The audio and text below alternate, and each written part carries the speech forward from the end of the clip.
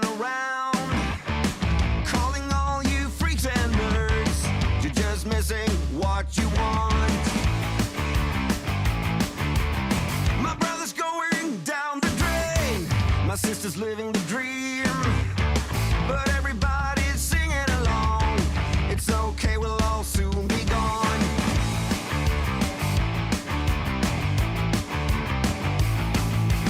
Hey, what's the matter with the bright red lights? Hey, in the moment when the world went blind, but everything's alright. We don't give a damn this time.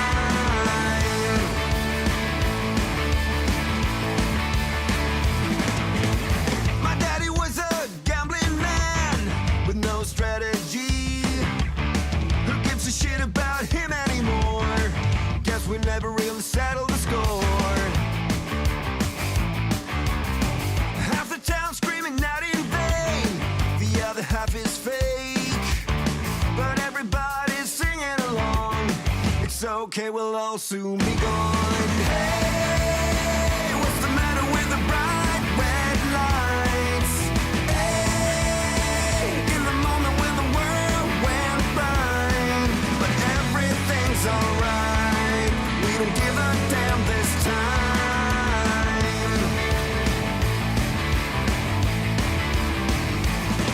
Yeah!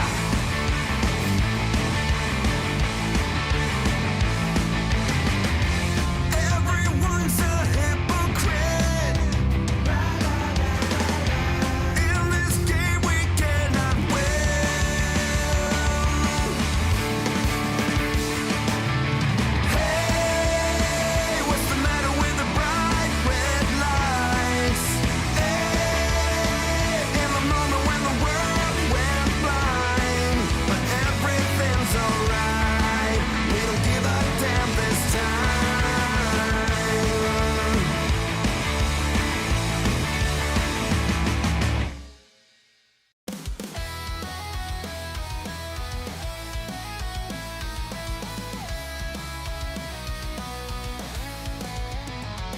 I'm so hype, got no life, only ladders so I can hear them cry.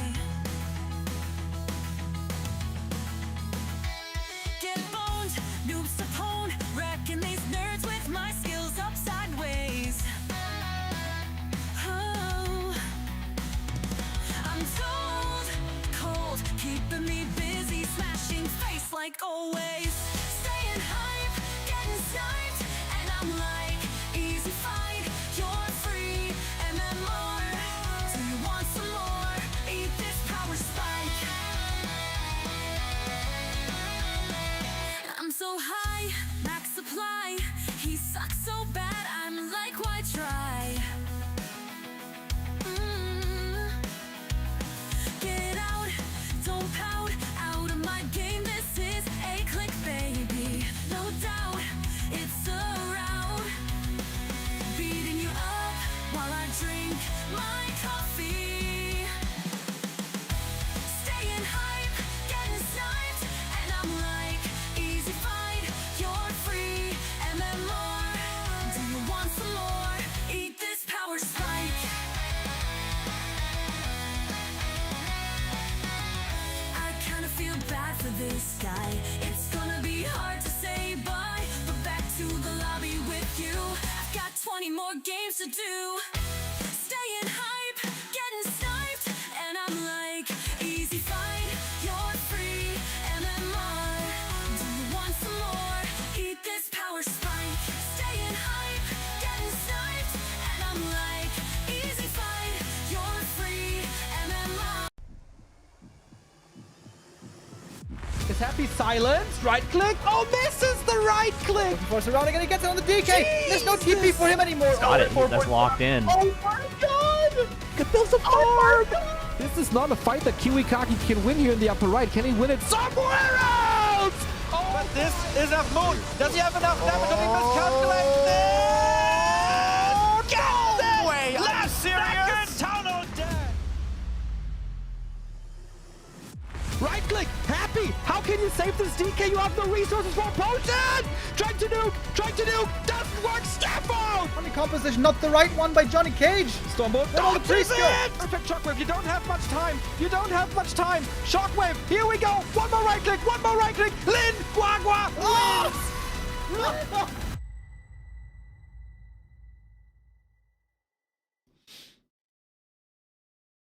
Ladies and gentlemen, welcome to consecutive streaming day number 741. The big 750 is right around the corner, and what a day it is, everybody! It's the penultimate day of B Cup 21. $8,700 on the line, the most prestigious regular tournament in Warcraft 3 by BBC, Magic Yang, and Miss Noisy, and we're down to the final four. Hoo-hoo! What a day that is! Happy versus Lynn as the opener. For survival in the lower bracket, 1-0 versus Life find themselves in the winner bracket final, fighting for the grand final. And both of them are best of 7. What a lineup it is! It is very, very cool to see you. I see many greetings from Argentina already. Shout out. I also see Kazakhstan. Where are you guys at?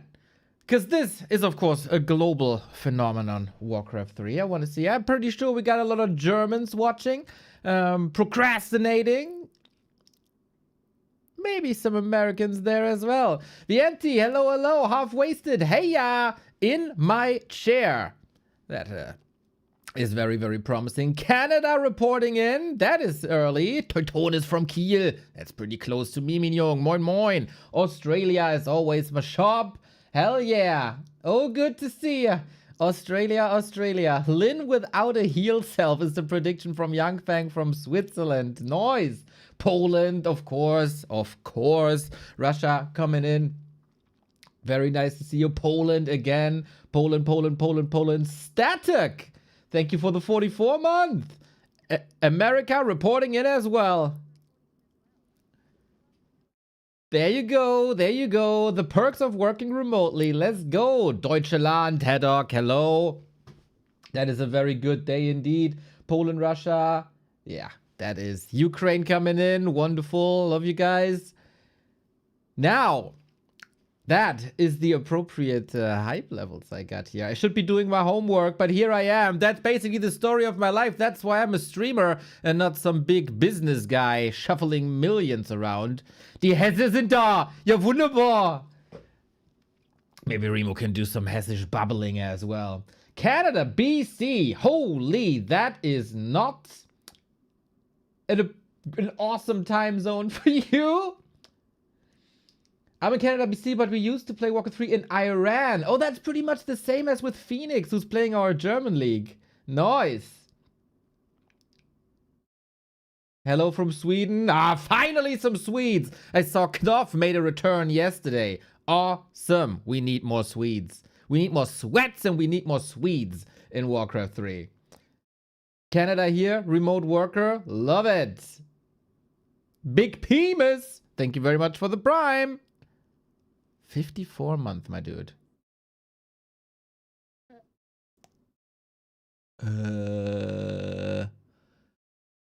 3, 1 thought. 3 times 3 is 6. With a width, and 3 is 9. 54! Germany here, multi-RTS Pro. Love it. Did you finally make it into the top 15 of Stormgate? Awesome, Kevin. Awesome. German guy, but living in Japan. Oh, damn. This looks good. This looks good. I envy you a little bit.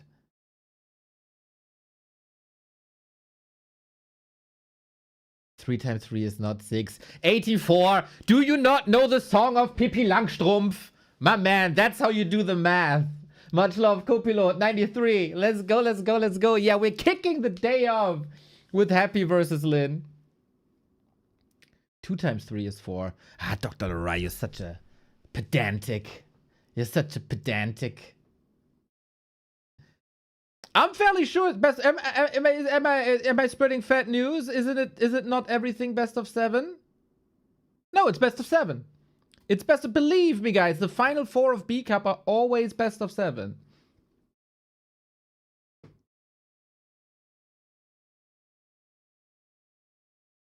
So, Before we go into B Cup coverage, I discovered something on the YouTubes today, because you probably heard there was a BlizzCon announcement this week.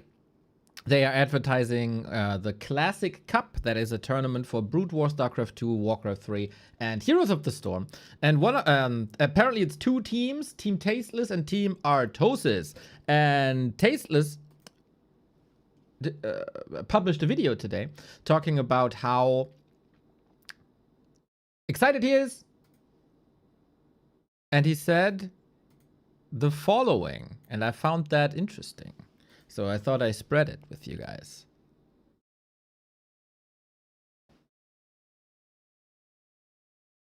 Ah, it's muted. Shit. There we go. No back to Warcraft stream without a mute. There's been some questions in the air about Warcraft 3 Reforged. Obviously, I think in the darker period of Blizzard, the Reforged coming out was maybe one of the most painful parts of being a Blizzard RTS fan. And we haven't heard anything about that. But I assume, and by the way, I don't know this, I'm guessing here, I'm speculating, that there is something in the works for Warcraft 3. Time will tell. You know, Warcraft 3 still has a big player base in China. There are a lot of, you know, hardcore, not even just in China, just all over the place. You know, I played in Grubby's tournament for Warcraft 3, and there were so many people that were down to watch and down to you know, pick up the game that were watching my stream. So I'm pretty optimistic about that as well. Obviously, no announcements about that just yet.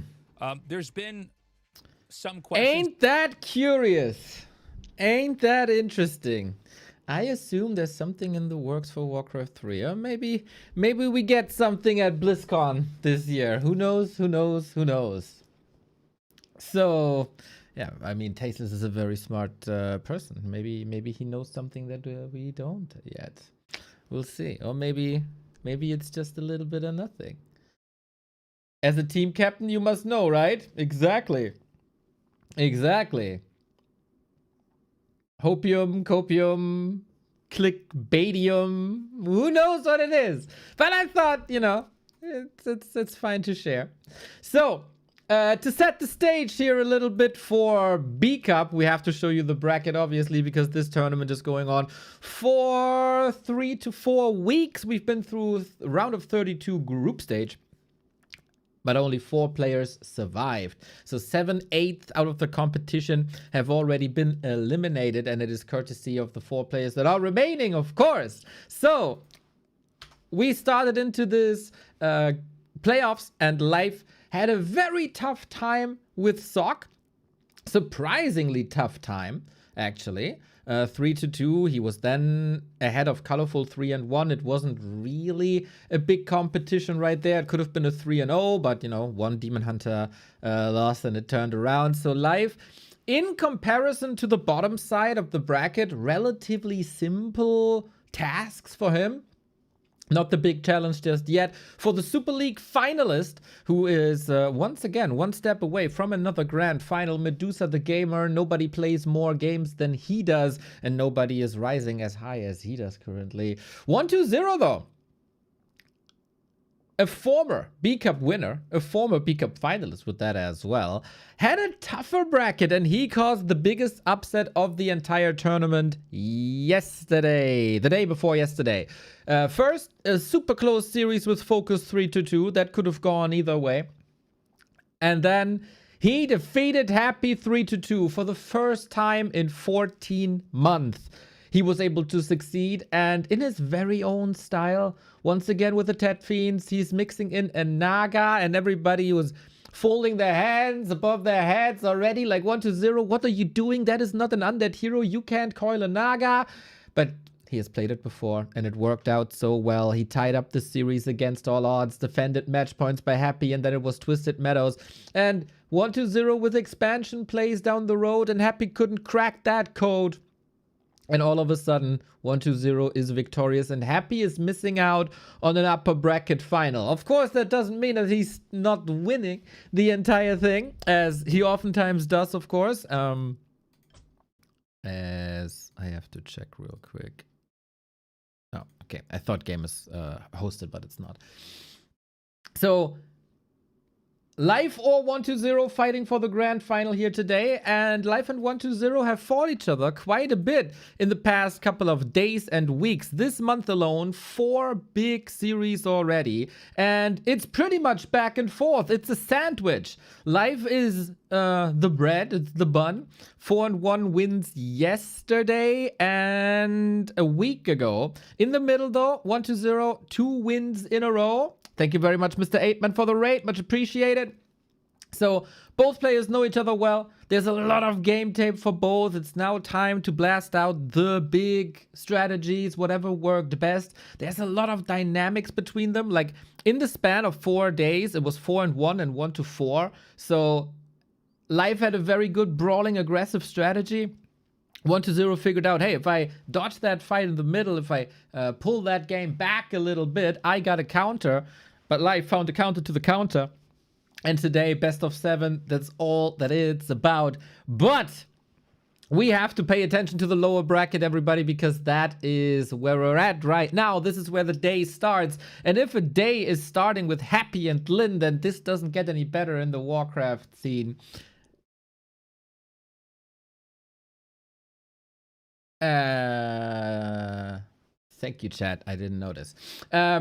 Happy defeated Lynn. This is a rematch in the first round, but it was extremely close. It was a back and forth. Shattered Exile, one of the best maps that we've seen all year.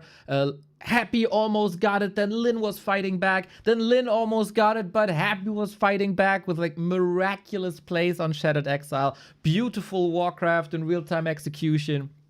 I hope we get something like this today again. Happy was again bested, but Lynn is fighting a gruesome lower bracket. He defeated Kaho, who kinda kicked him into semi-retirement after Super League 1. He got his revenge over Focus, who kicked him out of Super League 2. And he also defeated Colorful 3-0, and it wasn't even close yesterday, who is almost always his nemesis. So Lynn is tearing people apart that can usually beat him, and especially yesterday. That's for a reason. I was lurking in the Chinese forums and I found this on Tieba, transcript from a Chinese viewer. Lynn defeated Focus, then went into the live stream of Colorful and 120, who were casting the games. And it was revealed that Lynn was maybe not entirely sobered up after an evening of drinking. And 120 then he commented before that Lynn is sometimes a little too careful. And he then comments, drunken Lynn is way stronger than sober Lynn. Alcohol gives courage to cowards. When Lynn isn't drinking and leveling, he's scared of this and that. But after drinking, he just charges in, leveling, not afraid of anything. Super bold. So, yeah, let's see. Maybe the best preparation for Lynn is a little bit of a, a little bit of the bubbly. You know how it is. That is surely required here today. Hopefully he doesn't get a second day hangover. Sometimes, especially when you're older, we got that. But for Warcraft games, I need an expert. An expert on Warcraft 3, an expert on commentating, an expert in hangovers himself. Mr. Remo, how's it going? I think you're muted. Oh, no, you're not. Not today, for once. Hello. I was muted yesterday with Godfather, actually, which was just perfectly fitting. Yes, indeed, it is the weekend, almost. Some people might be feeling a hangover today or tomorrow. Not us, though. We're, of course, going to be very righteous and proper as always. Yeah, that was hilarious yesterday, dude. The fact that you dug that up was amazing. Also, I love in that screenshot, in the exchange, Colorful being like, I don't know, man. What's a hangover like? Can you imagine that having that knowledge in your life? Maybe it would have been for the better. But yeah, Lynn absolutely steamrolling yesterday. And I was blown away. The games yesterday were a little shorter than we would have liked. But it did end up with us being now sure who the best 4 players are. And these 2 remaining days are going to be sick. Right on. I tweeted about this already. It is in B Cup, some people might not be aware of this, but what you did in the past couple of weeks brilliantly is like bring up the history of B Cup a little bit more. I constantly forget about that, but we got you. There is like a 50-50 split at the moment of like new B Cup versus old B Cup. The initial B Cup was played on patch 1.27 or something, like your nostalgia, KK, whatever that was. And Life was the dominator of that, like 5 wins in a row. That gave him a good amount of money, actually. Might be responsible to why Life was picking up the game again and playing as much as he did back in 2024 when he was coming back out of a tiny retirement or break or whatever. But in season 11, everything changed. We switched to the current patch 2 point something, and that attracted Happy, and he won most of the tournaments. He won 7 out of 10, but the 2 people that also won a B Cup are 120 and Lynn, and they're here today, plus Life, the Super League runner-up. Man, this lineup doesn't get much better than this. Yeah, absolutely amazing. Also, of course, the fact worth mentioning, Happy has made every single grand final he was in so far. So every B Cup he was in so far. 10 tournaments running. Happy in every single grand final. And it seems like these are by far the best players right now on the top of competition.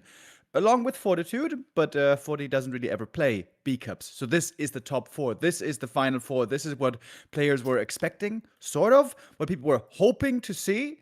And yeah, these are going to be 2 amazing days indeed. Only 2 matches today, only 2 matches tomorrow. Then we're going to be crowning the new champion.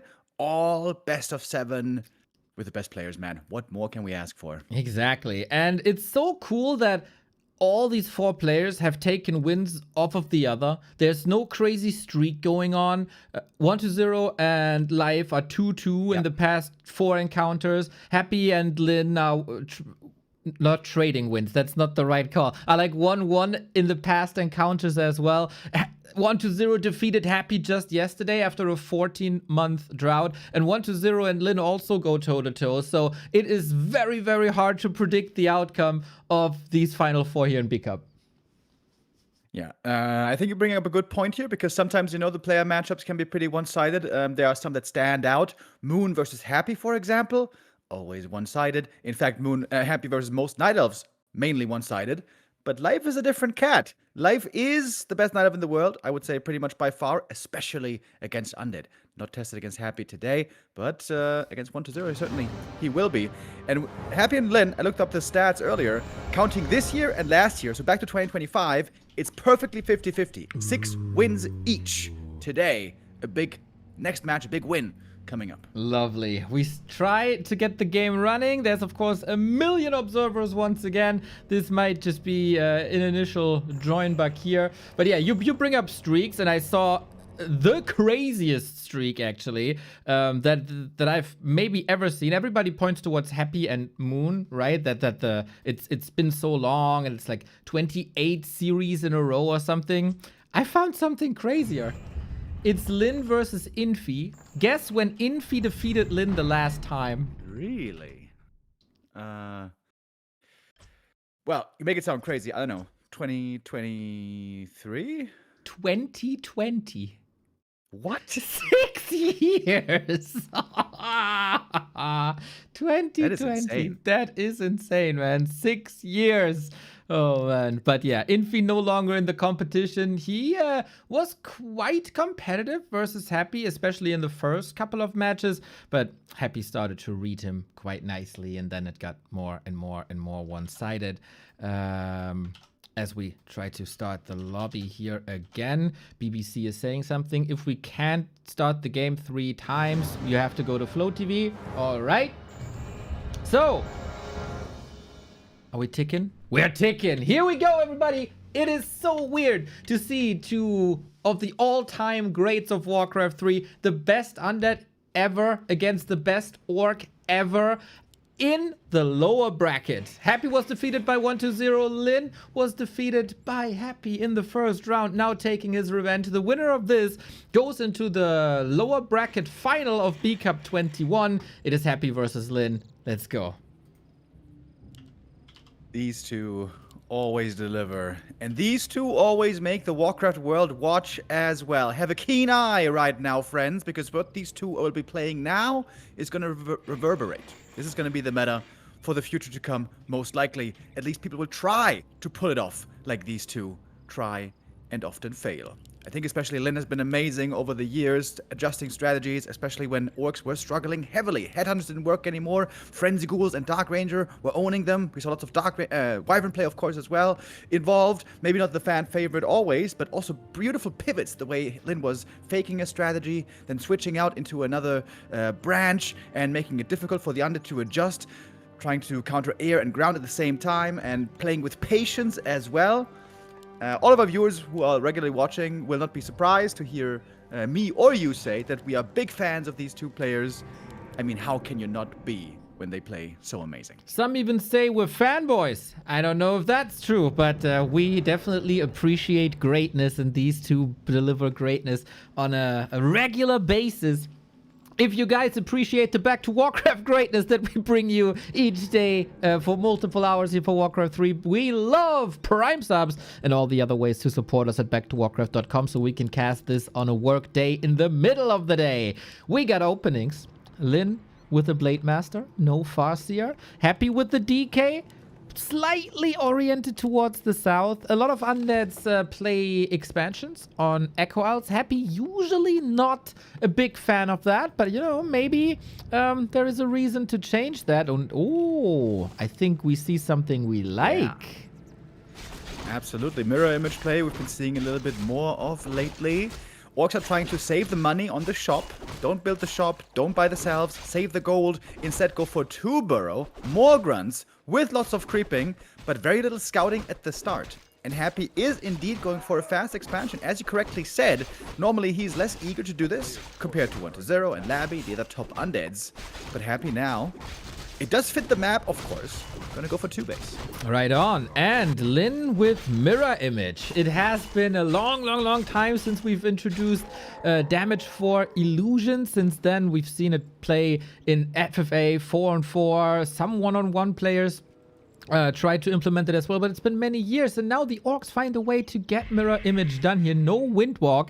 That needs some creeping to get it online, and if that requires some creeping, Happy has the time for the second base, and an undead on 2 bases is very hard to crack for an orc. Most likely going to be counter-expanding. Maybe we shouldn't be so sure about that. There's also an opportunity to go all in on tier 2. Fire load there can be pretty popular. There are plenty of options here for Lynn. He can go all in, he can play map control, he can go tier 3 rush, tiny great hole counter expansion, tier 2 counter expansion. Lots of options available. First though, he has to scout the expo. Seeing DK with only 1 item does give him an idea already. He should know the natural was crept. The grunts are going over. But with a narrow tower there, this expo might be safe. Oh yeah, we have seen Lynn in these positions before. Happy has played these expos before a couple of months ago, and Lynn was oftentimes trying to brute force this, even with berserkers, getting trapped, getting surrounded, and losing the game pretty quickly. But he has a different approach this time. No instant attack, but rather creeping, and he's building double Voodoo Lounge. What? Uh-huh. I don't know either, Remo. The thing is, even the most amazing players can make mistakes. And at first glance, this looks like a mistake. Like, what is even the purpose? What could be the purpose of this? Double speed scroll? Double speed That's scroll. the only... is that worth it? Well, we'll see about that, I guess. Grunts, we have a TP still. Lots and lots of grunts. It's very old school. Happy with the first exclamation mark surrounding the grunt right next to the narrow tower. Basically no damage to the building, but acolytes are suffering. I'm surprised to see this attack here by Lynn. He's gonna lose 2 grunts for minimal impact. Oh, wait! Surround missed. I think the skellies expired or something there by Happy. A little bit unlucky. For 2 it is for Lynn. If too many grunts are in trouble, he could in theory TP out. But if you lose too many grunts here, it's gonna make creeping in the mid game pretty hard. Yeah, it's also a lot of experience. There's a second grunt in trouble. It looks like an absolute disaster for now. Acolyte saved with the coil. Well done. Are these losses worth it, Remo? You're losing a 3rd grunt here. Still still slowed a little bit from the narrow, but 3 grunts lost just to kill some acolytes. This reduces mining, of course, for Happy, and maybe more importantly, it slows down the tech. But this is a heavy, heavy investment. I agree. Let's see if that works out. It is definitely greedy. Blade Master not leveled too well. We don't have level 3 here. We also have no Windwalk, mind you, to get out of that situation. It is only Mirror Image, where you can dodge out of surrounds if you're lucky. With exactly that. Ooh. If the position of Illusion and Blade Master are reversed, he is surrounded there, and that's Trouble City. But no, Blade Master escapes. Tech is delayed by a long time for Happy, and Lynn plays double Beastery into Raiders. Hey, I am very curiously watching here, trying to see what Lynn has planned. So far, I didn't make use of the double shop, which, you know, is still the most curious about this build. But now it's got Hex at least. Blade Master has no mirror image anymore. This is very, very, very problematic, isn't it? Blade Master, or the Grunt, is trying to counter block. Speed Scroll, DK gets the block done as well, and it is the TP again. Very costly. And at this point in the game where you just got the Shadow Hunter out, you want to have map control. Interesting by Lynn, sends the rest of the army back, staying in this illusion as well. Lots and lots of Hex yet to be used. DK doesn't have a TP. A little bit of a Hex there prevents the experience. Very well done, by the way, how Happy kept the surround twice, despite the ghouls going down. That's a Happy classic we see often against Night Elf especially. Now a ghoul's gonna fall, but that's it with the Hex mana pretty much. Right on. Blade Master is back, Ensnare's ready, more and more Raiders. Sometimes you play this Raider attack with a Firelord follow-up, and then it's do or die, but we're not playing that strategy. We do get pillage very early on before we're hitting the base, so this is a little bit grubby-esque. This is also something that Lynn played on bigger maps like Twisted, but we haven't seen it in a while. Just straight up base attacks, dodging fights. Let's see if he can still pull it off. Raiders here, scouting ahead, being a little bit cute. They can throw out some ensnares, but without the heroes here, no real danger yet of too many kills. But if the Blade and Shadow join, and he gets kill after kill, snowballing, taking out the ghouls, leveling up more and more, Happy is somewhat vulnerable here before his tech is kicking in. And Lynn is getting resources. The only orc that researches pillage before attacking the buildings for the first time. Blade Master might have to be a bit more defensive. We don't have heal wave, but we did get the Invo Potion to get out of harm's way. Damage isn't that crazy yet, but DK surely has to respect it. Mirror Image here, still pretty good, by the way. It's not too much damage, but it chips away always quite nicely. And he gets the next surround, though! So many surrounds by Happy this game. The Shadow Hunter surviving with the Invo Potion. Crucial save right there. Ensnare now on the Death Knight. Maybe a kill can be found the other way. That would be crazy, man. We only have Critical Strike 1, but we got a lot of lockdown. Lynn with the diamond surround. I don't think he can get out of there. Might be a hero for a hero. Mirror Image! The DK is dead. I'm not sure if the Blade Master actually got XP or if he was in Mirror Image form, but the DK has died and Happy is actually in trouble. And the Mass Ensnare lock, the hero in trouble there indeed. Happy, I think, big mistake, didn't buy a TP on the Death Knight. He had the gold. He had plenty of gold thanks to the expansion.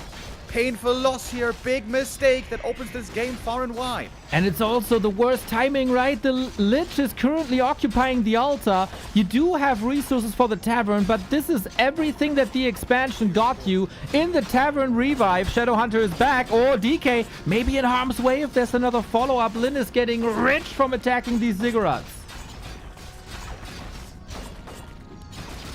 Raiders now, seeming on low HP. Heal scroll are going to be used here. That's the only heal scroll, however. Ensnare again, the DK, looking for another kill. Ensnare lock, Blade Master crits, even without the greatest damage. Maybe he has enough. Oh, but the Ensnare's wearing off. There's a Hex follow-up, and the Death Knight, possibly with the die back. Oh, it's close on Blight healing and running and barely getting away. Holy shit!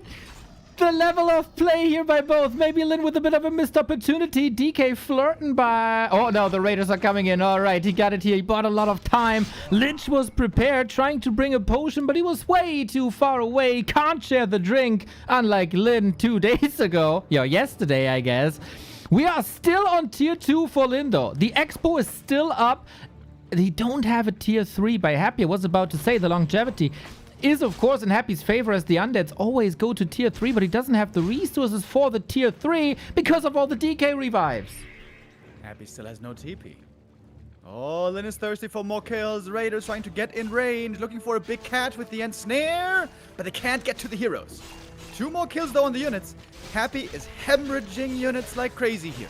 Just like that, 330 gold on because he gets the DK back from the tavern. This DK never has any mana. We also do not have a slaughterhouse anywhere, so we can't go statues for the mana regen. Absolute cinema chat is saying, and I certainly agree. Crazy start into the game. This is not what the normal meta looks like at all. Both players here adjusting to each other. Very interesting. Of course, there's still pressure on Lyn here to be active. He's up against 2 bases with only 1. And that's not the only problem. Happy is going to get a lot stronger on tier 3. That's the thing about Undead. Normally good level on tier 1 with creeping. Kind of weak mid-game with tier 2. And a lot of power is locked behind tier 3. This is what Lyn's very well aware of. So the strongest part of Happy is yet to come. Especially since Destroyers are also finally going to be a good counter to Mirror Image, which so far has been absolutely unstoppable. That is right. We could go for Wand of Negation, I guess, to dispel them, but it's not efficient at all as it doesn't do much damage to them. Lyn now with his own second base. He got a lot of pillage already. Lyn with double Raiders has a huge tech lead against Happy on an expansion. That alone should tell you how this game is going. Level 4 blade, level 3 SH, good attack speed on the blade as well. No time for additional creeping. There is Happy fortifying up, spending a lot of resources on static defense, and for the first time can breathe a little bit. Army supply in favor of Happy. Expansion being hit again. Happy doesn't want to walk down there. He wants to TP in to be next to the towers, to not be Raider locked again. Doesn't have a TP once more, by the way. Heroes for Happy could be in trouble again. The Lich is way out of position. Big mistake by Happy here. Can he save that one? I'm not so sure. That is the last coil before the potion. Maybe some crits can do it. Coil is ready in a second. Level up. That gives him frost armor. Big stability. And actually, Lich is safe now. This level up was crucial. Looking for the kill still. Oh, Lyn, perhaps he's overextending right here. There's lots of losses now. The Ghoul's doing good damage. The Raider's in trouble. I guess he wants to kind of rotate out of Raider anyways, but you want to trade efficiently. This is not an efficient trade. Not really, no. It's also a lot of XP that Happy was dearly missing before. One crucial mistake might lose you games in Warcraft 3. This almost foggy-esque from the 2020 ESL era, where he threw the kitchen sink at the Lich, couldn't get it. Happy takes over. This game is all open again. Happy now finally feeling confident to move out on the map. He realized how many losses he inflicted there on the opponent. Looking for the expo cancel. Ooh, the timing's going to be tight. It's going to be tight. 15 seconds. Can't repair while in production.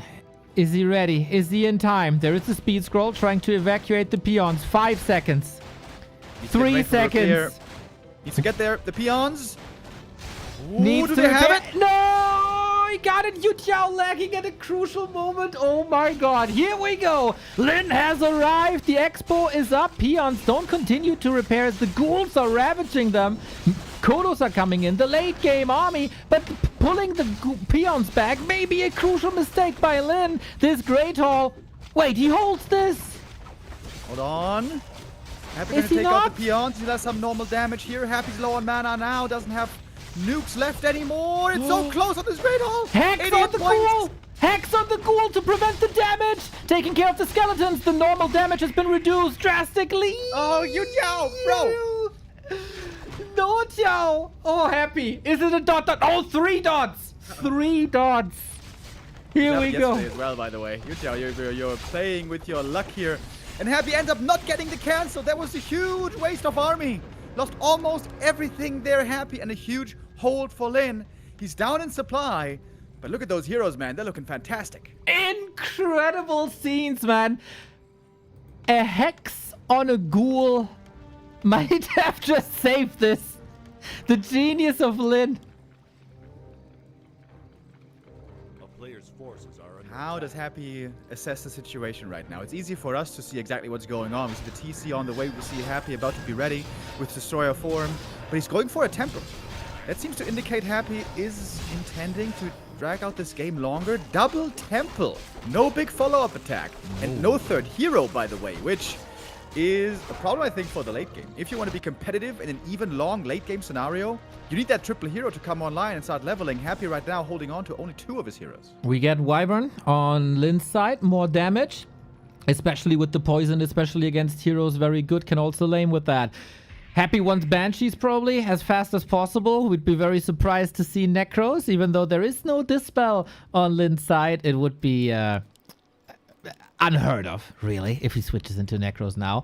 Can I remind everybody that this is game 1 in the best of 7, and I'm already on the edge of my seat? Yeah, these two already delivering. We can only hope that this is going to be a full-out best of 7, that we are in for a treat today. I think Lyn now is in a fantastic position. We all know, the Don't Rush Me Cup games were a nice little reminder as well recently. Orc triple hero in the late game. Good if you get those levels. Exactly. And we got the TC out. We got the Stomp. You mentioned it. No third hero by Happy. Currently, no disable against the Stomp. If this TC makes it to 3, and he's on the way, he's still got the Mercenary Camp. He's still got the Turtles on the left-hand side. Stomp is like not a weapon of mass destruction, but such a huge disable. And of course, nobody has to tell the audience how strong a Blade Master is. But let me remind you that we are very close to level 3 crit. We do get a claw on top of a slippers, on top of the orb, on top of another claw. And this all scales with mirror image as well. Yeah, that's a plus 30 Blade Master right here. Ooh, lordy. That's gonna be some tough challenges for Happy ahead. He is banking for a long time. Big bank here of 2,000. Happy actually now breaking. More Fiends, Statues, Banshees. Still no third hero. Happy's gonna need some kind of third hero though. That's good on level 1. So I guess it has to be Pitlord or Dark Ranger. But the TC, I think, is gonna be the more impressive counterpart. Right on. Oh man. I want to remind everybody, Banshees are incredible for damage mitigation. If you curse the Blade Master, he's missing 1/3 of the attacks. But Mirror Image dispels curse. So there is an answer as long as you have mana. Then another question is, can you dispel Frost Armor? There's so many questions for these players when it comes to the late game setup. We do get a Torrent Totem on Lyn as well. The full Orc arsenal can be used in 2 ways. I love one way, and that is Spirit Link on Wyvern. Increases their longevity so much. And you love the other way, and that is Torrent. Yeah, Torrents are amazing against Undead if you get the time for it, if you get the tech for it. Except for against Destroyers. So if you have Torrents and something against Destroyers, that's normally the perfect late game Orc army. And the Wyvern bring that piercing damage. The heroes, of course, are looking fantastic. The Blade's about to lock in level 5. And what were you gasping about there? This is such a minor thing. But since we watched these guys, there's a little bit of history here. Happy has been playing Shades for such a long time against Lyn, and he always got the perfect information. Where is Lyn? What's he up to? Where can I creep check? How much time do I have? And Lyn rarely ever found the solution against them. And so the info advantage was always on Happy, but Lyn just revealed he got the Shade. There is another one now, but he got a counter, and on the opposite side, he's using the mirror images to scout. So for a second there was a little bit of an information reversal compared to what we usually see. Yeah, these guys min-maxing everywhere they can. These are the 2 kings of their respective races and of this matchup. Happy, by the way, he was a bit late on the last Ziggurat. He could have been on 80 sooner. Look at that. He's now at 80 supply, still with 1,000 gold. Happy can go into high upkeep, but Lyn's army now also big. Maybe Happy missed a bit of a window here, hitting 80 before Lyn could follow. But now both with the huge armies. Here's the Dark Ranger 3rd, looking very underleveled. Happy with 1 move to the shop, and maybe only 1 chance to win this game. In the ultra late game, normally the Orc heroes outscale Undead and outscale everybody. This might be Happy's only chance. Oh, the Horde is charging in. Off we go. Nova is big. Walker not there yet. Possession on Raiders. We got Ensnare all of a sudden. You could even possess the Wyvern as well with the web nowadays. The Kodo, of course, would be the biggest one, but the Kodo is pretty safe in the back. TC Stomp also great against that. The piercing damage, though, doing well here for Happy. The Fiends are 1/1 upgraded. The Wyvern are going down really quick. Lyn's army is falling apart pretty fast. He doesn't have those tanky Taurens yet. All of a sudden, the army has vanished. Yeah, or changed sides. This is incredible if he gets a Kodo as well. Imagine. Blade Master in trouble, got an Invo Potion. Storm coming in again. Shifting focus to the Lich. Invo Potion on the other side. We need heal waves. Scroll of the Beast. This Blade Master, was not affected, I think. Or 31. That's crazy. Happy's army still at 80. Lyn fighting for survival, running away. Happy still with a huge force here, pushing on, looking to get the W right now. The Dark Knight was only level 1, but her silence against the TC can still be great.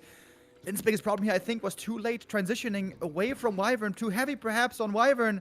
Walkers and Taurens might have been better. Easy to say now. Is there still a chance being down by 25 supply? I think that was very, very smart by Happy. We've seen so many things happen between them. What we never saw is possession. And if you're not ready for that, even with the new indicator, you might not have this down. You might not focus on stopping the possession because there was a lot of raiders, right? There was Enster, there was Hex, there was Storm, there was a lot of tools to stop the possession, but Lyn almost blindly running into his units been taken away, and that is a lot of utility now for that fight for Happy. Whoo! Happy TP'd away, interestingly, right? He had a bigger army. He was trying to run a bit low on mana. Lyn nicely made use of the shop, getting mana back up. TC looking good on the mana, Shadowhunter as well. Even the Blade Master's mana is valuable here. You mentioned it earlier. The mirror image is actually insane against Curse if you have enough mana to use it. Right on. 60 versus 70. Both still mining. DK level 5. Inventory, I would say, still clearly on Lyn's side. We are not moving into Banshees again. We're stocking up on statues, attack upgrades. Only now Frenzy also. That's the latest Frenzy I've probably ever seen from Happy. One crucial moment also before the fight. I think not having Spirit Link there was a little bit too late. The Walker production didn't start for a while. But this, being the 23-minute mark, also means that the main bases are down. Back to one base income. You gotta be more cost efficient now. Lyn is spending his money on Walker Master Training. I know I'm a bit biased, and I'm a fanboy when it comes to this unit, but aren't Taurens better than Walkers here? There's not too many destroyers. There's no worm. I would agree. You can't possess them thanks to the latest patches of Blizzard. B2W makes They are money. extremely expensive, especially in lumber, but Lyn now has that lumber. They do take a lot of time.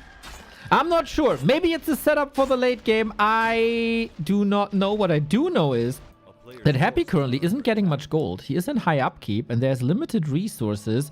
These moments in high upkeep might break him if he's not now breaking Lyn.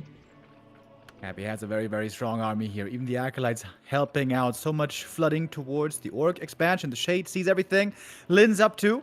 And let's not forget, Happy is still under time pressure. His Expo is still mining for a good while, like 4 minutes. But Lyn's Expo is mining longer, so Happy has to get this win sooner rather than later. Well, maybe now. TC couldn't dodge the coil, gets the stomp off, needs healing. Invul maybe as well. Blade Master is missing so many shots! Holy! Needs that mirror image to get rid of the curse. This is crazy damage mitigation. The Tauren hits the deck, and Happy's army is still pretty big, but we have the Shadowhunter knocked out of his shoes as well. Happy Undead Classic, Coil Nova, game over. Emperor takes the dub. Big win here on map number 1. Happy, it seemed like a little bit dodgy in between. So many losses early on. 2 losses on the DK. But the Expo certainly paid off over time. I think Lyn found a nice balance there of attacking, inflicting damage, getting the Expo up. When his expansion finished and it wasn't cancelled, seemed like he had the lead. But the late game fight, Happy took pretty convincingly. And again, I will state my bias. I love the Taurens, maybe more than is appropriate. But I think the Taurens were lacking. I think Taurens are the key unit endgame in this matchup. I think this game stands and falls with the possession play by Happy. If that doesn't happen, if this get cancelled better, Lyn still has the initiative, Lyn still has a bigger army. From that moment on, from the possession on, Happy was in full control and Lyn didn't find a way back anymore. Of course, Tauren, great unit, not arguing against that. But I think the big new thing here is possession. Yeah, he possessed 2 or 3 raiders, right? Taking Yeah. them away from the orc. Very nice. That makes microing for the undead also a lot easier. You can dominate the fight way more, especially with frost armor. Ideally, I think in the late game, you don't even want to have many raiders at all. I'm not sure. Like in the first 80 versus 80 fight, right? This is when things look pretty even, and then the possession swung it heavily. How many raiders did he have? Did he have 3 raiders? Did he have 4 raiders? I would say anything more than 1 might be too many.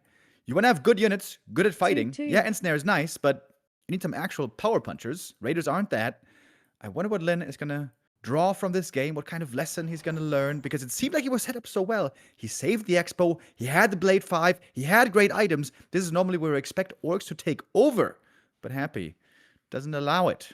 He's built different, man. He's just built different. He doesn't want to give up the B Cup crown. The streak of 10 finals in a row shall not fall today, according to him. We are getting a little bit of support from you guys. Thank you very much for appreciating what we do during the game. For Your Dreams with the 13 months. JJ Xudo for 44. Loco Mojo with the 56. Naturian, Karubik, and Shady Sheep. Thank you guys for the support. You guys keep the dream alive of being able to bring you all these games. The many, many, many games in competitive Warcraft that we have right now. And this surely is the pinnacle today and tomorrow, the B Cup Final 4. This was just map 1 out of hopefully 28. Yeah, that would be fantastic. You want to see a nice, long, back and forth, even series here in this game and the next, and the 2 more tomorrow. Yesterday, I hope we got all the clean sweeps out of the way. Yesterday was all 3-0. That was kind of crazy. We were done with the day way too early for my liking. The first map and the way we're starting off here seems to be setting a different tone. Lyn is going to set the next map. His loser's choice going to be Autumn Leaves. And there, I would imagine it might be some more Blade mirror image play that has been seeing more and more popularity lately. Yeah, it's an amazing map to stack a Blade Master potentially.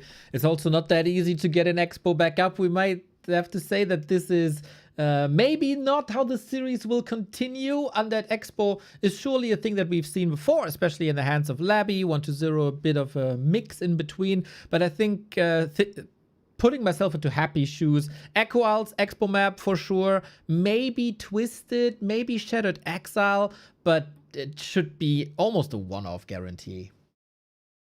Yeah, depends also what you're scouting. This is one of the big strengths of Undead. You can scout with the Scouting Acolyte, Acolyte number 6, and if you see a greedy Orc build, especially when there's no barracks, you can go for Acolyte number 7, go for the expansion. On Hammerfall, that can be really good, pretty easy expansion in quick level 2, especially if the Blade is creeping early. So this early scouting gives lots of opportunities for the Undead to make smart adjustments.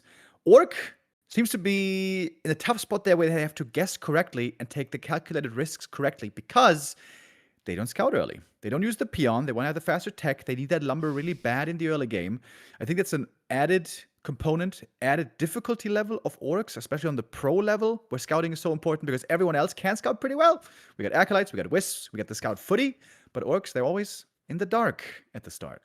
Well, they play it greedy. They want to attack as fast as possible. A peon could scout that for sure, but maybe the openers are out there. I wonder if Lyn is gambling on creep jacking early. If it is again the mirror image build, if he's switching it up to Windwalk. I think by now we should have established, right, that Farseer is not the way and it will be Blade Master every single game. Is there a way Farseer could work? I think you have to hope for Happy to make mistakes to win with Farseer. So, you want to take that gamble? Be my guest, but might not be wise. That's like the two of us making mistakes or starting a broadcast muted or something. That would, I mean, that never happens, right? Not you, not to me, never. Only the dreams of our enemies, but not here in reality. We're getting real ready now for the next map. Happy joining in. A little bit late. Connection might be the issue here again. We hear the sounds. Do we get the click? It is the most beautiful sound in the world, next to subs coming in, of course. Here we go. Autumn Leaves. The series is up 1-0 for Happy. Nice comeback here. Nice strategic adjustments by both of them. Innovation, bringing in the Raider opening, bringing in Mirror Image, bringing in Possession into the matchup. Where are we going now from this? Can Lyn strike back?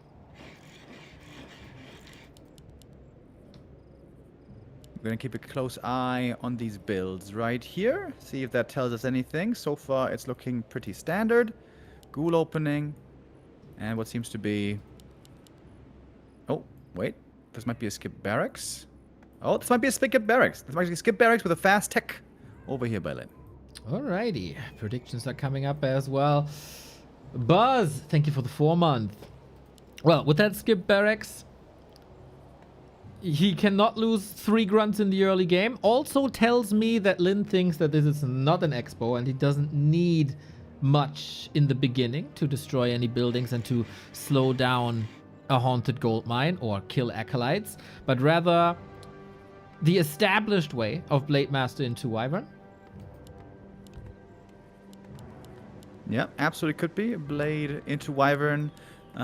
Focus also for a while played this Blade fast tech with, you know, shop and heal salves and so on into Headhunters. But I gotta say, Headhunters are looking very rough to make work right now against Dark Ranger and Frenzy Ghouls. But Remo, can we appreciate the fact that we can debate openers and like build orders and everything, while for 2 years straight it was Wyvern without any deviation, and also in the 2010s everything was always the same, every build came down to creep routes, etc. But yeah, we have different options now with this patch in this matchup, and it's beautiful. Here's Happy, by the way, scouting the main, sees the early shop, sees no barracks. He could go for a fast expo here, but of course on this map the Blade is going to be there right away and could go for early harass. It is Windwalk, by the way. Happy does not know this yet. Autumn Leaves is a nice map for mirror image as well, as you can creep the Bursey, you can creep the shop, it's relatively simple. But no, maybe retraining later. I think one-on-one orcs start to appreciate the late game factor that is Blade Master mirror image. But also tells us that Lynn wants to harass a little more than he did on Echo Owls. Starts with the claw. Nice. And snare helps against the acolyte. Nice. That's some bonus XP. So I guess the question is, where's the harass gonna end up on? On the army or on the economy?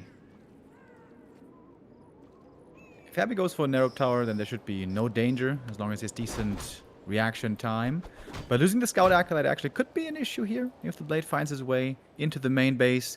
But, you know, killing Acolytes, it's unreliable. Especially against Happy, not something you want to base your early game around.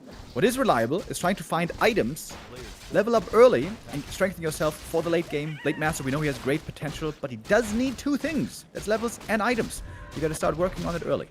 Well, got the Ring of Superiority, got the claws, that is nice. Happy item DLC also with claws and circlet for the Lich later.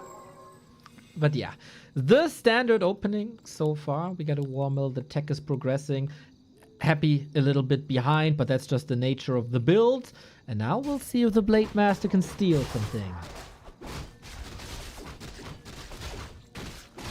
Seems to be in time for 1 steal here easy. That's level 2. Threatening the ghouls a little bit as well. If Lynn can stop level 3 DK here for a long time until he's got his second hero and Wyvern out, that would be great. And indeed, the Death Knight is still pretty far away from that.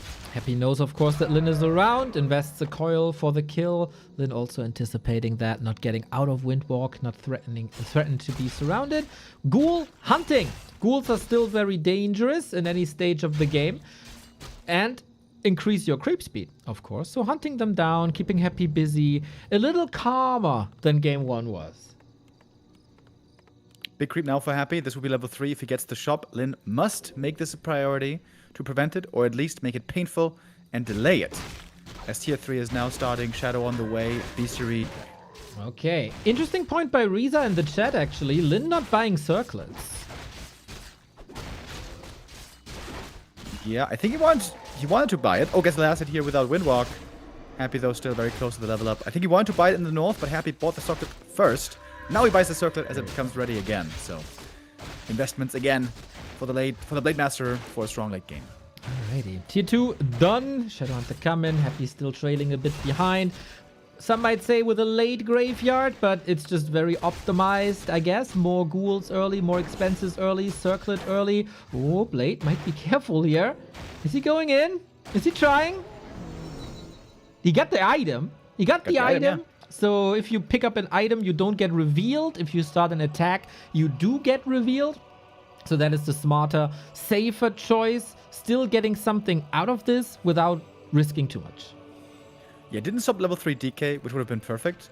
But the Blade found 3 items in the early game. 3 good items. And he bought a circlet.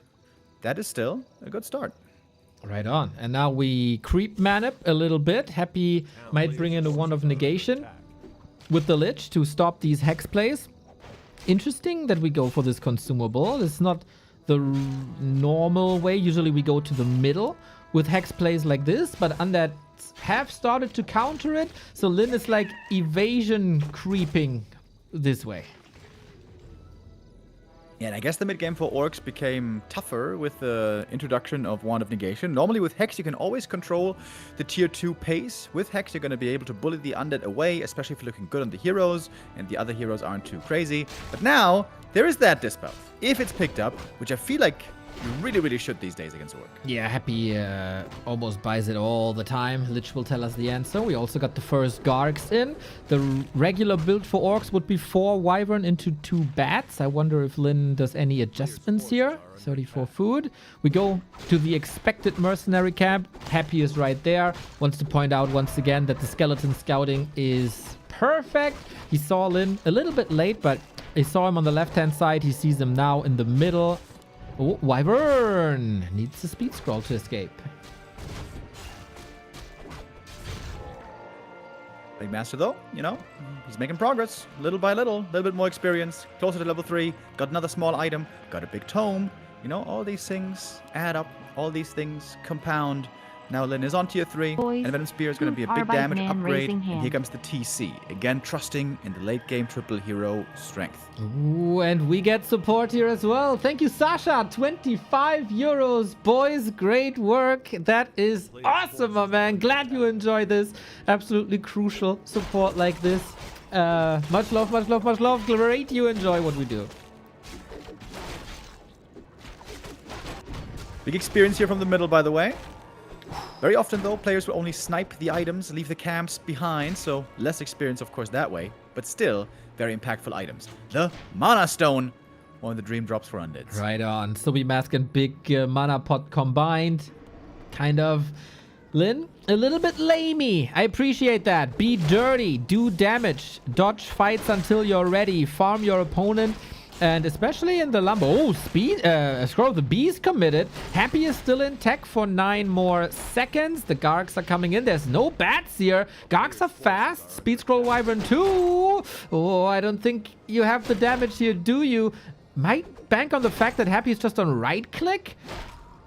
And Lyn is actually getting kills here. Both are getting kills. 1-for-1 trade. Better, of course, for the Undead with Gargs being cheaper. Wyvern still active.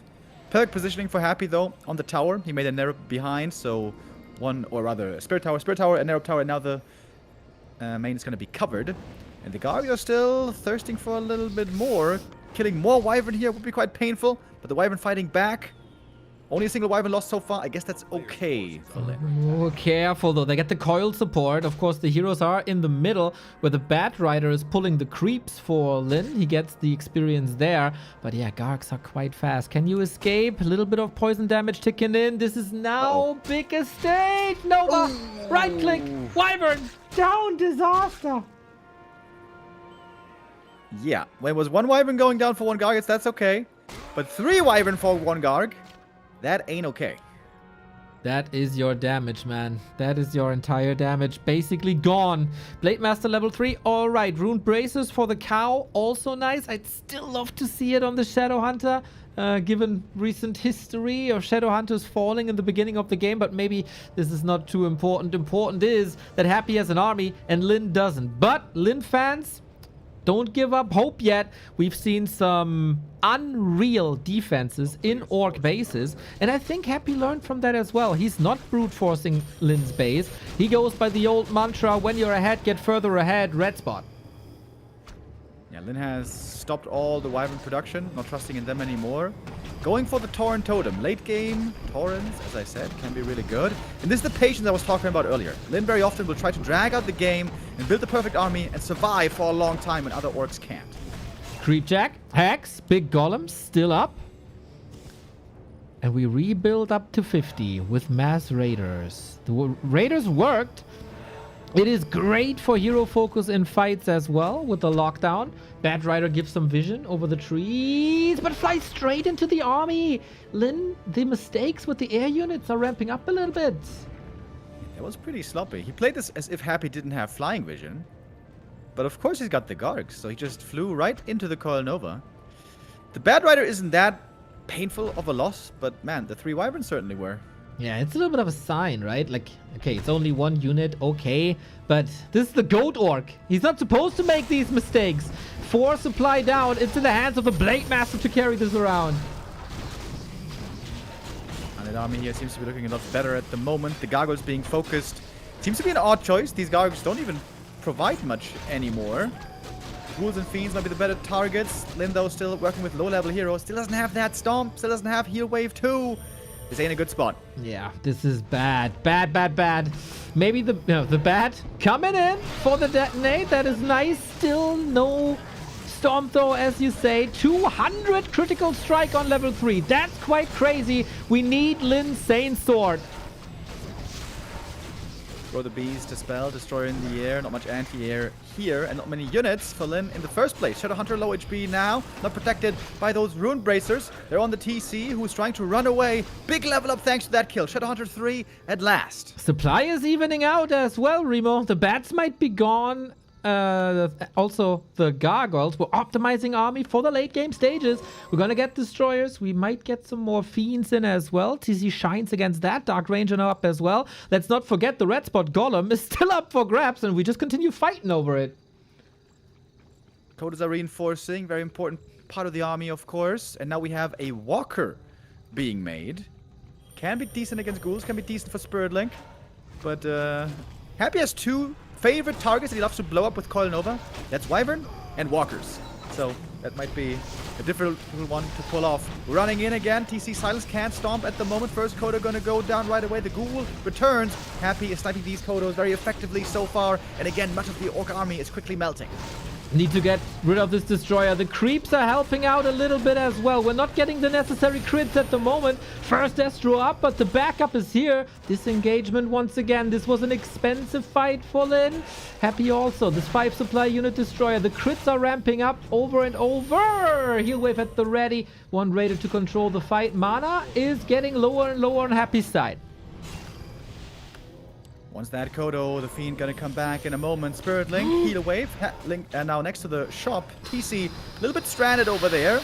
And of course, this Destroyer loves facing the Spirit Link. That's so much mana for him. Right on, yummy, yummy. We're getting a little bit of a late night snack here during night time. Blade with the heal potion, but it doesn't matter. He can't get the lid off, can't get it done, and that is the damage dealer gone, and that is also Lyn's hope gone. Way more one-sided than map number 1 was. Lyn some uncharacteristic mistakes, losing all momentum in the mid-game when the Wyvern fell out of the sky. And Happy punishes these mistakes with a sweet, quick 2-0. And uncharacteristic mistake hits the nail on the head right there. Lyn was in a fine spot. The Blade had a good early game. It wasn't crazy, you know, didn't stop DK3, but it was good. He had some good items. He hit the main base. He killed an Acolyte. He killed like 3 Ghouls. He had the speed scroll on. He could have just backed off. Could just run away, reset. You get the triple hero out. There's lots of creeps still on the map. You can level more. Blade was going to get level 4 pretty reliably. TC2, Shadow 3 could have done all that without taking the fight, without losing the units first. Why was he sticking around there so much with the Wyvern? I think he was trying to be cute, trying to creep on the map with the heroes, and keep Happy busy with the Wyvern. But that was way too expensive of a sacrifice. That was not at all worth it. I agree with that, and I think in hindsight, Lyn will agree with that as well. We notice a little bit of a pattern here with Walkers in the late game. And while I agreed with that very much when the Wyvern are there and the Destroyer numbers are low, he started to build Wyvern into double Destroyer without having the Wyvern around. I don't really get it, I have to say, Remo. Yeah, I think it's a little bit of Orc, I don't know, convention, muscle memory. You get the Torn Totem up, so may as well make a Walker. Normally, 1 Walker addition is really good. On paper as well, magic damage against Ghouls, I guess it can be kind of nice. I've been thinking for a while, though, why not more Torrents? Okay, I'm sorry, I keep saying this. I keep saying it again and again. But on paper, Torn's great against Undead, good against heroes, good against fiends, good against ghouls. Just the destroyers are the problem. But the walkers don't have you with destroyers either. I think a Torn here would have done much more. I think it's worth experimenting at least, because right now, without Torrents, it ain't working. Experimenting when you're down 0-2 in a lower bracket semifinal. We have to mention this again, maybe because it's so unusual. It's a Happy versus Lyn game for survival in a round of 4. Happy nor Lyn in the upper bracket final. Never happens, really. Happy makes a good point that he's surviving until the last day tomorrow, when it is going to be the final 3 with the grand final and the lower bracket final. Lyn under pressure now. How well does he deal with pressure usually?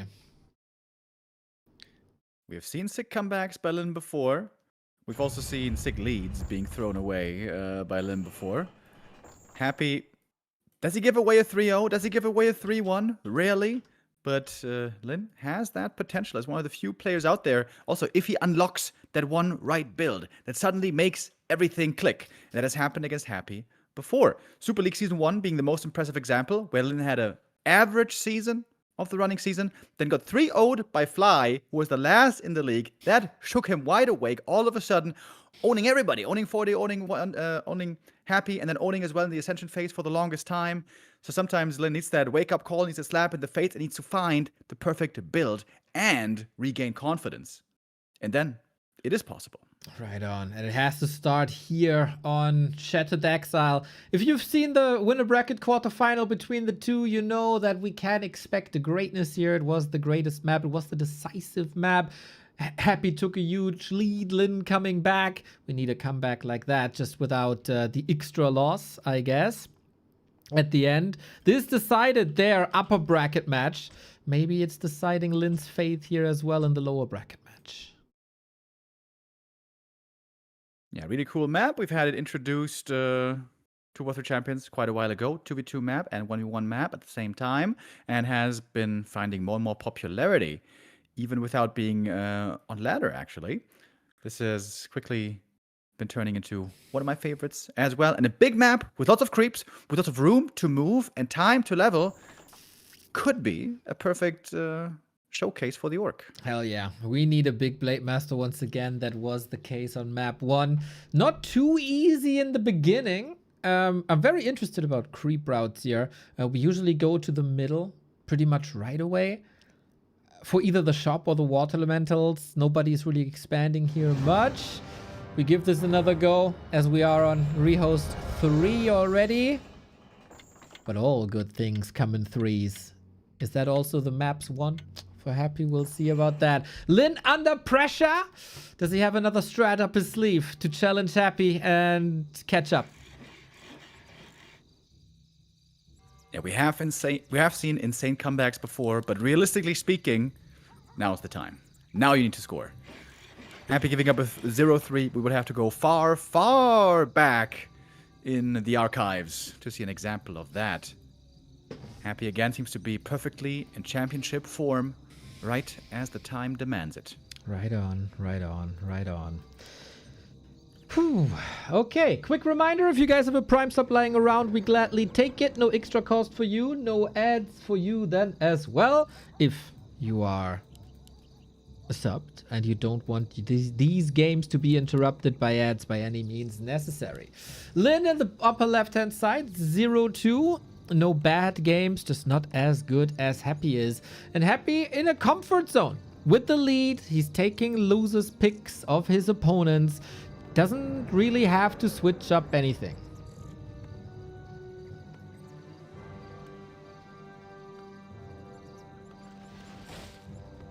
Is Happy thinking about a fast expansion here, maybe?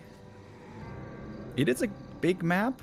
It can be crept really well if you're not scouted, and normally the Orc doesn't scout early. He creeps on his side of the map. This is a Blade Master opening with double burrow, so this again means no shop. So that is mirror image. Exactly, mirror image and grunts. That worked well. I wonder if this is Lyn's guessing game that Happy goes expansion and he wants to be ready for that, which would be pretty uncharacteristic actually, or if it's just power creeping. Yeah, you can creep indeed really well with the mirror images. You can save on that money with no heal cells, but you cannot go for the Windwalk. Last hit steals. That makes expanding and creeping expos indeed way easier for Undead. And there, oh, Happy. Oh, maybe we saw it in the overlay for a second. He had a 7th Acolyte queued. He wanted to expand for a moment, but he cancelled, changing his mind. Ooh. Emperor indecisive. He saw the build, though. He saw the racks. Maybe that made him move away from this build. Yeah, I think he just doesn't want to... Like, he can expand for sure, if he wanted to. But it's going to come at a price. Late tech, or gets map control, or can creep everything, or gets way ahead on hero levels. So I think he just doesn't want to lose map control. He wants to get a quick tech out, quick triple hero, quick destroyers to always be able to contest the map. We got a Gloves of Haste. More damage always appreciated, especially scales like crazy into a late game. Good start. Happy gathers more intelligence with skeletons. These guys are on a collision course towards the middle. Will they go for their shops? Will they go for the green? Will they jack each other? I think currently they're pretty much focused on themselves. No, Happy is the one creep jacking. Or is he going to go for the elemental? Also quite popular. Another permanent item there. Level 2 right around the corner. Blade Master. This could be a perfect time for Windwalk. But of course that means no crit. He's got crit already. No last hit steal here possible. Here we go. DK level 2. Alright, that was a quick level 2 for Happy here. He's risking the grunts again, and Happy's surround skills are obviously legendary. No speed scroll here either. Grunts could fall. Ooh, one dodging the surround there, barely. Happy normally doesn't give those up. The ghoul surviving for such a long time, surprisingly. The grunt actually gets in the kill, but another grunt got surrounded. Happy might be getting 2 here with the help of Core. Yeah, they say never... Oh, he's opening up that surround though. A little bit of a micro mistake, but perfectly realigning this. They say never lose a grunt in the early game, but Lynn is losing 2 grunts in the early game. It's getting tougher and tougher here, and I'm grasping for silver linings. The Blade Master is surrounded once again for breakfast. Wait, counter surround. Okay. Double ring of protection. Helps a lot here. One coil in a few seconds. 70 points of damage is how much it does on heroes. Blade has to be careful. Grunts have to be really careful. You don't want to lose another one. He can't mirror image dodge the coil at the moment as he has no mana. Grunt dodges that surround here in the north. The second attempt by Happy trying to get the ghoul up front for the body block doesn't work. So, yeah, I guess crises averted, but it's not looking good for Lynn still. The good thing is, though, no level 3 DK. Oh, the grunts. Guys, you gotta pay attention here. Keep the eyes open. Keep your eyes on the road. It's nighttime. It's dangerous. It's dangerous to go alone. We know this since the 90s. Coil to cancel the regen. Happy invested quite some time on that second run. Third grunt, sorry. Didn't get it, so a little bit of a win here, slowing down the DK level 3. Where are we going from here now? Yeah, I'd say Happy has a bit of a lead. 2 grunt kills is significant. Shadowhunter solo creeping now will be very slow. But still a very open game. Still very much up for grabs for anybody. And Happy's items so far are bad. He wants damage. He finally gets some claws of attack here. Blade Master has slightly better damage items, I guess you could say. He's creeping now in the middle. Both trying to get to level 3. Almost got in position for a coil, but Lynn saw it coming with the ward. Love that. More vision, more knowledge, more power. So Blade Master is making strides. Gets the circlet out as well. Happy again with the claw. Tier 3 on the way for both. One base. Once again, a different game than the 2 we've seen before. Happy delayed the Lich by a long while. Way faster tier 3 and Slaughterhouse before the Lich. Mirror image is now great for scouting. This is a big benefit of that ability. And getting a ghoul kill. Alright, we're evening up the kills a little bit.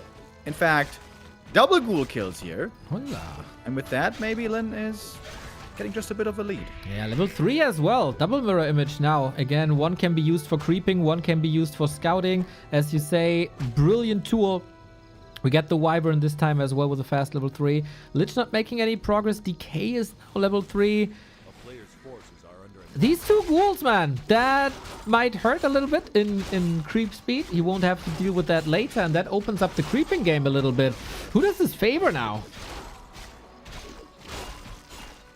I think if the game's even and we're just creeping and we're leveling up and getting to the ultra late game stages, it might favor Orc a bit more. Again, coming back to the triple hero strength. Build, by the way, by Lyn. Interesting. Open with grunts. Now adding in some wyvern, but not double bestiary, not mass wyvern. Yeah. Just a little bit of a touch. Wonder if this has to do with lumber, as he had only 11 peons, not 12, as is the norm. A little bit of a sew-in build. Makes transitioning easier. Maybe he wants to bait. Does he want to bait? Does he want to switch into headhunters later? I doubt that.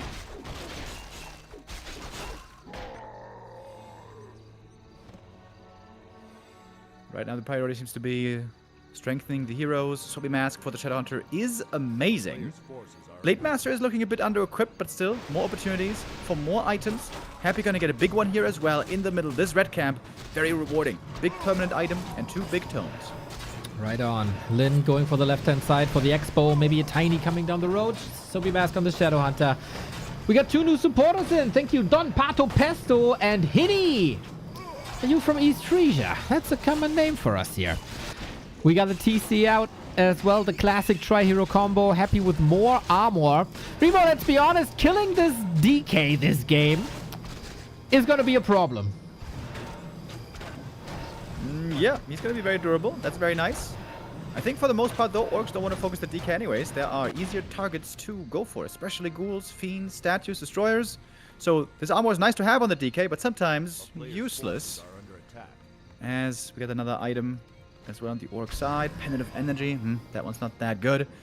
And the blade is starting to look a bit underwhelming. It is time, or it would be time now to have better items, but the blade wasn't lucky enough. Yeah, and I'm also a bit confused to see Lyn go Headhunters.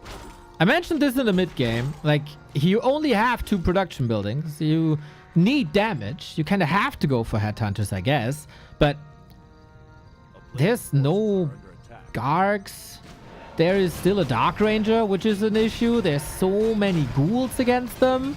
I don't see a bright future for these Berserkers. 3-2-1 levels also for Lyn, not great. If you can win this fight and then keep on creeping, good chance there, but it's not going to be an easy fight. TC running in, silence right away. Stomp would have been sick here, but couldn't land it, of course. And the Wyvern are explodey, real quickie. And next up are the Berserkers, trying to snowball with the Dark Ranger is happy. Good micro pulling the Berserkers back, keeping them alive. For now, Shadowhunter would love to get the level 3 here, but he's lacking still a little bit. Lich gets it first. Oh, looks like Happy is ripping Lyn's head off. The ghouls were all hurt from the poison, but guess what? They're still alive. Silence on the Shadowhunter. Perfect execution. Avada Kedavra. This series goes more and more and more into Happy's territory. And by now, I would say this is a demonstration of force. Lyn doesn't hold a candle to the Emperor today. What a sign again. What a showing by Happy. Going for the Blade Master here. He knows who the real one is. Heal Potion might save him, but the army has disappeared already. Just a few days ago, Lyn absolutely demolished 1-2-0, showing what he's capable of in this matchup. But Happy often is still a different beast. Especially when he's hurt. Lower, like, hurt Happy, most dangerous Happy. And him being in the lower bracket, fueled by rage of that loss against 1-0, that was not an easy task for Lyn coming in here today, despite his lower bracket rampage that we've seen before. It's another coil, it's another kill. Yeah, this is not working out today. Lyn is bringing in new builds, but they ain't working. Happy is rock solid. Yeah, neat attempt here. Trying to go tier 3 fast with 6 peons with a mirror image start. If he gets better blade items here, maybe he has a better chance. But then again, those blade items wouldn't have helped the Wyvern. Wouldn't have helped the Berserkers.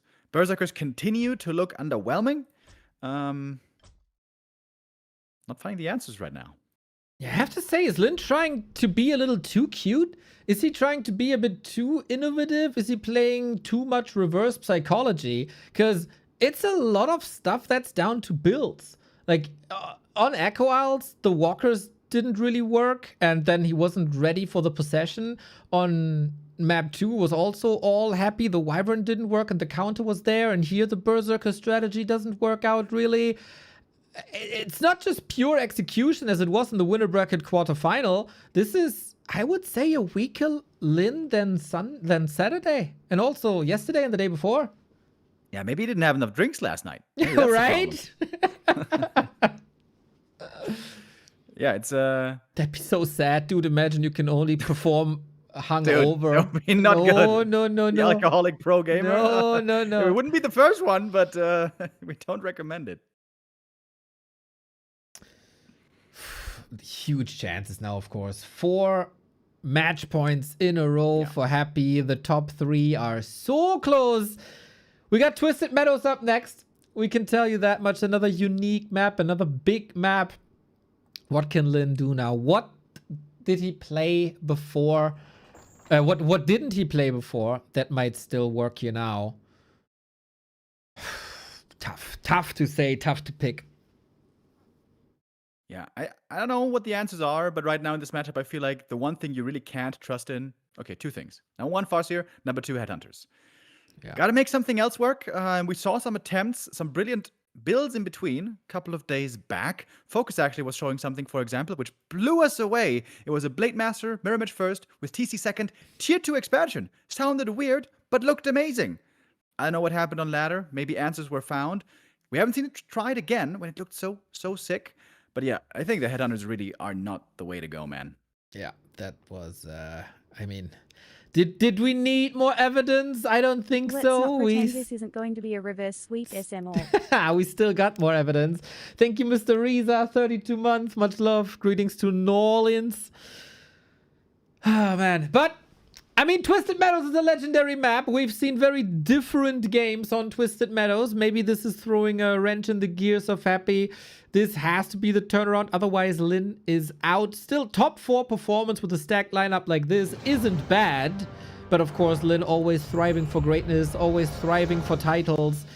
It was a tough bracket, but, you know, if you're playing B-Cup, you know you're going to be up against Happy at some point. That it happens twice in a bracket, of course. But he had it in his own hands as well to throw Happy down to the lower bracket in the quarterfinal. Didn't get it done. And it seems like Happy makes the way better adjustments compared to 6 days ago than Lynn is. Yeah, I still have a decent hope here that Lynn should get on the board and make this look closer. Twisted Meadows is a great map for it. It's the perfect map for it. It's big, it's lots of creeping. You can delay really well, you can hit and run really well. There's tons of items here.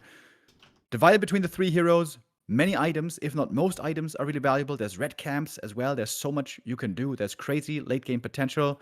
This is, I would say, the best map for Orc actually in the pool. But Lynn didn't choose it right away as his first map pick. Still a good chance to win here, get some confidence back, maybe win another map.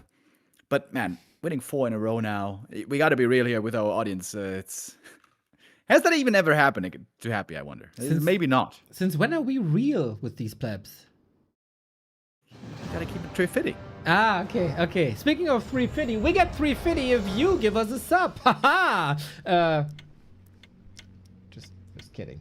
Let's go, man. The comeback has to start now.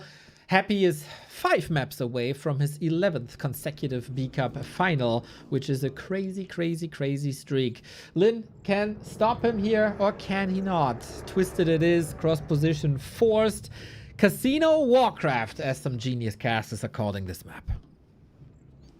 Yep, absolutely. Lots of creep camps, lots of room, possibly lots of time for the Orc to really come online. Last map, the early game looked kind of decent. He got some ghoul kills there, of course some grunt losses, but whatever, he was able to get an exchange. But what happened? He was forced into a fight because they had to contest the red camps, and the levels were 3, 2, 1. Not good enough, man. That's not going to cut it. I keep thinking back to map number 1, where the setup seemed so good for Lynn. It seemed like that was the map he had to win. This was the closest we had so far, with the counter expansion, the big armies, and all that. It's been a full series without Torrens, Neo. Makes me a bit sad. Imagine now if the wins start coming with Torrens. It would be great. I'd fork out as much as the next guy. But I doubt that this is a Torrent. I would rather say the chances for mass raiders are higher than that. Lynn has played this before. Grubby style, very annoying, dirty, that is maybe a way to go, or we play it a bit standard. We once again have a Blade Master here. We once again are looking for a fast tech Hitman style, they say. Yep, let's see. Stufka with the history knowledge bomb show cup 85 in May of 2023. Happy started with a 3-0 and Lynn then came back with a 4-3. So we see it is possible. Would be kind of poetic. Same players, roughly 3 years later. Would be insane if Lynn can pull this now out of the water, especially with how good Happy has been looking. Many of our viewers will remember this used to be Happy's struggle matchup for a long time. From the dark days where Undead was seemingly unplayable, 2007, 8, 9, 10, all the way until 2016 at least. This was really rough, but Happy got better and better over the years, became, in the eyes of many, the strongest player of all time. That is correct. The boat debate clearly is in Happy's favor. The goat debate is a little bit different, though. Blade Master on the right-hand side with Windwalk this time again, as he doesn't have any support. Mirror Image is strong, but it's not strong enough to solo camps here. Acolyte sees this, didn't even know, just correct guessing. And Ghoul creeping on the other side. Doesn't start off with damage, but with utility. Can go into shadows now, and yeah, it's very much a tech game.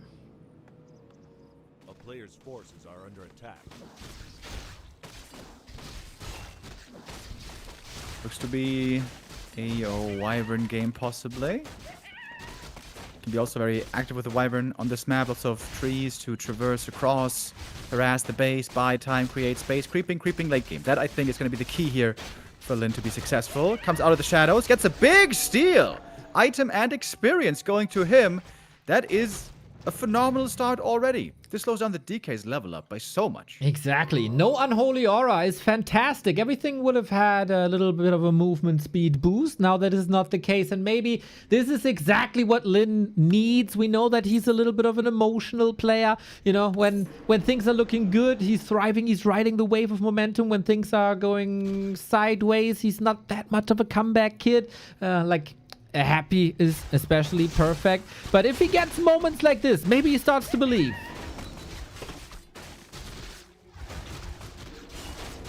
Master didn't get that last hit here, so now we got the level 2. It's not just about last hit, also about items. Especially slippers actually are surprisingly good even later stages. DK picks up this item here.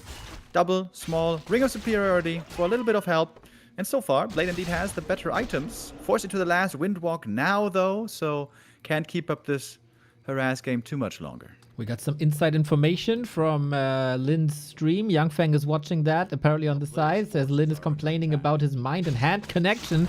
Maybe he doesn't have the right mouse feel today. Maybe a little sluggish today, you know, just like in any other sports, in any other competition. Players have good days, players have bad days, and maybe woke up with the wrong foot here today.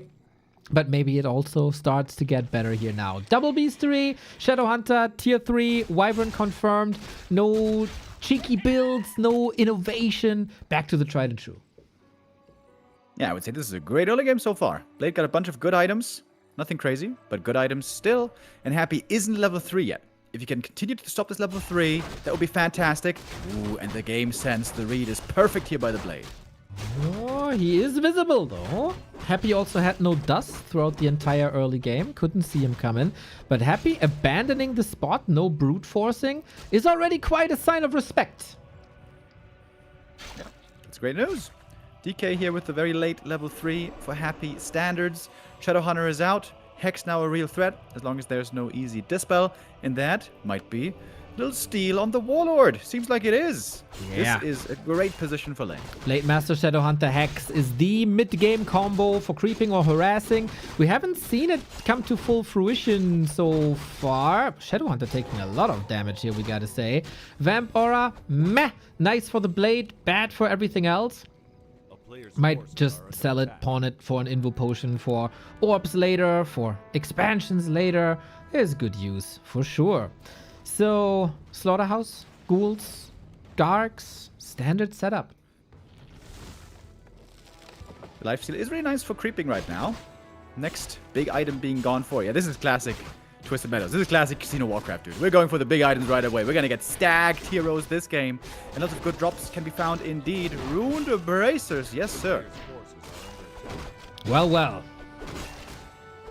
Wyvern creep speed is crazy. Lyn is surely taking some risks here and losing some HP. Heal selves will always be there to make up for it.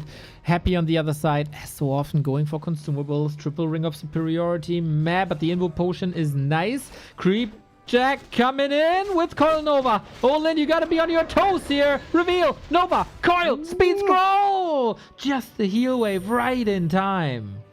Ruined Bracers, baby. That's the first lifesaver of the item. True. Oh, so true. All right, nice. Gets away. Got the item. Good experience. Only cost him a speed scroll. This is still a great position for Lyn. Casino Warcraft continues, though. Happy at the big red camp. If he gets the Orb of Darkness here, he can skip Dark Ranger, maybe. Well, then again, it's silence. But big drops possible. Orb of Darkness. Okay. DK with that can attack air. Everything on the ground turns into a skeleton. It's like the black arrow of a Dark Ranger. I agree, though. Well, do I agree? It's no ground units just yet. TC is coming. Okay, so silence will be needed at some point. But then at least you can go Dark Ranger into silence right away. You don't have to go for a black arrow. You're not missing out on anything. Creep speed as well. Intensifies with the skeletons available. Level 2 skeletons since the last patch. There was a little bit of a buff. On the other side, we keep the Vamp Aura. We go for big Invo Potion. That's nice. Yeah, still the calm before the storm. But we already see that Lyn is switching into his late game army as he oftentimes does these days. Not full on 80 food Wyvern for the pure damage output. No, no. It's a little bit of creeping, it's a little bit of poison, but then we get more control with Raiders, damage boost with Kodos, and also tankiness. And the next big item. Another chance for a good one. This one sort of accuracy. It's alright for the Wyvern, I suppose. But it's not a big boost in heroes. And in the end, it's going to be about heroes. And crits, and big red numbers. Flute helps against destroyers, I guess. You get the damage boost even though it's not displayed. But Happy gets both red spots. I wonder who this is better for.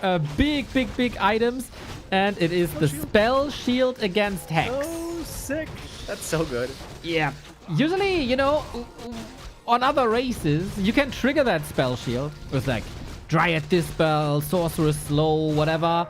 Orcs don't really have that. Question is, which hero do you put it on?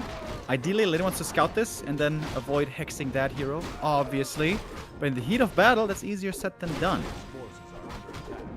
In the meantime, Lyn, of course, got the quantity of items. Unfortunately for him, not the greatest. He got a super tanky TC. Love that. With Love lots of armor.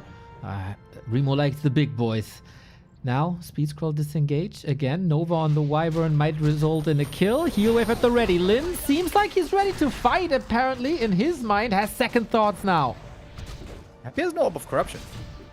There is significant damage lacking here. This could be a good fight for Lyn. Lost some Wyvern already, but still fighting on.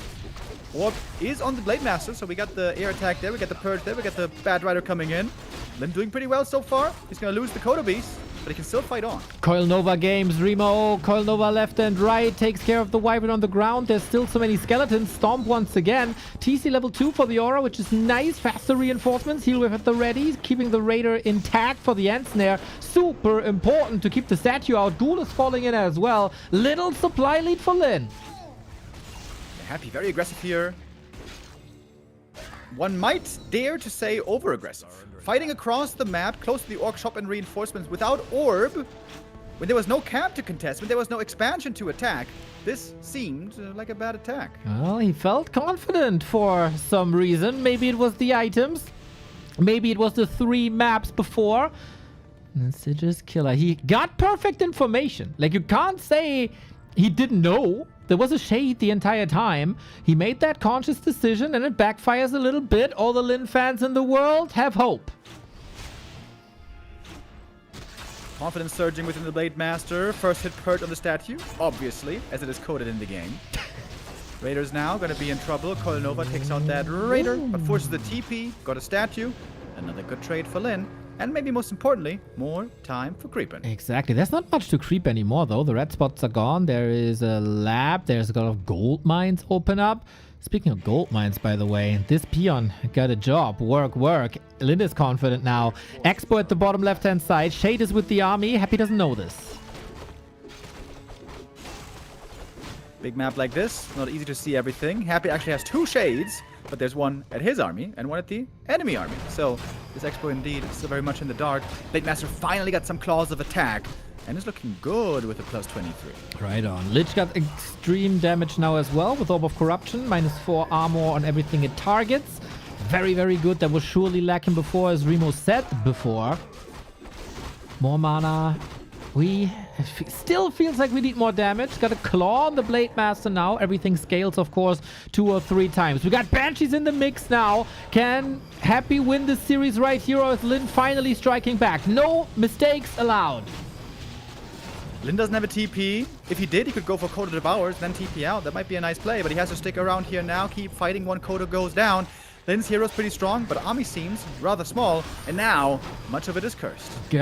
You are cursed indeed. We go for the Kodos for the Fiends once again. Blade is a little bit hurt. Shadowhunter got great mana still, courtesy of that pendant. Going for the Lich. Frost armor, okay. Coil as well. Aiming for the statues a little bit more this game. Damage is crazy with the crits. Going for units. No hero arena. Basically just taking out the decor. How long are we fighting here? Lynn trying to disengage. This is, again, good. Yeah, the longer we go, the longer we extend this game, the better it is for Lynn, especially with the Expo about to finish. Lynn's position right now is looking fantastic. Would love to see one more end snare, but we haven't had it. The spell shield coming in against the Hex. Stomp in as well. Lich gets the coil. Again, that lack of Hex, man. It's really annoying from Lynn's perspective. He can't make a mistake. This Blade Master is fragile. Invo Potion triggered on the Lich. Saved one more time. Happy's running out of coils. Lynn should know there's a shade here, so you gotta be cautious. Wound Bracer protecting him a bit, but that's not a guaranteed safety net. But then always finding kills. The Raiders seem to be just the right amount, not overmaking them, not suffering from having a weak army, having just the right amount of end snares to find those kills against Happy's great micro. And that is a fight again won by Lynn, with the Expo now up behind. It's a huge lead. This is the best position so far for Lynn. I was about to say the same thing about the Raiders, Remo. Great minds think alike, I guess.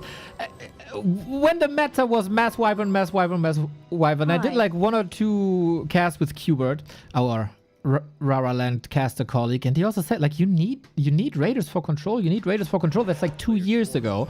And I feel like Orcs have played Raiders maybe a little bit wrong. They're no fighting unit. They're just disabling units. So you throw the end snare, move them back. Throw the end snare, moving back. It's basically somehow of a weaker additional Hex. And I think Lynn has unlocked a higher potential in Raiders these days.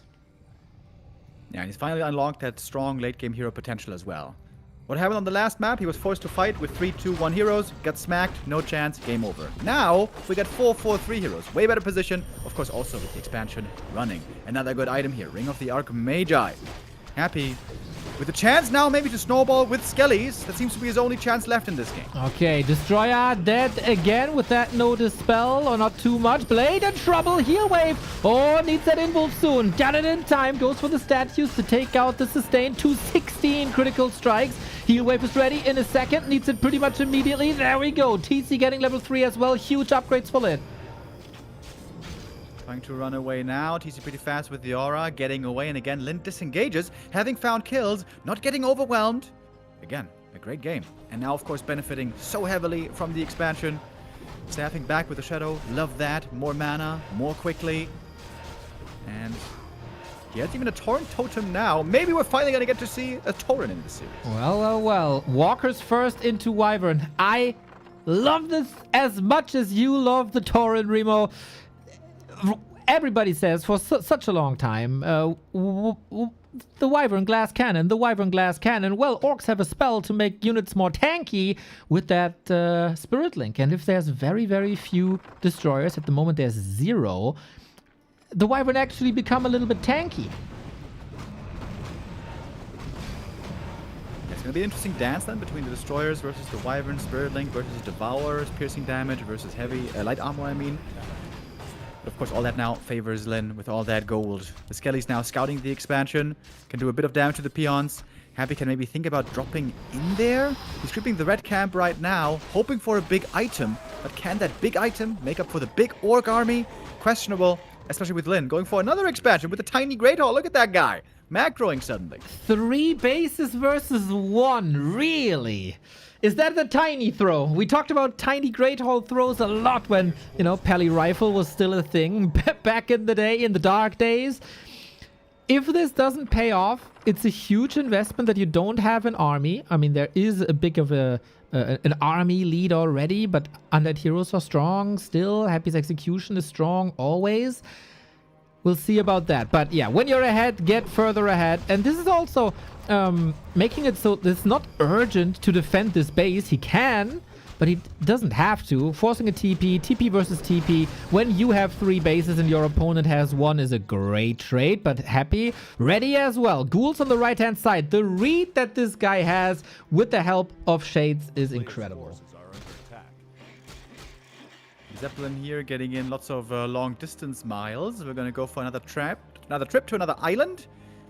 This one is a nice and beautiful safe island right behind the undead main base, and Happy's going to try to expand there as well. But Lyn doesn't care about that too much. He's got the 3 bases running, getting hella rich. Lumber is a bit the issue, I suppose. Maybe a shredder would make sense here. Always, man, always. The item from the left-hand side was the Furberg summon, by the way. Not too bad. I don't even know if it can cast Fairy Fire or not. I'm a bit out of the loop when it comes to these high-level summons. Lyn going into the base, and guess what? There's a lot of units, and there's no static defense. Happy gonna have to TP there pretty quick, I suppose. He gets another summon. This one is the Drake with the cold attack. Orc army is looking very strong. Are we gonna fight here or just back off? Lyn has no need, really, no urgency. The biggest lead for any player in any of these maps so far. Level 5 Blade, level 3 TC, 3 bases. It's all up there.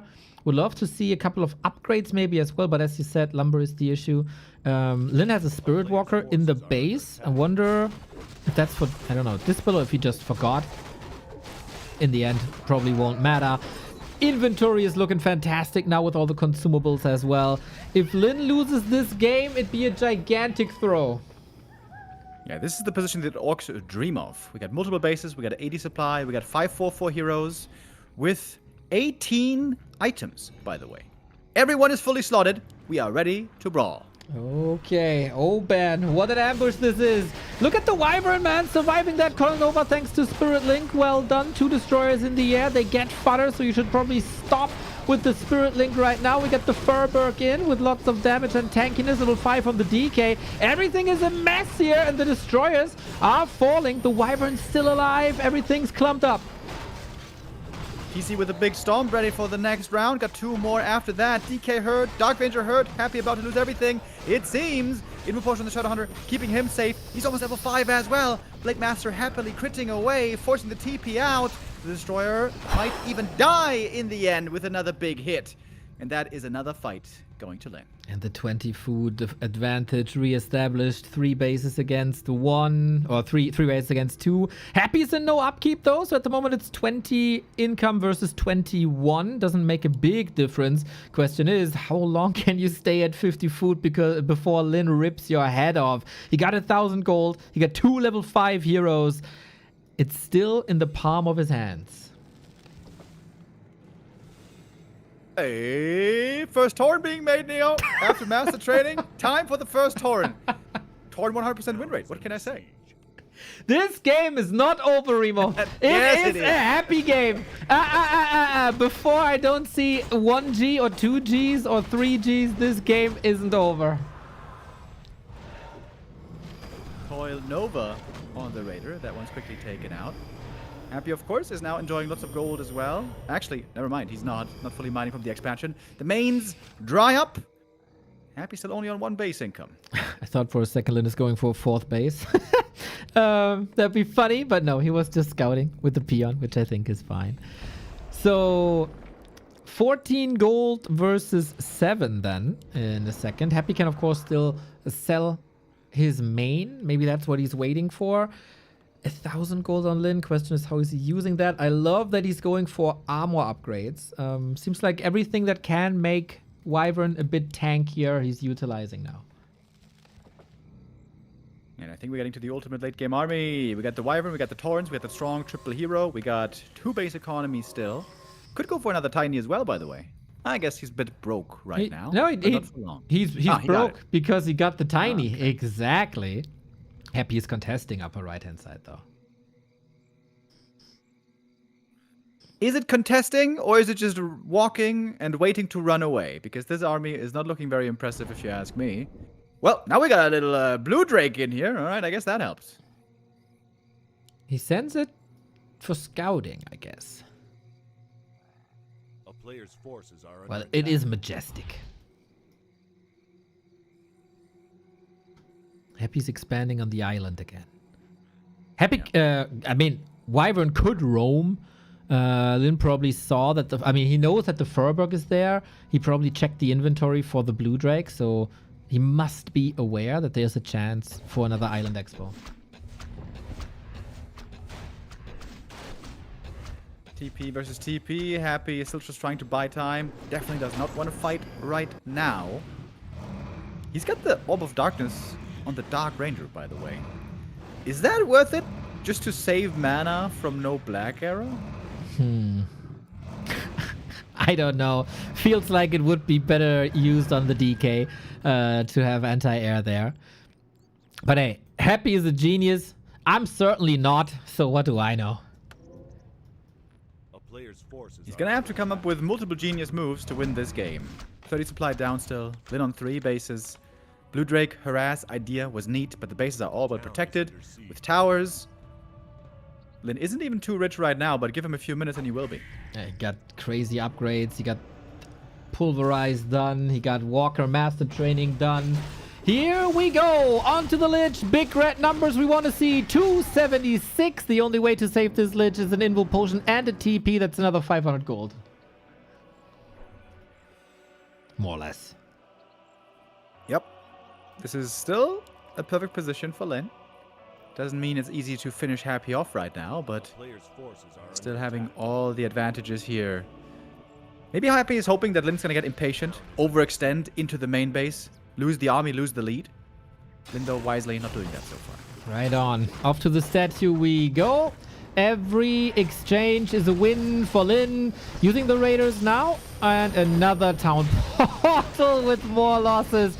Happy, I know you're a fighter, but maybe it's time to GG out. More losses here with every end snare. Another ghoul down. Happy down to 43. We're getting into a territory where Lynn has twice the army size, and that is indeed the GG. Lynn is alive in the lower bracket semifinal.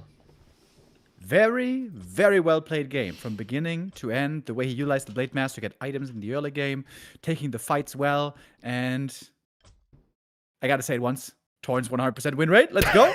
Of course, he could have won this game also going for Bloodlust, whatever. At some point, he was so far ahead. Torrents didn't really make the difference here, but they showed what they can do. Very good beefy boys, especially with walkers in tow as well. And one big mistake by Happy, right? Fighting across the map without orb. Very strange decision. Very weird. Maybe getting a bit too high on his own supply. Yeah, very characteristic, want to say. And good to see that Lynn wasn't giving the lead away at any point. Played it calm, played it collective, forced town portal, very economical. Also willing to take moderate risks with that third base. Of course, we can't debate how this game goes without that third base, with Happy going to the island. That was plan, I don't know, C already. But all the right decisions at the right time, the right army compositions at the right time. Even despite the Black Arrow and Spell Shield still winning the fights. There's a lot of good things. Oh, yeah. It's true, Ran. He got both big red camps, Right. but never won a fight, really. Exactly. He got the quality. Lynn got the quantity. He got good support heroes, very tanky TC. So that's all good. But this was also Lynn's losers picks. All 3 are done.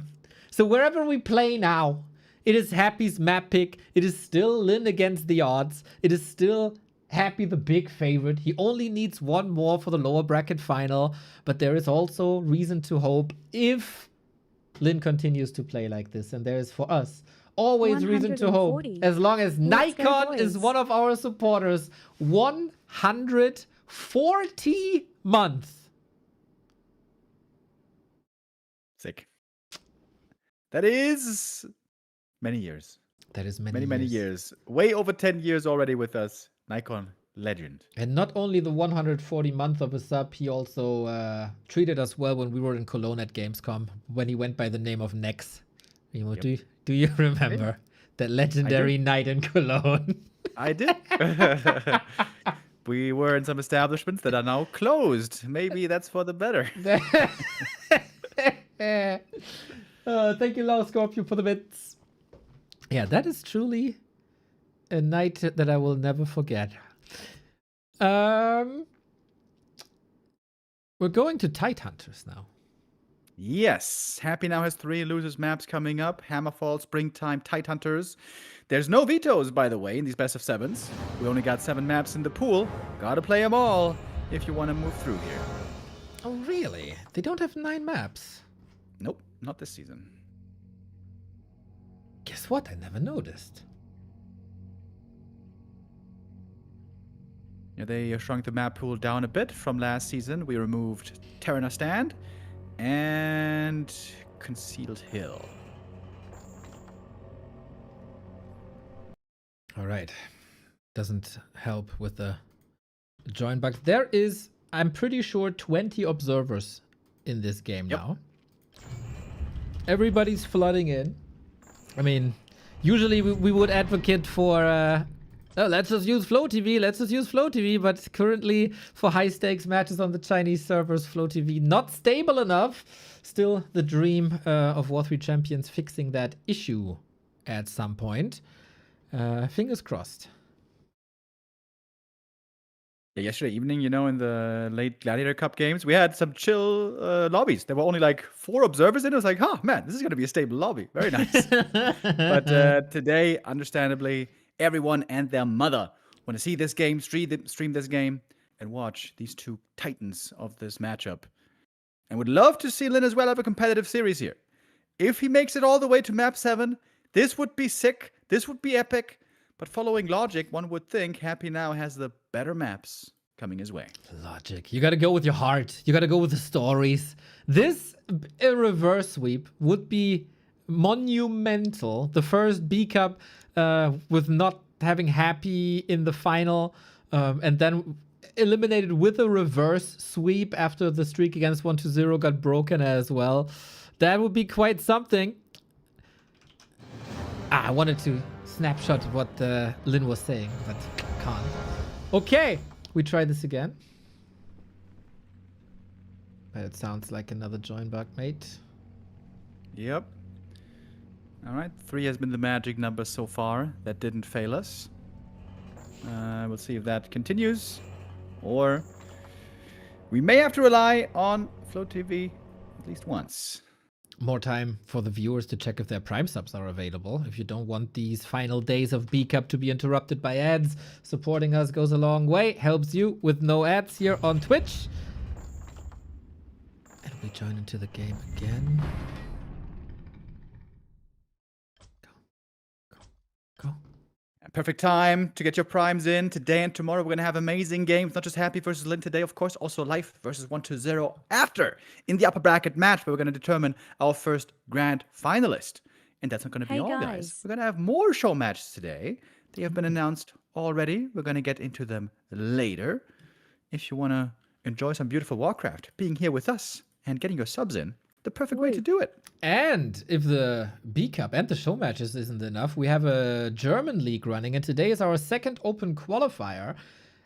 The last open qualifier. I want you all to sign up. Link is on our homepage and on warcraft3.info. Plus, we're going to be here, Fishy and I, to show who's making it into relegation today. Ooh, hell yeah, hell yeah. All right, last try. Come on, let it tick. It ticks. Huh? Works again. Let's go. Works again. Brute force. All right. Tidehunters. It's still 3 match points for Happy. It's still favorable for Happy as now we play his losers picks. But Lynn has momentum. Does he start to believe, even though the maps are going to be very, very different compared to what Twisted Meadows was? Is this the start of a historical comeback here at B Cup 21? Would be one of the highlights in recent years. These two very often produce highlights. Lynn, the only B Cup winner so far. It was B Cup 18 3 editions ago, where he was able to claim the crown. And guess who he defeated? It was Happy in that grand final. Would be as epic of a win, if not more, if he does it here today, now from this position. Right on. Yeah, Lynn and 1-0, the only other winners of B Cup, other than Happy, of course. 1-0 we see later against the Super League runner-up in Life. But of course, we're gonna debate that after the next series. It is the Blade Master once again. It is a grunt opener again. Is it the 2-burrow? No, right? Oh, no, it is. There Okay. it is. 2-burrow, no shop, mirror image. We also got new supporters. Thank you, Avamars, Scoots, and Yoga Dragon. I want to see a dragon doing yoga. I think that's hilarious. Question is, what kind of a dragon? Is it like the bulky ones from European mythology? Kind of hard for them. But the Chinese dragons, do they like little noodles? They're so flexible. That would be easy for them. Little noodles. I mean, big noodles. Let's be real. All right. We all watched Dragon Ball. Yep. Where, what's it called? Shenlong? Shenlong. Something? Shenlong, yes. Yeah. I'm sure that guy was master at yoga, dude. I like big noodles. What would be your Dragon Ball wish? Undead gets torrents. That's very good. We get mirror image. That's also very good. Happy starting by contesting the camp in the middle. No expansion, even though Tidehunters isn't easy to expand on map. Not a fan of other maps like Echo Isles. We got a clause of attack. So we talk about momentum a lot when it is in Lynn games because he is that emotional of a player. So he wins game 4. He finds a claw on map 5. I see a trend. Yeah, let's keep this train rolling. Happy though with scouting advantage right now. With the Acolyte, he sees what's going on. Opportunity for a big steal up here. Oh, if he gets lasted an item, that would be brutal. But Blade gets it, and Happy misses the last hit. Misses the last hit. Misses the last hit. Now, he also misses the surrounds on the grunts, I gotta say. Blocks himself now a little bit. DK already down to 50%. Lynn willing to re-engage, even though there's always a threat getting surrounded here. He is interrupting the Blade Master creeping, but that goes on the cost of his own level 2. This is, of course, very early days, but this is a good start. DK, no aura, still here for a while. And if you keep all the grunts bunched together, maybe you can avoid a surround and fight back against these ghouls. Chip He's looking for his damage. own surround on the DK. Man. Gets it on the blade. There's no more mana for mirror image. Coiling a ghoul now. That stays intact. But the anti-surround movement on the grunts, I think, has been vastly improved compared to the earlier games. Oh, ghoul kill as well. Coil too late. Happy now with 2 visible mistakes. Losing that ghoul and losing the last hit. And no unholy aura, man. That hurts. We get a little shopping trip here. Double claw and gloves of haste. Damage is already through the roof here after 4 minutes. And Happy got 2 surrounds, but it's been 2 illusions. Yeah, he lost another ghoul. Ran across the map trying to get level 2. Didn't get it. Blade Master stronger levels. More kills. More items. This is actually a huge lead out of the early game. Happy's worst early game by miles. You know, if I was a pro player, maybe an undead pro player, I would say, oh, this is over. Go next. But of course, we're casters, so we're not saying that. And now, Lynn is doing what Happy wanted to do. Steal XP away from the natural, which is usually the regular camp for the second hero. So the Lich will already have a bit of a worse start, and it's another combat item for this monster of a blade. Yeah, this blade is super well equipped already. Give him an orb, give him an invul, and boom, there we go with 5 slotted. Of course, we're gonna need a while to get there with tier 3. But Lyn is in a great position here indeed. He's going double bestiary, follow-up TC! Oh, damn! It's what we mentioned earlier. The TC second tier 2 expo play. It's back. It is back indeed. Let's focus on the Magi. This should go to Happy. And it does. He stole 1 creep with the skeleton before. Big invul potion, the item, the big consumable for the big fight will go to Lyn. Now all the grunts are hurt. It's probably time to retreat a little bit. These water elementals are never to be underestimated. Coil, but an ambitious coil. Body block and creates distance. He needs 1 more coil for the kill. Can't create more space, so 1 grunt will fall. And that is eventually level 3. Man, somehow he always finds a way. Yeah, if that wasn't level 3, I would say still fine for Lyn, whatever. But the DK also gets level 3 here, has 1 more coil, and he scouts the TC. And seeing the TC should immediately tell him what's going on. It's so much value, right? Also, like, if he doesn't get the skeleton last hit on his own expo, he doesn't have level 3, so all the puzzle pieces are coming together. Now we don't have coils no more, so it's time for retreat and to meet up with the Lich.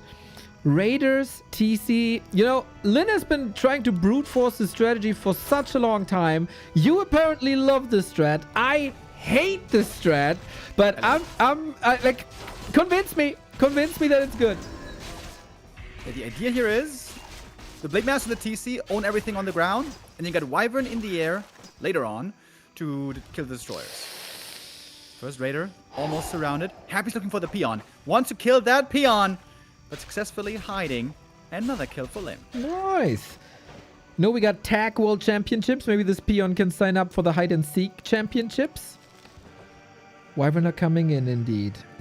Oftentimes it's Wyvern into Raider. Lyn switching it up. Raider into Wyvern. Bit of control. Now then, of course, big damage. But Happy again with a double skeleton. Like, I know you're up to something. I know you want to do this. You ain't fooling me.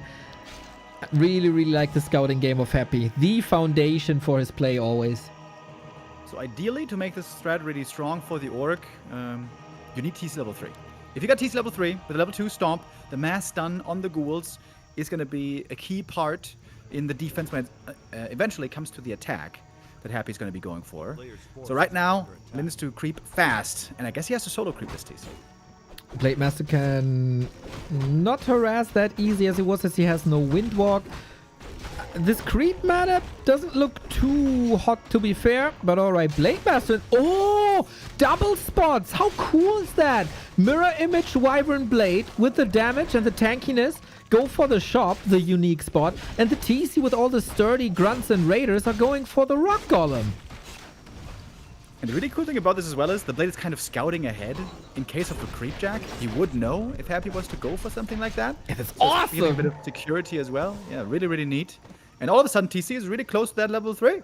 Got the flute as well, which is nice for the Wyvern. Lich, pretty under-geared, I would say, but ready for the Dark Ranger. Expo only at 2/3, 40 seconds. We have seen a push on Echo Isles already, where it was way closer. There, Lyn was able to hold. This time, not the case at all. But maybe you can make this really expensive. Alright, in we go. Dispel right away on the speed scroll. The TC is silenced. Maybe has to pass the info potion. TC low HP already. Heal scroll coming in. First Wyvern, gone. Happy has no statues on the ground, so no easy healing over time. Oh, the coil hits the destroyer. Very, very last second. Can heal himself a little bit.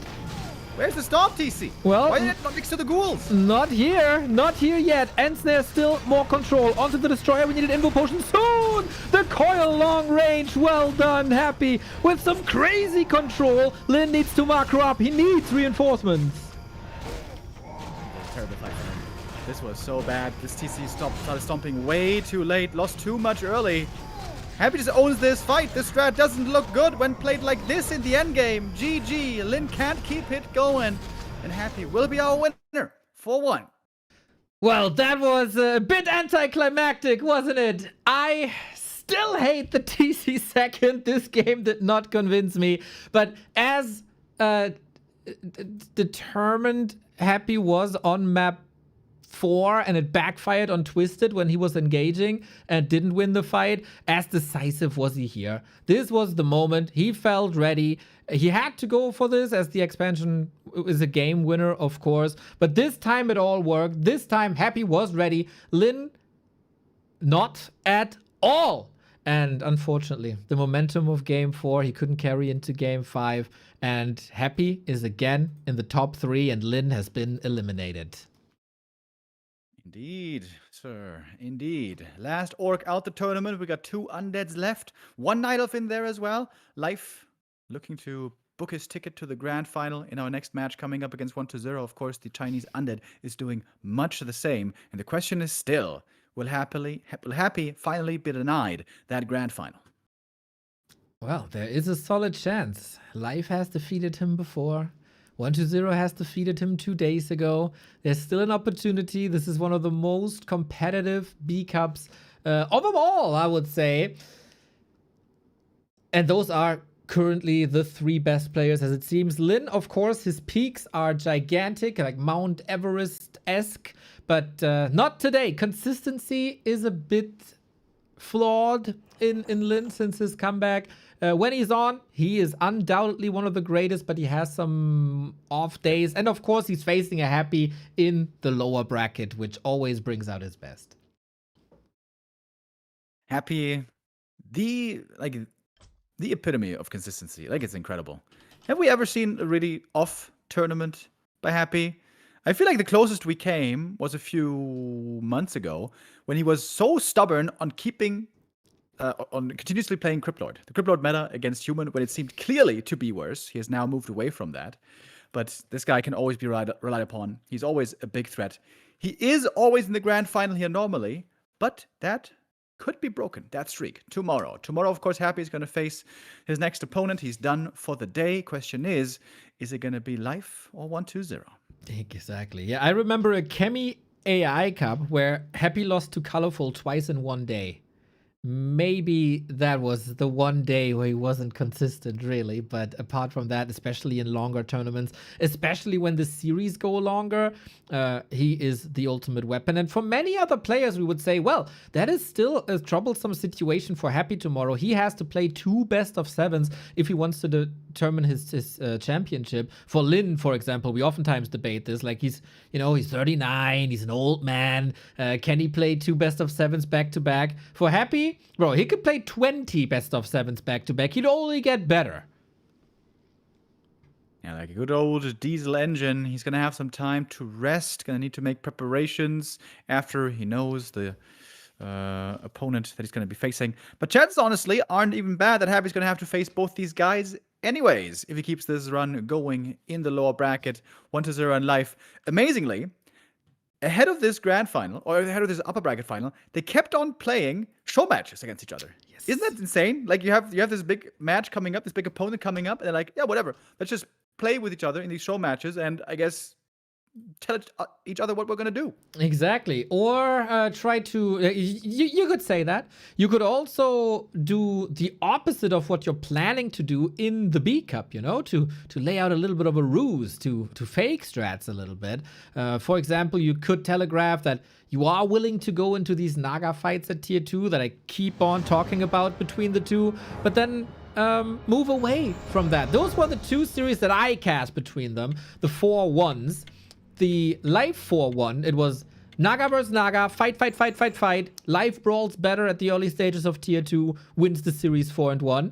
Then a couple of days later, 1-0 with adjustments, said we're not going for these Naga fights. I pull back, I give you a little bit of map control, but I come back with a stronger Lich and tear you apart. Boom, 1-0, 4-1.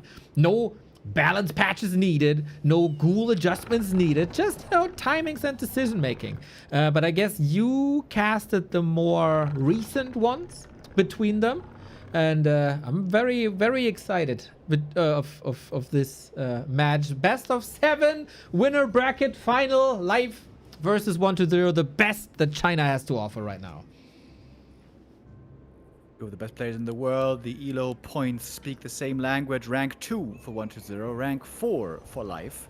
And they played the show match just yesterday. Life winning there with 4-1, played really strong. Really predictable. Life normally plays the standard, but he plays it better than anybody else. With Demon, with late game, tier 3 Bears, Naga, and sometimes even an expansion if he feels in good enough of a position. But normally, this should be a 1-base versus 1-base game. I agree, with the chance of the occasional Frostworm maybe down the road. Historically for B-Cup, this would be 1-0's 5th grand final. For Life, it would be the 2nd grand final in the new era, and it would be the 7th grand final overall, as B-Cup was switching patches some time ago. When it comes to heroes in this matchup, we can debate a lot, and usually we would debate the Night Elves, but I am surprised. Big time surprise, Mr. Remo Demo. Lich first by 1-0. A player's forces Yeah. are under I'm almost shocked. Like, not only did the Lich not work out recently, also the fast expansion did not work out recently. And with Lich, you have to play fast expansion. Okay. I like it though, 1-0. Coming out the box, swinging here early on map 1, staying unpredictable. It has always been one of his big strengths that he's able to play so many different strategies on such a high level. He is normally the most unpredictable of all the top undeads. Exactly. In this matchup especially, we got two extremes. Happy, the 1-base player. Labby, the expansion player. 1-0, fluent in the middle. But Life is ready for whatever there is. We got a detonator already. We got a Demon Hunter with the ring, level 1.5. Creeps are kind of scary here with Bloodlust, doing tons and tons of damage, and I don't think we have to tell you how scary a Demon Hunter is, but I am surprised it's Mana Burn Demon, no Immolation. Yeah, against Lich, I think this is more the norm. Since you can't really... Normally against Lich, you get Nova, you're low HP, you can't commit too hard. So Immolation can't really be used Sunny too WC3 well. You're also getting live poked all curtain. the time from the Close. Lich with the right clicks. So rather gonna go for Mana Burn, later on Evasion, and an early Counter Expo. This is what Knights have gotten so good at over the recent months. Undeads love fast expanding. For example, Super League Season 1, everyone was fast expanding all the time. Labby, in fact, didn't lose a single game in that season. In the group stage, beating everyone with a fast expansion. Night Elves adjusted, Night Elves perfected the counter build, and they've gotten amazing at counter expansion. I Exactly. think a top Night Elf with a good counter expo play is favored late game. Absolutely. I can only echo this. And there is a Tree of Life for Life. It is indeed his life. And I don't know how much these ghouls can do. Just posturing up. Archer's in the perfect spot. No mana for that Lich. And classic for 1-0. Not going for Dark Ritual, but rather Frost Armor. So usually we talk about, oh, he got level 2, he got so much mana, he can eat his skeletons. But going for the defensive option. And the offensive option coming from Dirty Dawn, €5. Thank you very much. Like a true nerd, staying indoors with the curtains closed. Demanter now starting to feel comfortable with more items as well. Earlier we saw Blade Master play with sometimes amazingly strong Blade Masters, and the Blade and the Demon are similar in some ways. Of course, they're both agi heroes, melee, fast attack speed, good damage, and also very reliant on items and levels. If they get both of those in an impressive way, they can be the strongest heroes on the field. Ooh. Can he hold this? Definitely. 1-0 trying to come from the right-hand side, get some positioning advantage here, chasing these archers, get more time for the creeps to do damage and do the job for him. But I feel like Life's control has been incredible so far. Once again, his biggest strength, the mechanics, but 1-0 finds a way. Archer down, Moonwell down. Might even be able to save some ghouls here. Normally very hard to save the ghouls against the demon with boots, especially because there's no Unholy Aura here, of course. We're gonna get that later, with DK coming second. But that's just still gonna take a good while, as the tech hasn't even yet started. Both players plan on getting rich for 1-0, 10 seconds away. The tree still has to move. The entangle has to work. Another archer down. Well done thus far. Creep speed reduced. Level 3 delayed. But yeah, we can, with boots and mana burn, do quite some damage still. A bit atypical for 1-0 to have a split group of ghouls and do so much damage with them. That's usually more of a happy play. Yeah, this is a really good attack with these ghouls, especially if you can minimize the losses. Might be another ghoul save here. Good movement. And the goal, of course, is to stop the creeping of the expansion, to slow down the tier or the second base for life. The latest the Night Elf here will be stable and will always be able to expand is when the Naga comes out, but you want to have it a lot earlier. And now it can be crept. After all, it is an easy camp, but it's very short distances between these two expos, so the push could hit swift and hard. Autumn Leaves has always been a brawling game. I mean, there could be a little bit of a gentleman's agreement. Let's creep and fight later, but who really wants that? Tier 2 done has always been an advantage for the Night Elf. Tech faster, expand later because of the travel time, because of the entangle time. And for humans and undeads, it's the other way around. They expand faster, get more gold faster, tech a little bit later. Now, we get Creepcraft, it seems like. We move towards the shops. Nice parallel creeping by life as so often as the Demon Hunter has some other tasks to do. Both players very, very close in levels, and we get the Naga by life. That was also to be expected. A little bit of map control advantage for the Night Elf now. Town is under siege. Good timing on the level 3. Good items for the Demon. I would say position for life is looking pretty good here. If you can keep up in supply for the most part, Night Elf should be feeling kind of comfortable. Question is, how much can you greed? How many upgrades can you go for? How many orbs can you go for? Can you fit in a Podem third? Can you go for those luxuries, or is that push hitting too early? Yeah, that's like... Push timings are essential in this matchup. Always have been. We talked about the 9-minute 30 pushes for the past 6 years. That is on one base. Then we talked about the 11-minute 30 pushes with the expansions. Those are the undead push timings. This is where they have the power spikes. This is where they are usually leaps and bounds ahead of the Night Elf when the power spikes are shifting in between and after, of course. But those are the times to survive. And life knows it, of course. But will you be ready for it? Life starting to fall behind in supply a little bit. Heroes are looking strong, especially the Demon. Dryads joining will be quite nice as well. I guess if you want to have all those wonderful things like triple hero, many upgrades, perfect tech for the Night Elf, triple lores maybe, you may need a Shredder. Right now there's no Shredder being picked up, and life being halted by the Lich here at the moment, and more archers still falling. Only a single one left. This is the map control that we were talking about. With Naga, you slow everything down. Dryads will double down on that. Usually, with DK, you might have some control yourself if you go Naga second, but that is absolutely not the case. You can debate with the DK. Is it Lich? Is it Naga?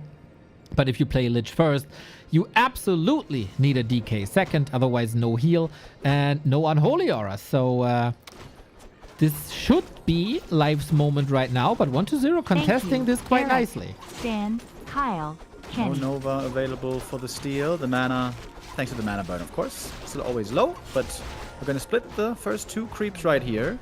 Big mana burn. The Death Knight also very valuable. Agreed. Very tanky DH. Very powerful glass cannon Lich.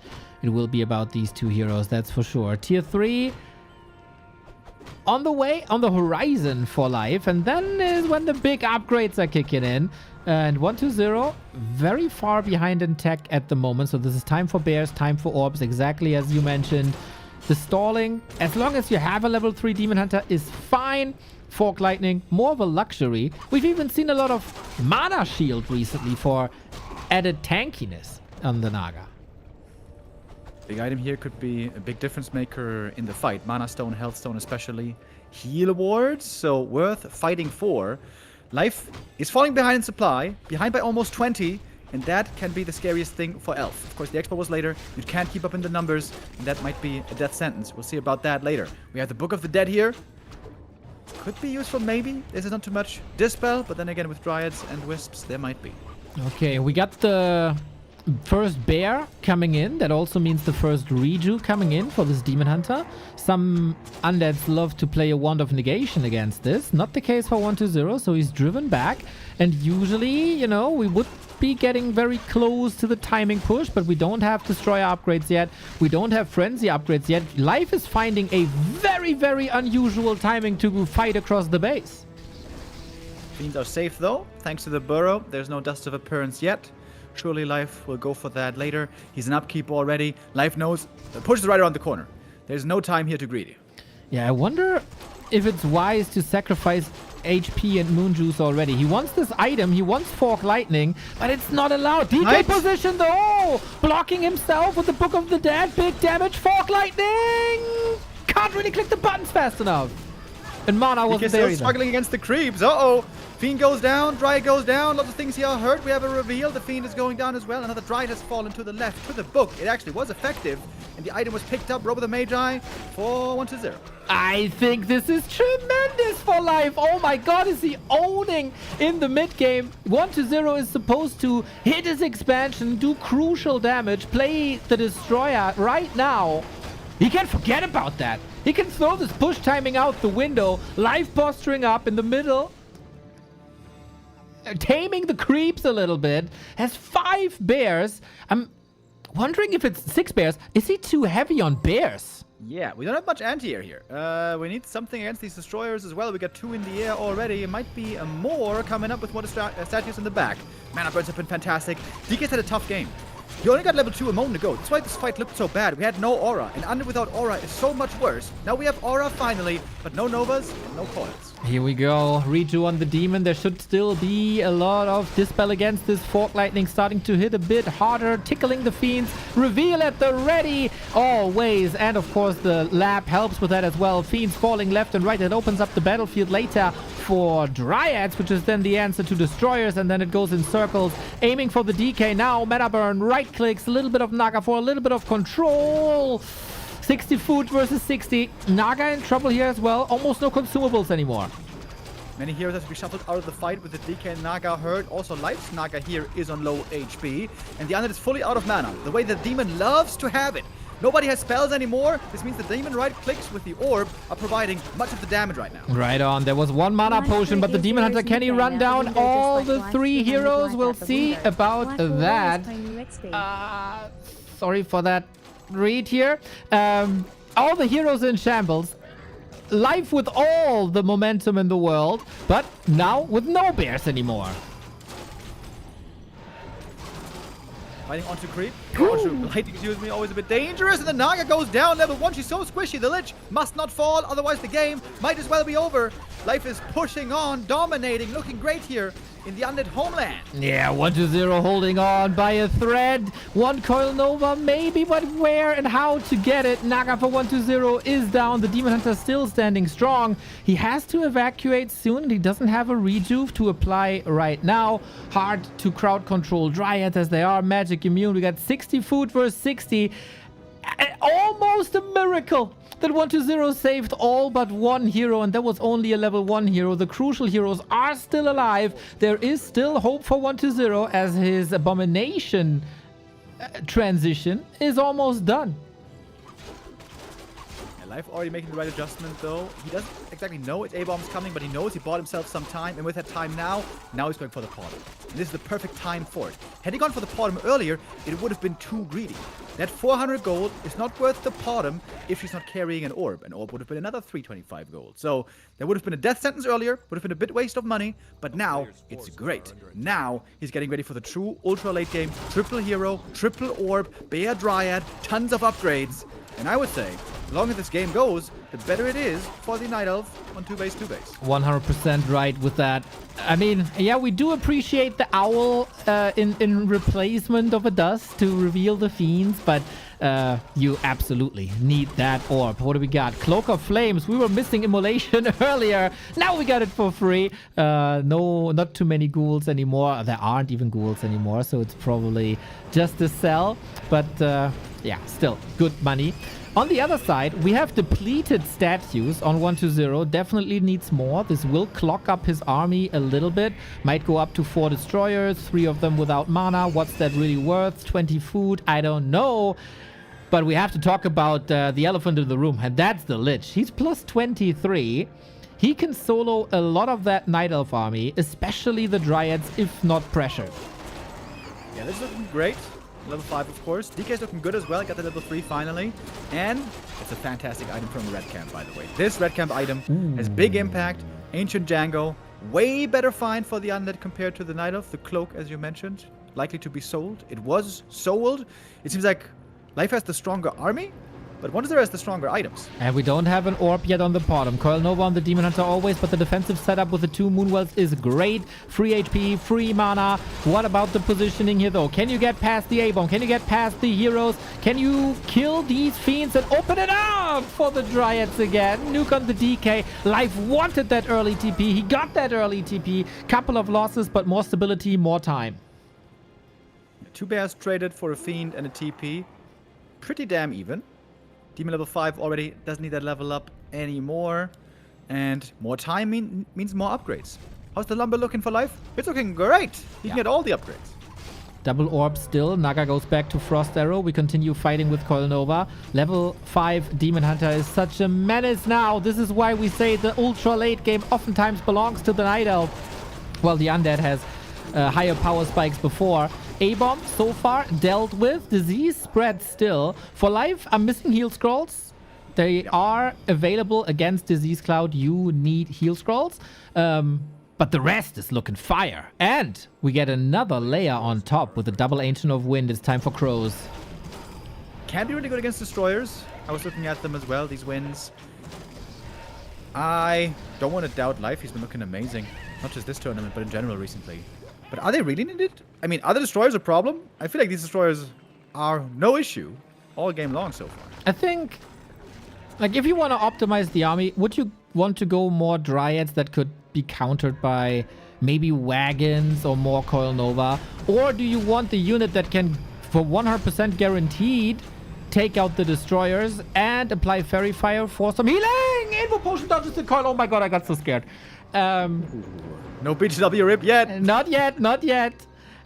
You know, it's talents. I'm in love with talents. I'm a fanboy. I will never, ever, ever argue against talents. Yeah, I like talents as well. They are amazing against Destroyers, actually. But they have an issue. If there's a big tech switch coming, something we've seen before, by the way, with Undead Seas talents, they go Necros. Sometimes, rarely. And talents are garbage against Necros, but that's not something we're close to. The nice thing about Dryads is they're good against so many things, just kind of bad against Disease Cloud. And also, most importantly, magic immune. But it seems like we are hitting the brakes here. We're slowing things down. No big attack at the moment. 1-0 actually trying for a third base. Oh, interesting. I like that, actually. Also, third attack upgrades. Fiends have crazy value. I want to add real quick to the talents. They're very good against abominations with the Fairy Fire and magic damage type. Plus, if the opponent goes wagons, you could also transition into Fairy Dragons, so the addition of winds, rarely a bad thing. And if the game is long, you can go for that master training. Cyclone's going to force Destroyers, then the talents can take out the Destroyers, so there is some synergy there. But now with the wagon also, you got some serious damage against these buildings. Love that Life has to wagon. react. Weird position. The Bears having a tough time getting in front right now. Love the wagon. Have done that for a long time. He's signaling the Crows now. You get good damage in. Couple of losses on both sides. Life was already in high upkeep. I think losing a unit here is actually not the worst thing, as he can continue mining on 2. 1-0 has a ghoul on the right-hand side, scouting for another third base. But yeah, is Life blind on the upper left-hand side? He has an owl. He can scout. He should scout. But is he? Sending a Wisp up there now, but it's going to be a little bit late. 2 minutes is how long the expo took, and it's going to be done. Just a few seconds. Trying to go MGs now. That's another long tech transition. Really? On 81 food also. Okay, trying to diversify this a little now. 1-0. Stepping one step too far, getting slowed immediately. But it's always a little bit of extra mana. We're getting to scary hero levels. 5, 4, 3. The nuke is intensifying. On the Night Elf side, the triple orb is obviously amazing. The crow numbers are getting scary. Can deal with that if you have Nova and Fork Lightning, but mana's empty. Yeah, the next Nova here could be brutal. Ideally, you want to split those crows, but that's very hard to do in the intensity of the late game fight. 1-0 falling back. We get high upkeep on the Night Elf, but a big bank on 1-0. We have a bear on the upper left-hand side, trying to take out the Haunted Goldmine. I like that. A little bit of Don't Rush Me, a little bit of FFA coming in for life. I didn't expect that, and once again, this is a sign he's not the robotic Dryad Bear fight player anymore. No, he got a lot smarter. Posturing up. attack on the talents boosted by plus 14, obviously benefiting from True Shot as well. And this is gonna be a big 100 supply army while 120 is still holding on to his bank. DK far forward as so often. Talents marching forward. There is Web. I feel like 120 with Fiend Mike, who could have caught a lot of them here, but it was panic a little bit. Nova coming in. Now the kiting game is in full effect. Lich consistently out of mana. Should be eating A-bombs, I think. It's so insane you get 600 mana from eating one A-bomb. More A-bombs, I think, should be made here. 1-0 right now is just hemorrhaging units. Hardly getting any exchange kills. He's lacking the mana to actually have big impact here. Yeah, that is, of course, courtesy of that Demon Hunter level 5. He gets the Destroyer. Lots of cost on the talents, but they're quick to rebuild. They're cheap to rebuild. 1-0 losing 14 food here while replacing them with Fiends, and Life still standing tall with 80. Life's playing this so well. Just a masterful game, all game long. Seems like he's in a good position, except for that third base. But he's winning these fights, clearly so far. And that third base will soon be taken out. There's no mining. The bear is getting more right clicks in. That third base is no threat to him right now. Yep, indeed. Was not really worth the investment so far. Supply is getting back to even. But where are the kills for 1-0?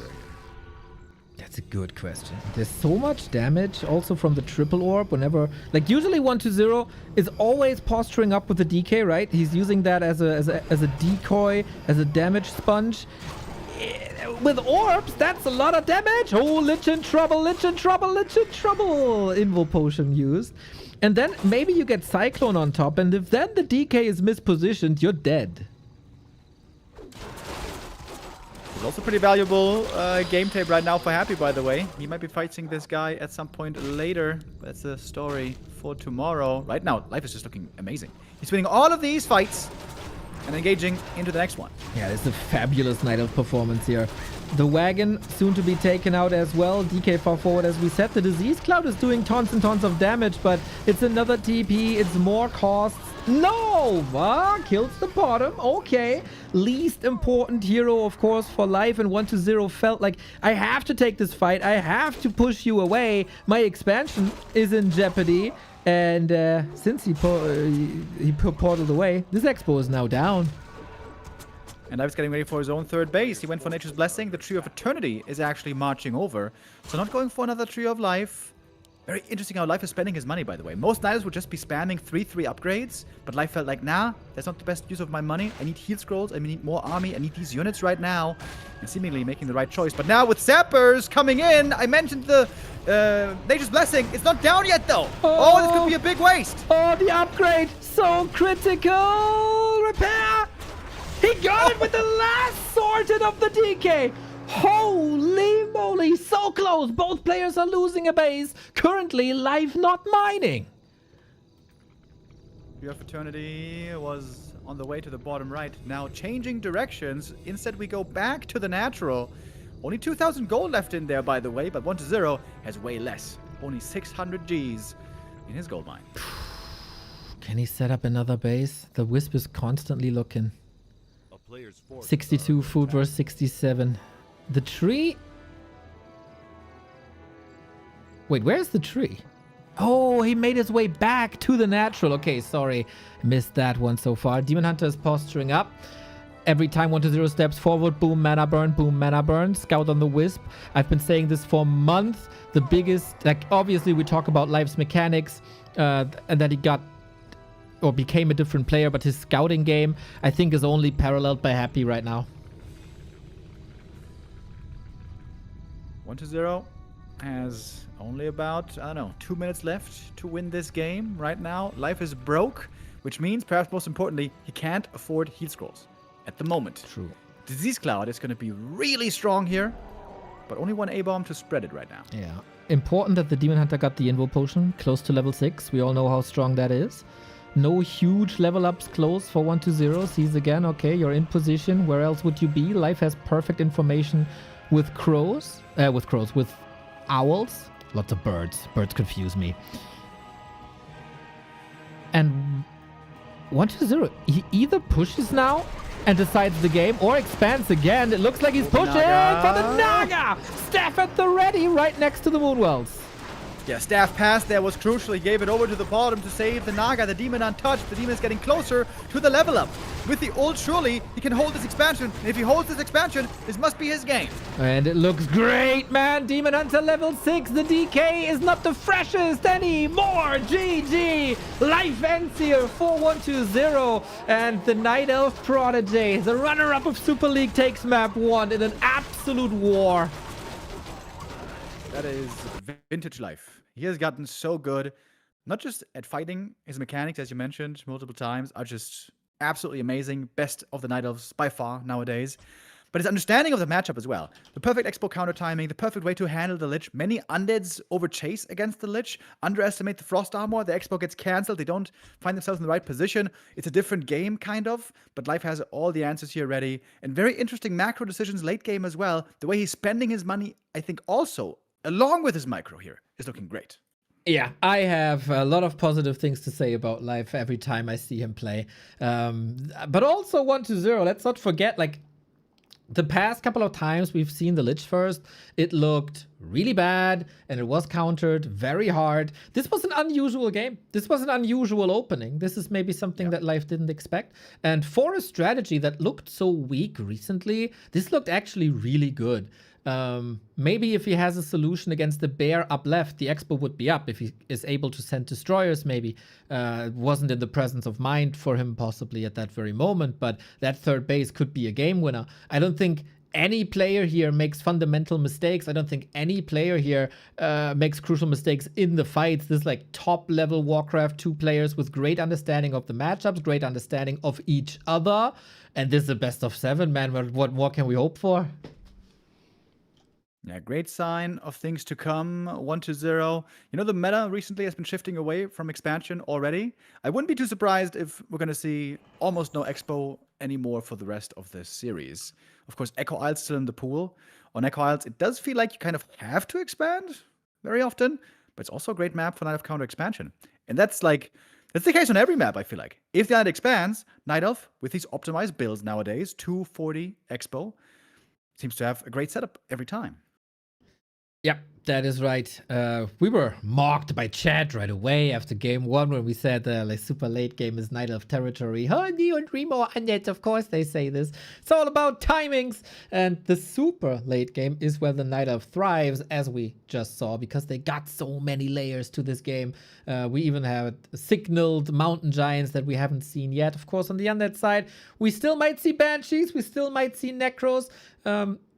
That these players have so many tools available, useful tools in this late game, is a testament to this matchup and an absolute sign of the beauty of this matchup after the dreadful years of 9-minute 30 timings. It is one of the best matchups in all of Warcraft with some of the best players in all of Warcraft, and we are now ready for round 2 of this. Tidehunters coming up for map number 2. If you're feeling so inclined, you can absolutely fast expand on this map. I'm going to be curiously watching if 1-0 still has that desire. And if you're so inclined, you could also throw us a sub for hours and hours and hours of Warcraft, competitive Warcraft, here on Back to Warcraft. If you want us to continue this journey of bringing you every single game there is, a B Cup, Show Cup, Gladiator Cup, Yutiao Cup, all the cups, we depend on your support and would love to get your support. Now, map 2 will 1-0 get that support of the additional gold mine. Will 1-0 switch up the heroes? Will we get the Naga battles? Will we have the battle of Naga versus Lich? A lot of questions now to be answered on Tidehunters.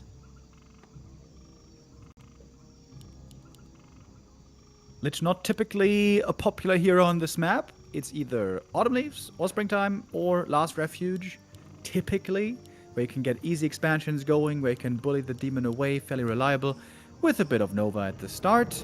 A Death Knight, I would say here, more likely against Demon Hunter indeed. There was a time when Kaho played some Keeper here, but those days are over.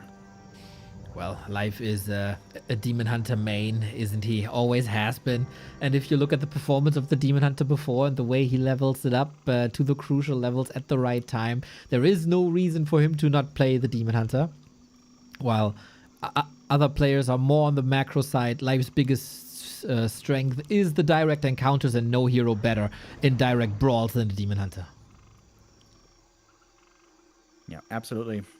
In the end game, as we saw, the ultimate, of course, amazing, but before that, level 5, great. And not just that, also, when you get level 3 with a decently, early timing with boots and a couple of items, this Demon Hunter just has so many power spikes. There is a big reason why we see him mainly the dominant first hero. Sometimes we complain about it, that we don't see many others. But yeah, it is the most trusted pair of hands. Last hit, maybe? Oh, Acolyte almost got that one. It feels like 120 is playing with this more and more. I like it. Another challenge.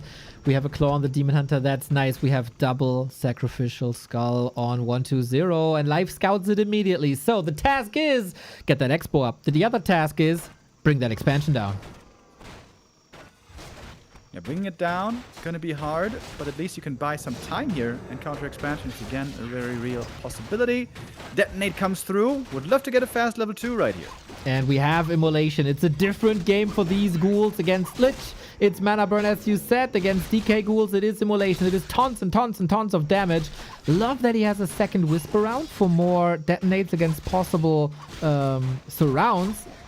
And he's threatening him with that Lich. It's actually kind of funny. All these ghouls very, very hurt, but same goes for the Demon Hunter.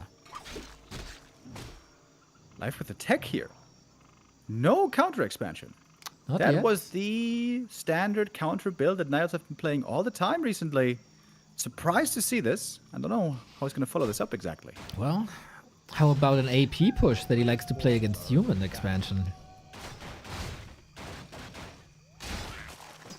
Interesting. It seems a bit risky to me. As mentioned earlier, I feel like Niles has gotten amazing at this counter expo playstyle. He could still counter expand after the tech has started, but obviously that's a later expansion, and it's easier for the undead to cancel if he ever makes it across the map.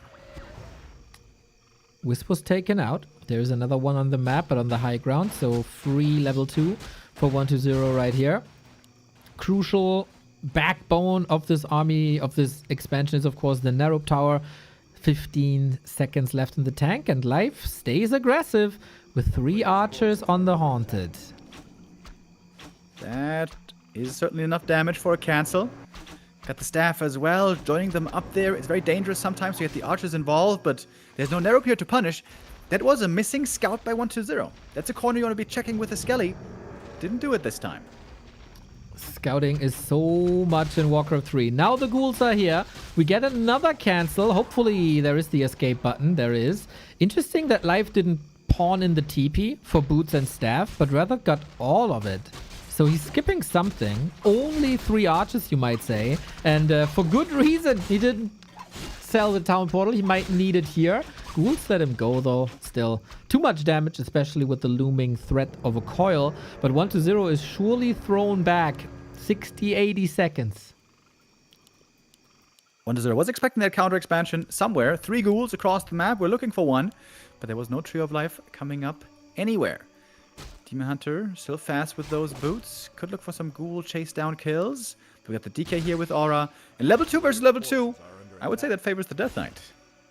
I agree, but then we put the Naga in the mix in probably a couple of seconds, and then that switches the equation. Same thing. Indeed. We're about to have her ready to join up. Lures can then be made as well. Lures coming up first, actually. Delaying the Naga a little. Yep. Couple of more seconds, and now this could be an immediate Naga surround. I think the positioning by 120 here is pretty brilliant. But Demon Hunter always finds a way to the bar. Just like you. If only I had a friend as glorious as the Naga. As long as you don't look her in the eyes, nothing should go wrong. Now the ghouls looking towards the archers. Would love to get some surrounds right here. That's a bunch of ghouls in the main base. One archer going down for sure. Lores might be in trouble, but those actually not touched. The Naga. Oh, she dies quick if she's surrounded. There's no TP anymore, remember. Oh, slithers through the surround. Once, twice, maybe thrice. Is there a chance? This is a lot of damage. Oh, another one. 120 can't get this close. There's a detonate now. Little sloppy 120. And the Demon Hunter continuously doing damage. Can still get her. She's pretty low HP. A couple of Death Knight right clicks might be enough, actually. It's worth it, though, then, I think. The time that is bought. Well, actually, is it buying time? Is it buying time for what? It's only mass dryads. I mean, 1-0 can't creep. Wanted to deny, doesn't work. Couple of ghouls down. But no tier 3 tech, no counter expo. Forces are under I'm a bit confused here.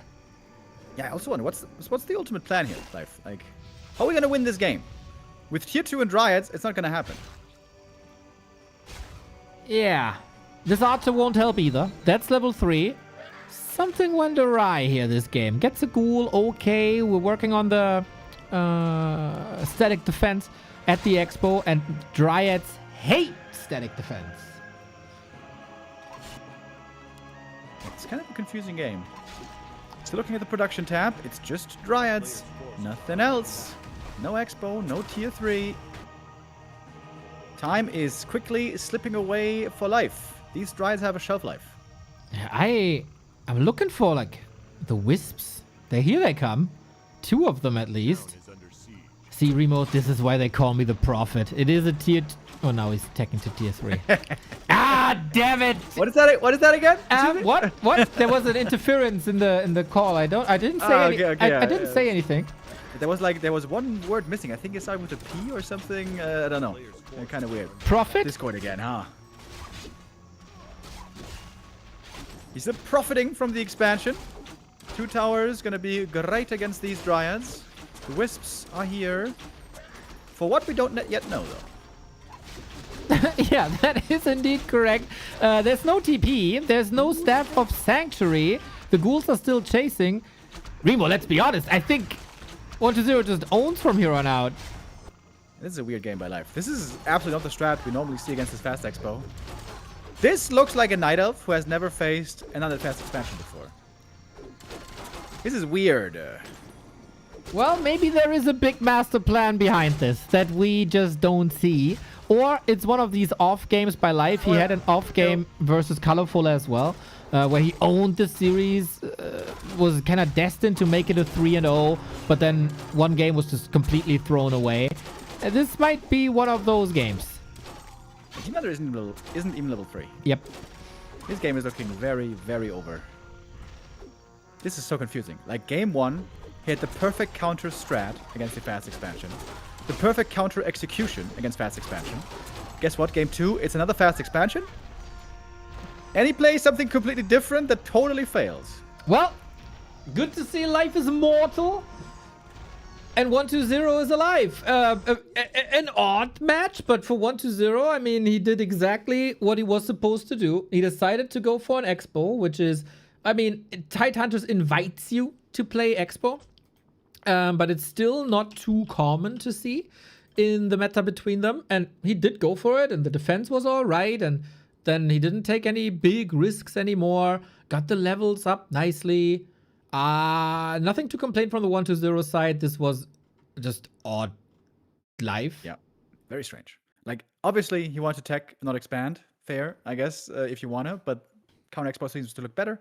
Like, maybe he thinks, okay, on Tidehunters, if I go for my expo at the natural, the push distance is so short between the 2 bases, maybe he doesn't want to play it there on that map. But then again, we just came from Autumn Leaves, where the push distances are even shorter. And there it worked. So, you know, weird. Right on. Puzzling. But maybe just one-off. If that's the one-off map in the series, hell, there we go. Good to see 1-0 seizing the opportunity, not making any big mistakes, and more games for us. I hope we see the game 1 Life again now that we are on his map pick. And I think the strongest Life maps in the past couple of, like, 18 months or so, Autumn Leaves, Echo Isles, Hammerfall, and we move to Hammerfall. Yeah, Hammerfall, I would say, is one of the very best counter expo maps. I think Echo is the best, but Hammerfall is also really good. You get great experience early on from the Demon Hunter. You pick up the item, almost level 2. And then the great thing is, you detonate 1 Skelly, and boom, you get the level 2 always super reliable. And then the expo here isn't so easy to creep for the undead. Normally, the Demon Hunter can slow the expo down significantly, create all that space with immolation, while he easily gets up his Tree of Life. All that only occurs if 1-0 fast expands. I gotta say, he's fast expanding more here than I was expecting. I was expecting more 1-base play, but I guess 1-0 still trusts in the 2 bases. Yeah, we talked a lot about their show matches, and there was a lot of game tape of 1-base, 1-base, 1-base, 1-base. They played like 20 maps against each other this week alone. So maybe that was the thinking of 1-0. I'm not playing what you know that I'll be playing. I have some other strats up my sleeve. I can be more fluid than you, and I can surprise you still. And so far, that does work out. Map 1 was extremely competitive. Map 2 was domination, but was also the first map loss of first map pick of 1-0. Now it's Life's first map pick. We'll see. In action right out the gate, by the way. Normally the first 2 minutes hardly matter. This time they do, because they got Ghoul pull early. Can successfully cancel the Ancient of War. Life not even trying to save that one. Early cancel saves the lumber. Very important to get at the Ancient of War again. So this slows down archers a lot and costs both players a lot of lumber. I love it. I mean, I hate ghoul pulls, but I love it. This is so classic 1-0. This is such a move that if you do it the entire time, it will start to fail more and more, and then you pay the price. But we haven't seen ghoul pulls in forever. In weeks, months, whatever. But now, big stage, win a bracket, keep Life up on his toes, keep him busy, keep on surprising him, and then boom, ghoul pull map 3. All of a sudden it's there. Really nice. Even though this didn't accomplish what it's like supposed to accomplish, that is canceling the Ancient of War and luring in the creeps and stuff. But, you know, it's a sign, and it's a delayed Ancient of War indeed.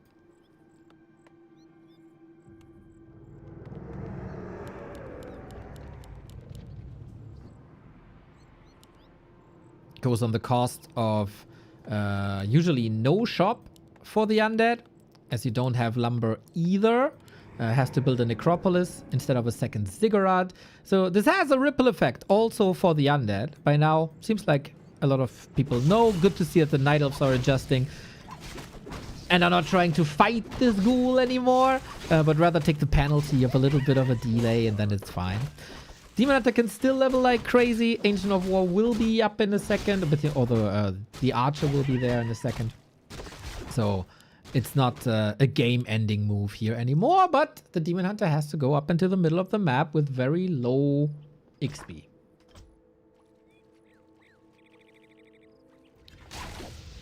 And it might be the time of the day where people are ringing the doorbell at Mr. Remo's apartment complex. So with bated breath, we're waiting for him to come back. Ghouls, great at creeping. Demon Hunter going for the Hydras already, creeping up items. Always one of the heroes that thrives under the effect of a Ring of Protection. Love to see that. Now the Ancient with Archers are in rotation here as well. So now we can go for the Makrura spot. No expo on either side. They both go for the tech. The Night Elf a little faster, the Undead a little slower. Creeping game, therefore, is a little faster for 1-0. So it all evens out perfectly, and we're waiting for the first one base game of this series. And I guess that normally means, well, I guess not necessarily, but we see it, of course, often followed up with a strong Frenzy Ghoul timing attack towards the Night Elf main base. Doesn't have to be, though. There could still be an expansion somewhere along the way, maybe on tier 3. 1-0 sometimes is crazy, going for it on tier 2 as well, so you gotta keep your scouting up, that's for sure. You mentioned Frost Worms earlier. There's also something you have to keep in mind against 1-0. Yeah, he's extremely fluent. He can expand at any time under the sun. Tier 1, tier 2, tier 3, everything in between as well. Thankfully, Night Elves got usually great scouting tools. Now, Mana Burn, right click, 1-0, Pendant of Energy as well. Demon Hunter is nicely equipped with the boots, so it's just the regular setup so far for the mid game. Big experience lead, though. Level 3 versus only level 2.4. The missed Ancient of War creeping at the start, being felt here. Demon Hunter is also kind of low HP, so he cannot comfortably go for these middle green camps. These camps in the middle, these small greens, are very impactful. Oh, 1-0 with an ambitious camp. I think it's scouted by the Invis Archer, but the Demon Hunter... Oh, wait, he turned back, not healing up, trying to go for the Creep Jack. Wow, this left-hand side of the map is oftentimes a point of contest between the two, whether that's at the Hydra spot or at the laboratory. 1-0 gets the Scroll of the Beast. That's kind of nice. Gets one kill here as well, but it was a deny, so not much progress done on the Demon, who, of course, goes in with the Naga again. Not trying to go for the other lab. You want to make sure the opponent doesn't get both consumables here. Scroll the beast. Probably not the item 120 wanted the most, but can still be sold for more money. What he would love to get, I'm sure, is these 2 Hydra camps in the middle. Double claws here would be great. Denies the Taskmaster. Life. Life. You really need that experience, man. Yeah, it was the worst time for that deny, really. Tidehunters was shaky, and now we get like a couple of mistakes sprinkling into map 3 as well. Remo, I start to get worried. If that's the only mistake, maybe it's not too bad. But you gotta make sure to get that level 3 right here. DK, level 3. He's on the prowl. He's got the boots. Without Naga. Kind of surprising. Yeah, Lich again. These tier 2 brawls rarely went 1-0's favor in their show matches, so he's kind of refraining from that. Has to find the right time to retreat. They're still slow. Naga has no boots, though. Demon Hunter, very selfish. Didn't pass them. Mr. Remo, have to ask, was it the doorbell? Yes. Goddamn doorbell, dude. I swear to God. I'm gonna kill someone one day. Who is that all the time? Dude, it's the neighbors. It's the postman. It's cats. I don't know. It's always somebody. Okay. Did you ever think about like disabling the doorbell when it's casting time? Make a little note, like the door times are from 8 to 12 and from 7 to 11. I'm just gonna install a shotgun someday and it's gonna let him know. Maybe start with a little doorbell, you know, when you ring it, it electrocutes the person. Like Home Alone, sort of? Uh-huh. Okay.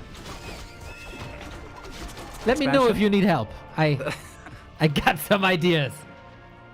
In the end, 1-0 does want to go for an expansion. Perfect scout by Life, by the way. So immediately with the Skelly, with the illusion. Oh, and this illusion. Oh, that's a big one. Baits the Coil Nova. This fight is already over before it began. Here we go, man. That is an easy expansion cancel. Keeps 1-0, keeps Life on his toes, of course. No Naga progress at the moment, but shutting down that Expo is absolute key. And in the meantime, we unfold tier 3. The crucial moment for the Night Elves. They need tier 3. They want tier 3. They want their bears. They want their orbs. And maybe even a third hero down the road. But the good thing about these in-between techs are you still hit your timing. And expansion might be plan A. If it works, fine. If it doesn't work, you got the resources back for the regular play on tier 3. And the regular one base play on tier 3 for 1-2-0 is the most expensive unit in the game. The worms are coming. Frostworm indeed. Has looked pretty successful lately. As we noticed in some games by 1-0 and also by Happy. Happy, by the way, recently failed a couple of times with Worms. Worms very important to pair with Fiends. The Worms kill the bears, but the Fiends have to take care of the Dryads. When they get in close, trying to take on the Worm, you need that piercing damage. Question is, when's Life going to figure out exactly what's going on here? Well, to be fair, Remo, I don't think he even has to scout this. They played each other so many times, and whenever it was one base on tier 3, or no, not whenever, but oftentimes, he knows. I'm very confident he knows, but seeing that this Ancient of War just went down and that he denies, maybe it's not the best day for Life, and maybe then you are right and he has no clue. He needs orbs, he needs dryads, and then he should be set for now. Oh yeah, maybe it's just one of these odd days. Mana potion used to get the last hit here. Mana burns have been fantastic, by the way. Demon getting kind of trapped there behind the creep camp. He wants to take a fight right now, but maybe he's going to be forced to TP out. He's very low. Steph, ready with the rejuve on top. Super efficient play by Life. A little bit risky, but the Demon Hunter doesn't even need that much moon juice now that he can save for later, as it is currently daytime. Recovery right there. Would have been a perfect time to fight here for Life before the Frostworm is out. So 1-0 also dodging a bullet a little bit. DK is very well leveled, by the way. Level 4 early. Might make it to level 5 this game. And then that coil is amazing for Worms. Right on. Worms are a lot of things. They're big. They're beautiful. They're powerful. They hit hard. They slow you. But they are very slow themselves. So having a level 2 Unholy Aura to boost them up, It's really nice. Helps against the poison damage of Dryads as well with some extra HP regen. And what helps us is subs, like the one from Sunshine. Thank you very much. 6 months in advance. This guy actually trusts us. Thank you very much for the support, everybody, today. Glad to have you with us. 1-0. Pretending to attack, I think, to stop Life there from creeping another camp, but actually, of course, waiting for the big Frosty Worm. There it is. Can have huge impact immediately. And by now, surely, Life does know. When Undead only plays 2 heroes, there's half a hero in the air with the Worm. Right on. And I think you know this, that Life does know. Very, very heavy on Dryads now. I also think maybe 1-0 is still too low on Fiends. You mentioned it. You need a lot of Fiends against this. Plus, what you also need is great positioning. The Worm has to be kept safe. We have an illusion, actually. Yeah. On this level, Life should try to dispel and realize, yep, what the real Worm is. And exactly that's what's happening. Okay, how's the targeting gonna look? Dryads trying to back off. 2 Dryads saved on low HP. Heal scroll here would be insane, but he doesn't actually have one. Good save so far. The Worm's still alive. The Lich seems to be in trouble. Not too many coils left until we have the mana stone. The Dryad splits were insane by Life. Coil last second. The Worm is slowing down the Demon Hunter. Also damage mitigation, but the other slow is coming from the Naga. We got no boots on the DK anymore. DK out of the fight. Lich level 3. Fiends left alone. You're supposed to be the chosen unit against these pesky Dryads, but they're both getting slaughtered. Giga out micro. Yep. That wasn't even close. Yep. Dude, Life this kid so- is so good, man. When so he's confident. when he controls these elf units, man, it's looking like a different race in his hands. Yeah, sometimes right now in the chat must be watching and they're like, oh, you can move Dryads back. That's crazy. That's right, guys. You can move Dryads back. You can keep them alive. You can pull the undead out of position. It's kind of So insane. good. He's so good, dude. Oh, man. What a difference between the maps this is by Life and all. How can you not love what this guy is doing with the mouse and the keyboard? Strong on the heroes right here. About to lock in double level 4. Don't sleep on the level 2 Frost Arrow, by the way. Really good slow against key target, like against Worms. Expo cancel might be coming in here. Looks like it is, but maybe at a price. Yeah, it's also a bit of a decoy, isn't it? Forces 1-0 out on the map. The Worm is already at 50%. It is a slow unit, and it gets even slower. 1 GNL bear takes a Fiend, level 4. Well done. Expo boom again. Wisp was saved, so he can just do it again, staying comfortably at 50 food. And I struggle to see the big win condition for 1-0. He's going wagons now. Ooh. It does make sense on paper. Disease Cloud, really good against Mass Dryads. He has the upgrade already. Yes, I've seen this more and more, like especially 1-0 playing incredibly smart when it comes to addition of wagons. Oftentimes, it's like we go A-bombs, A-bombs, A-bombs.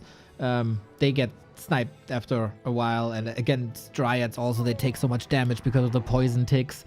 Wagons comfortably in the back if you have the presence of mind to micro it back and keep it safe. So much damage, and also zone control in a couple of choke points. Yep, absolutely. I'm a big fan of the wagons. In extended engagement can lead to hundreds, if not thousands, of points of damage in those big fights. Life's gonna need some heal scrolls. I think we haven't seen a single heal scroll so far this game, but I guess soon he's gonna be able to afford them because soon this expo starts mining. Still takes 2 minutes roundabout. I think he also built it a little too far off, but we'll see about that. Double claw plus 8. Not too bad for the Night Elf heroes. Naga seems safe. We got Dust. Man, I love how he always has Dust or an Owl. There's no fight where Burrow is a factor and he doesn't have Reveal. Like, shout out for that after many years where we've seen Burrow deciding games. Yeah, Life is doing almost everything right these days for a reason here in the upper bracket. Let's just exclude that last map. That was just weird. Still not really understanding what he was intending. But map 1 and map 3, he is looking fantastic. Fantastic is also the damage output of 1-2-0 with double Worm, double wagon. He forgot his control group a little bit, I think. Gets the cheap burn in then. But yeah, 1-0 is on a timer. Either expand or push. 10 seconds for the second worm to come out. This is a big power spike for 1-0. This is 67 supply, possibly going to be hitting really hard. This is going to be a tough test for life, but if he repels the undead here, with the expansion up in the back, he would have a gigantic lead. This might be the last chance 1-0 has to win this map 3. Exactly. If he doesn't expand behind it and he doesn't have the resources for it. 70 food, 64 food, more and more dryads. Do we have static defense here? No. Usually the big strength of Night Elves in holding expansions is there's Moonwells, ideally also a shop. The shop is in proximity, but the Moonwells are missing. And maybe this timing comes pretty perfect around the corner for 1-0. Not an easy fight to micro perfectly here. Demon coming in with the mana burn, starting things off. Worm so far untouched. Bears trying to get into the thick of things now as well. Want to go for the Fiends. Invul Potion used already. Magic damage hitting hard against these bears. But nice splits on the bears, by the way. The Worm's not hitting all of them immediately. I feel like the Worm control by 1-0 isn't great. One snipe. Lynch! Last second! Fork Lightning almost tears him apart. DK still chasing. Worms diving deep here. There's a lot of damage done via Disease Club, but also the Fiends are suffering. But the Fiend damage, never underestimate Fiend damage. This is what won 1-0 the game against Happy. And Life gets a little bit slaughtered here. He's still got the Demon Hunter up. Staff should be ready too. Was waiting for that mana. Nice staff timing. But 1-0 has still 2 wagons, and this tree will fall. Some gold was gained. Can Life really hold this? Down by 20 supply. A terrifying undead army. That 70 supply. Timing push. Hit absolutely wonderfully.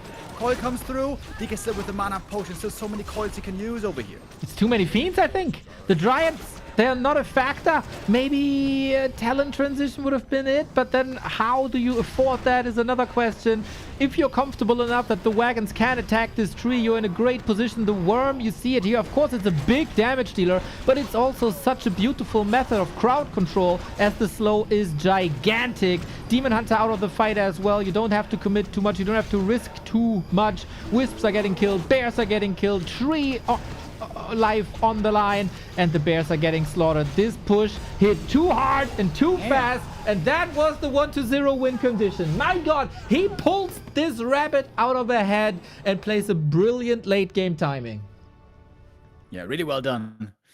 Knowing exactly how to win this game with the last chance, he put all of his chips on the table. That was an all-in, clear and square, and he pulls it off. If that's a hold, the game's over and Life takes the lead, but now it's 1-0, going up 2-1. With momentum, taking 2 maps in a row after Life seemed to have such a good position after that great early game and mid game.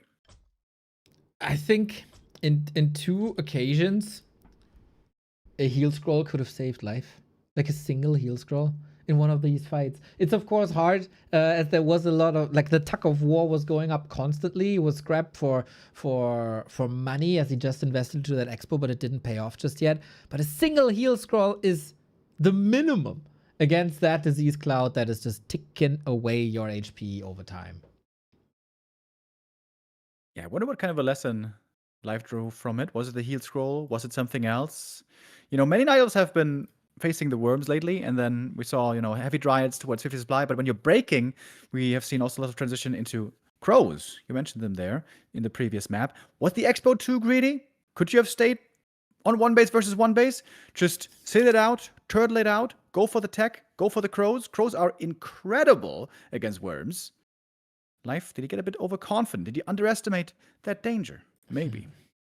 Yeah, I feel like it's maybe the biggest question mark right now for Life against 1-0, what to do with these wagons. I think he got the answers for expansions, Lich, DK, the regular timings, even worms he figured out, I think. But wagons are kind of new, and it's such an unusual position because usually you never care too much about what's super far behind in an undead army. Like statues, of course, you would love to burn them, and sometimes you have the luxury to do so. But an actual damage-dealing army meters away from the front line, how you deal with that?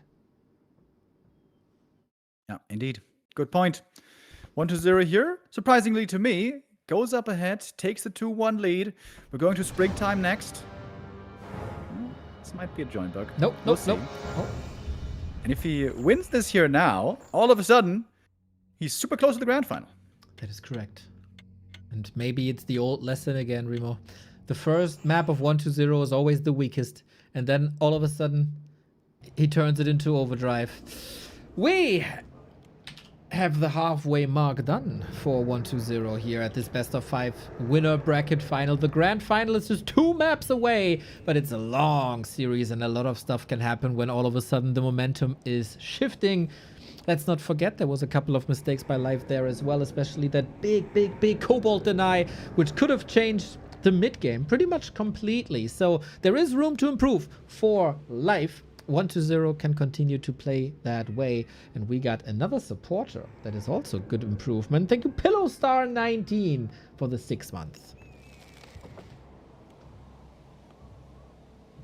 I'm looking at this Ultra of Darkness. On this map in the past, which has been very popular, middle expansion, very cheeky, very interesting. Only possible on this map, very unique in that way, but it has fallen more and more out of favor. Considering map 1, where the Lich also failed, I would say that's less reason for 1-0 to try it again. But is he perhaps feeling frisky? Does he perhaps feel like he can get a fast ball in here? He can risk something as well, I suppose, being up 2-1. Yeah, I think if you keep it fluid, it's a great attribute to have. But nope, DK it is. Now, what about them expansions, though? A couple of undeads try to still play cheeky and go for the middle, but I think this is a Lich-only experiment, or an Edo Boy experiment, so to speak. Speaking of Edo Boy, he will be in our next Inferno season. You can be in our next Inferno season as well. If you win the qualifier tonight, 7 p.m., sign-ups are on our homepage and warcraft3.info. Get in there, make it big. Fishy and I will be casting this last chance qualifier today. With scouts, of course, have to figure out what's going on here early. 1-0 is going to set the pace as to what's going to happen. Is it going to be fast expo play? Is it going to be tier 2 or tier 3 expo play? Might it be worms? It's going to be up to Life to make the proper adjustment. And for that, you need to do good scouting. And I think you're right. I think he's been scouting really well lately. Scouting wasn't the issue there on the last map. Not really, no. A little bit of healing, a little bit of timings, a little bit of precision. We have 2 creep spots at the same time with immolation. Nice. Leaves the null. Seems like we're not contesting the little green spot, as is the norm in pretty much every single game we see on springtime. And so with that, it is guaranteed level 2 and 1-0. It's not a single point of XP just yet. Got a double detonate there. A little bit more from those skellies. Tiny mistake. Maybe. As now the tech begins. A little bit ahead on the Night Elf. Not a bad start. I like these items as well on the Demon. Right on. A little bit of mana for immolation. Always nice. More armor also always nice, as you can stay in longer in these harassments. Never overexposing the archer to the ghouls. It's a lot of good things on both sides. And now it's a bit of a calm before the storm. We know that a storm is brewing between the two. So we wait for the tech timings. We scout each other a little bit. We'll see. And if we're harassing each other, poking all the time, and not much creeping is happening, that might result in low levels. That might mean no level 3 for a long time.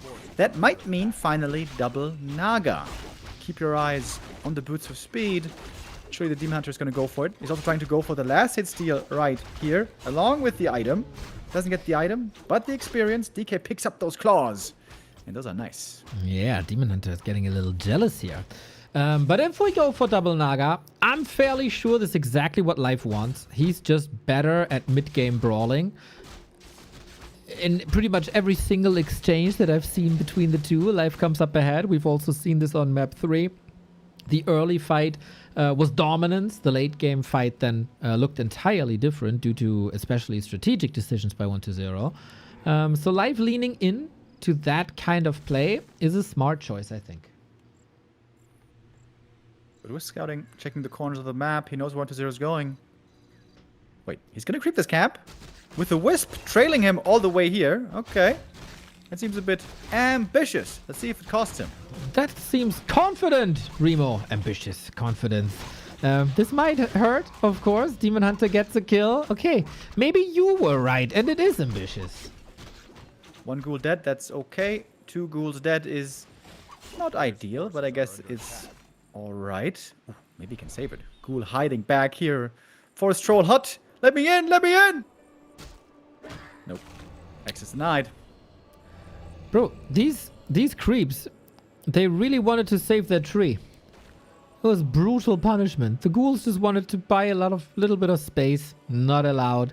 No trespassing here at all. So DK has to rely a little bit on the Unholy Aura to regen. This is the live Naga. And yeah, you don't want to engage into anything right now. Like, not with this DK. Still trying to be a little cheeky and finish that camp. But the Sasquatch has Inner Fire. And therefore, really not that easy to take out. And there's so much crowd control by Live. Yep. Big punish by Life. 3 ghouls taken out. Although much experience was denied, the ghouls are still gone. And not just that, DK's kind of low. And he's lost all the mana. This, I think, in the end, turned out not to be the right way to go to this Merc camp. And we, that came down to the scouting. Again, Life with great Wisp scouting. Great scouting ahead. It gave him that opportunity. And he seized it perfectly. Pretty much, right?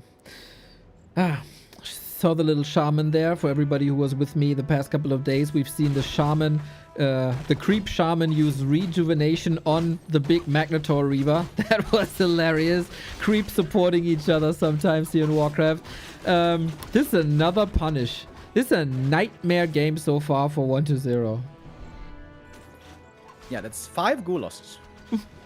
That is terrible. That's 600 gold. That's awful. That means say goodbye to your frenzy timing if you ever want to go for one. Yeah, so 1-0 has to take it long. And I guess that was the initial plan anyway. Go for the tech. Halfway done. Slaughterhouse coming on Life side. Tech is a bit late, actually. In comparison, at least. Hunter still lacking some level ups here. Trying to go for the big creep here. Nova Steel would be huge. 1-0 needs something to go his way. Level 3 would be awesome, but the Nova is making sure that this is not happening. Got the Robe of the Magi as well. Phenomenal item for the Lich, for the damage output, that is. Ancient still up. Dryads coming from the other side for more crowd control. Pretty neat rallying here by Life. And now the Dryad gets up front. Lich is getting punished. It's fine now, though. Yeah, Fiend kill should be easy, though. Dryad slow there. Active for a long time. Cold Arrow. Could be turned on again. Might not even need it, though. So that's 5 ghouls and a Fiend lost in pretty much the early game. Yeah, I think in this encounter you could see like some individual targeting going on. Something that like maybe 2 years ago we probably wouldn't have seen. There was a lot of right click and A click, but here like Lich is doing one shot against the Dryad and the Fiend is turning around, putting in another shot while the rest is moving. These are some expert moves here, even though it's not that noticeable. It's not that impactful, but on this level makes a difference sometimes. Life is looking fantastic here so far. We said that on the last map as well. And at some point, the Frostworms and Fiends and Disease Cloud absolutely ripped them a new one. So we must not get complacent here. Life has to tell that himself as well. But yeah, the Demon is looking good. Got great items. Got that level 3. Did the DK still nearly misses? A new what did he rip him? Do you want to expand on that? A new blindfold, maybe. Ah, I see. Oh, that would be nice, actually. This one must be worn. Nice little pump fake early. Steals the Ice Burr. And yeah, exactly what we thought would happen. 1-0 carries it late. Boneyard coming. Master Training. Orb timing. All up for grabs. Demon Hunter now a bit sturdier against Coil Nova with that Periapt. It feels like both players know exactly what the situation in the game is. Trying to edge out a little bit of an advantage here, posturing up, being annoying, but they also know that the next minute is probably not going to decide the game. We're still cooking. Great mana burns. Demon Hunter keeping the undead busy very, very well. Naga solo creeping. I like that. She's going to get close to level 3 here pretty quickly. Orb of Venom is on cooldown in the shop right now. Might get to double orb pretty soon. Big item here. If the Demon steals this, that would be insane. Certainly worth the Invul Potion. Well, we'll see. At the moment, all the damage is ending up on the DK. DK blocking. Fairy Fire. A little bit of a twist. And yeah, you don't want to risk an encounter when you're Fairy fired up. and there's an orb of corruption. That's double minus armor, Remo, then. Jesus. Yeah. Demon doesn't like that. He likes the bonus armor. +3 right now for him with the ring. Orb of Venom. Now given over. What about the red camps, by the way? With destroyers and worms, not so easy to creep that Magnetor. Yeah, that's magic immune. And so worms and destroyers can't attack them. But I guess you got fiends, you got a lich. But life.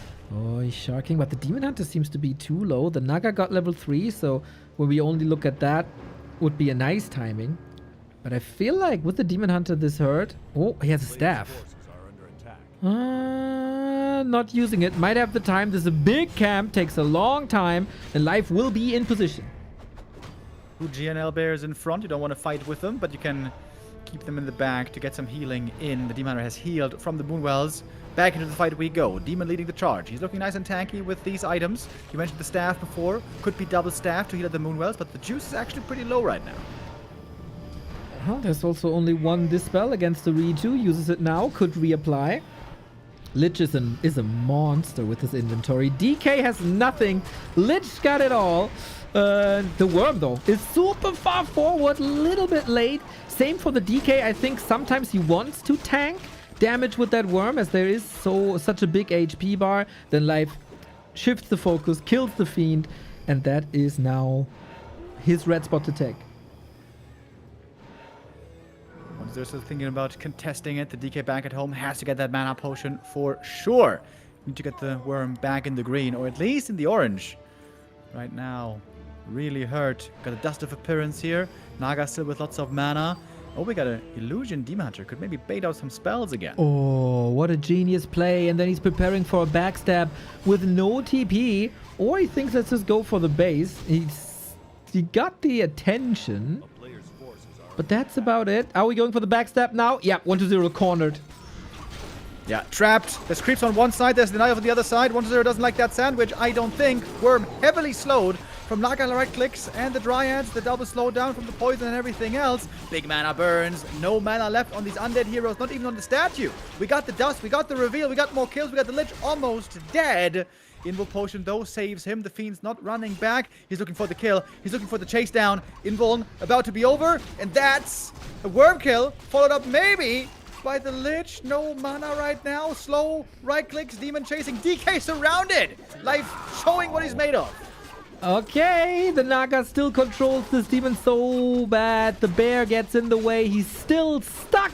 That's pretty much a double kill if you count the Worm as some sort of a hero. 1-0 down the dirt. What a brilliantly played creepjack backstab by life. Very cool idea. Very cool illusion fake. Uses the time that illusion was buying him. Sets up the backstab. Chops his head off. 2-2. Very well done here by Life again. Straight up fighting better. Straight up better micro. That is pretty much the story, I think, of this series so far. We've been going back and forth. It's been close games for the most part. Again, with the exception of that weird second map. But Life is just simply executing this better, if you ask me. That 70 supply timing on the previous map, that's such a damn hard fight to take. But between 50 and 60, Life is looking flawless. I agree. These are his moments, man. He's so goddamn ridiculously good at these fights. Also, very good focus fire, very good resource control as well. Not only gold and lumber, but of course, HP and mana and positioning and items. Very cool. The early game couldn't really come back from that. 1-0 was, so we have a little bit of a break coming up as life is demanding. It's a long series. Best of 7 series, man. They are simply the best. We have seen one of them before that wasn't so back and forth, but I think this is the established series between the two that know each other so well and are in such great shape. Yeah, especially when Life is showing his best, man. He is looking damn impressive. We got some hurdles in there. We get some bumps in there. Not everything has been looking flawless so far, but I would say so far when both are playing their best, showing their best, Life seems to be etching out ahead reliably. But 1-0 is going to have his map pick coming up now next. Twisted Meadows is definitely not a Worm map, that's for sure. Is it an expansion map? I guess likely. Probably, right? Could be a Warden map also if you feel Yeah. cheeky. It's really good for Warden, but how much Warden has Life practiced lately? He's damn good with the Demon, man. He's been playing lots of Demon, and he has perfected him better than almost anybody ever. I have seen some lineups play Warden here lately, but it always seems, Warden seems like feast or famine. If you have the perfect Warden game, she looks incredible, but if one thing goes wrong, oh boy. I very much agree. It could be a rare sight of a Panda second if you want to go later games. Panda has been buffed after the nerf, and then a lot more people show more playtime to that Panda. But also that I think life is just so good with the Naga. It would be a damn shame.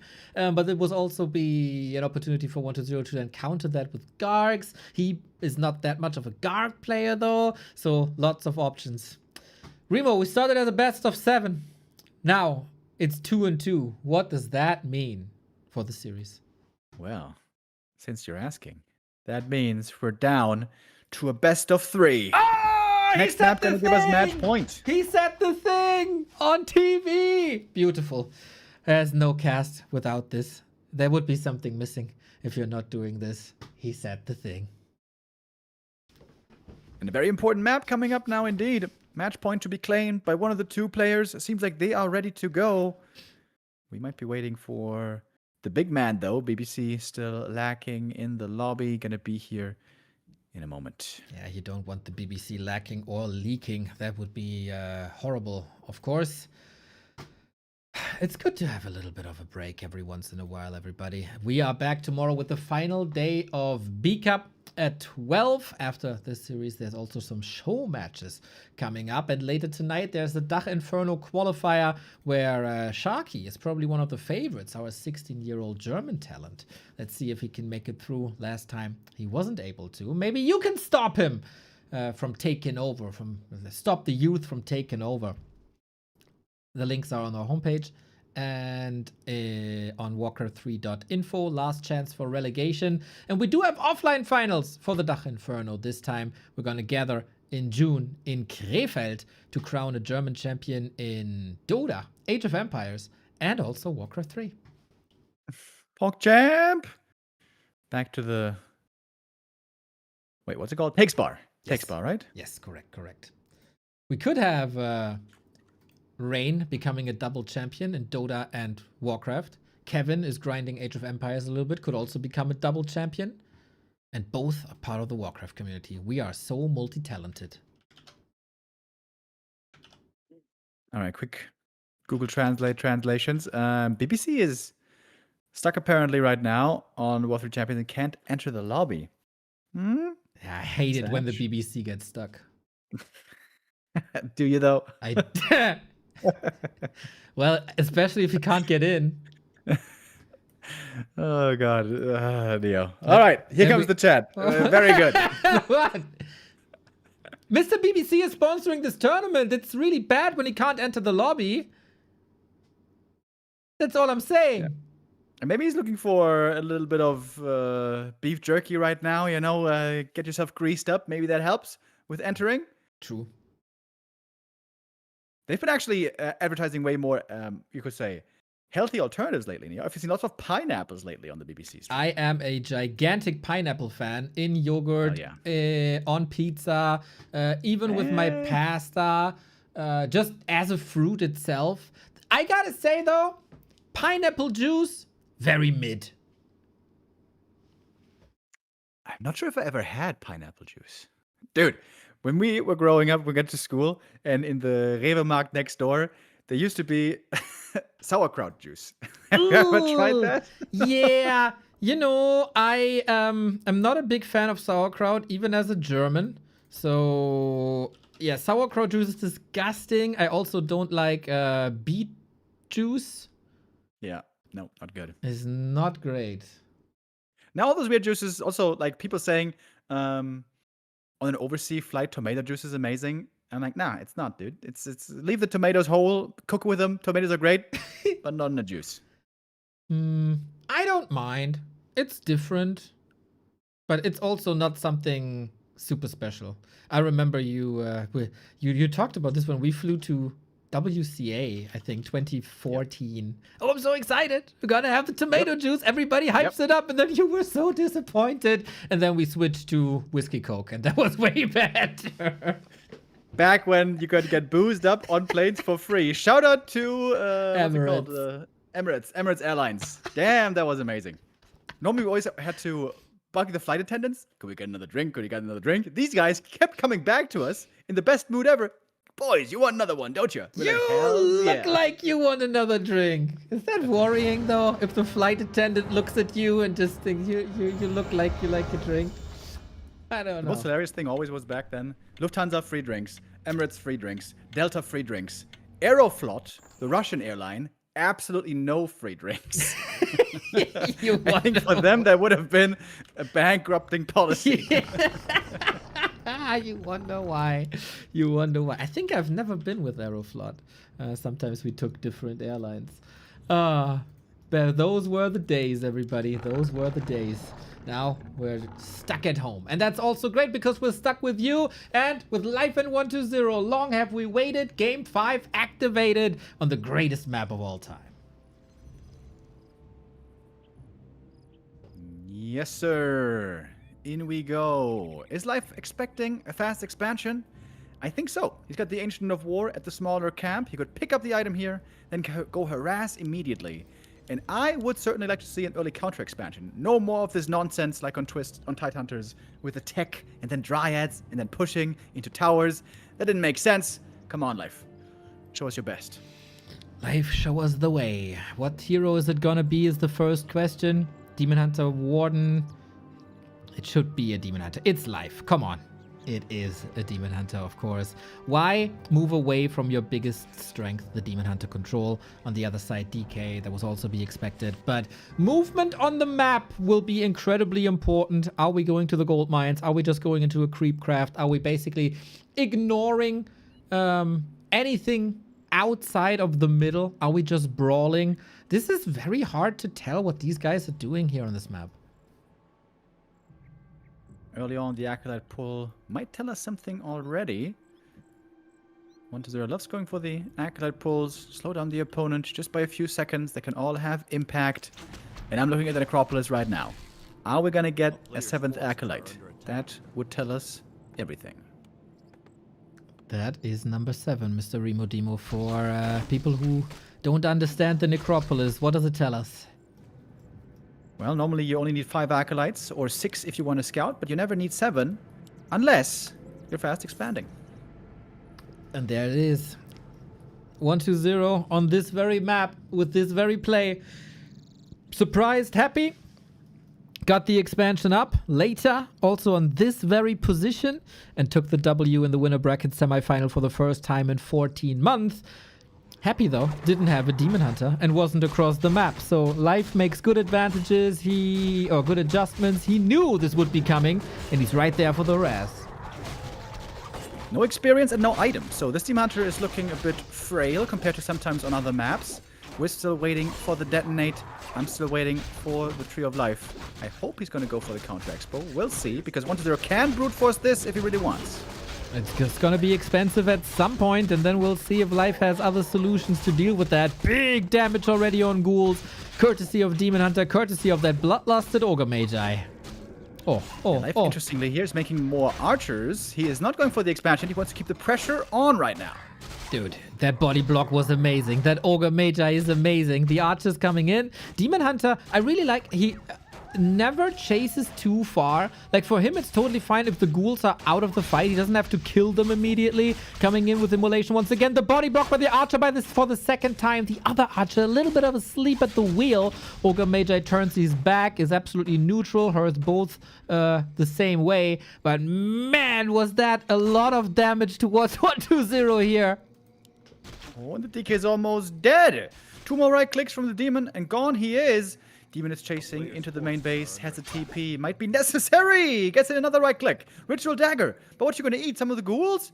That seems to be too painful. Yeah, I agree. In the meantime, the ogres are still hacking away at the ziggurat. Still not cleaned up. He gets another block in. Ooh, this is so fragile. 16 HP. If an archer is coming in now, that could actually be the kill. Archer, speaking of which, still operating from range. I love how they keep distance for such a long time. And look, in unison, the ogres signed them up for the Olympics. Get the ziggurat. GG. Life turned the series around. My man. What a crazy pressure play this was. Yeah, I think I've never seen that before.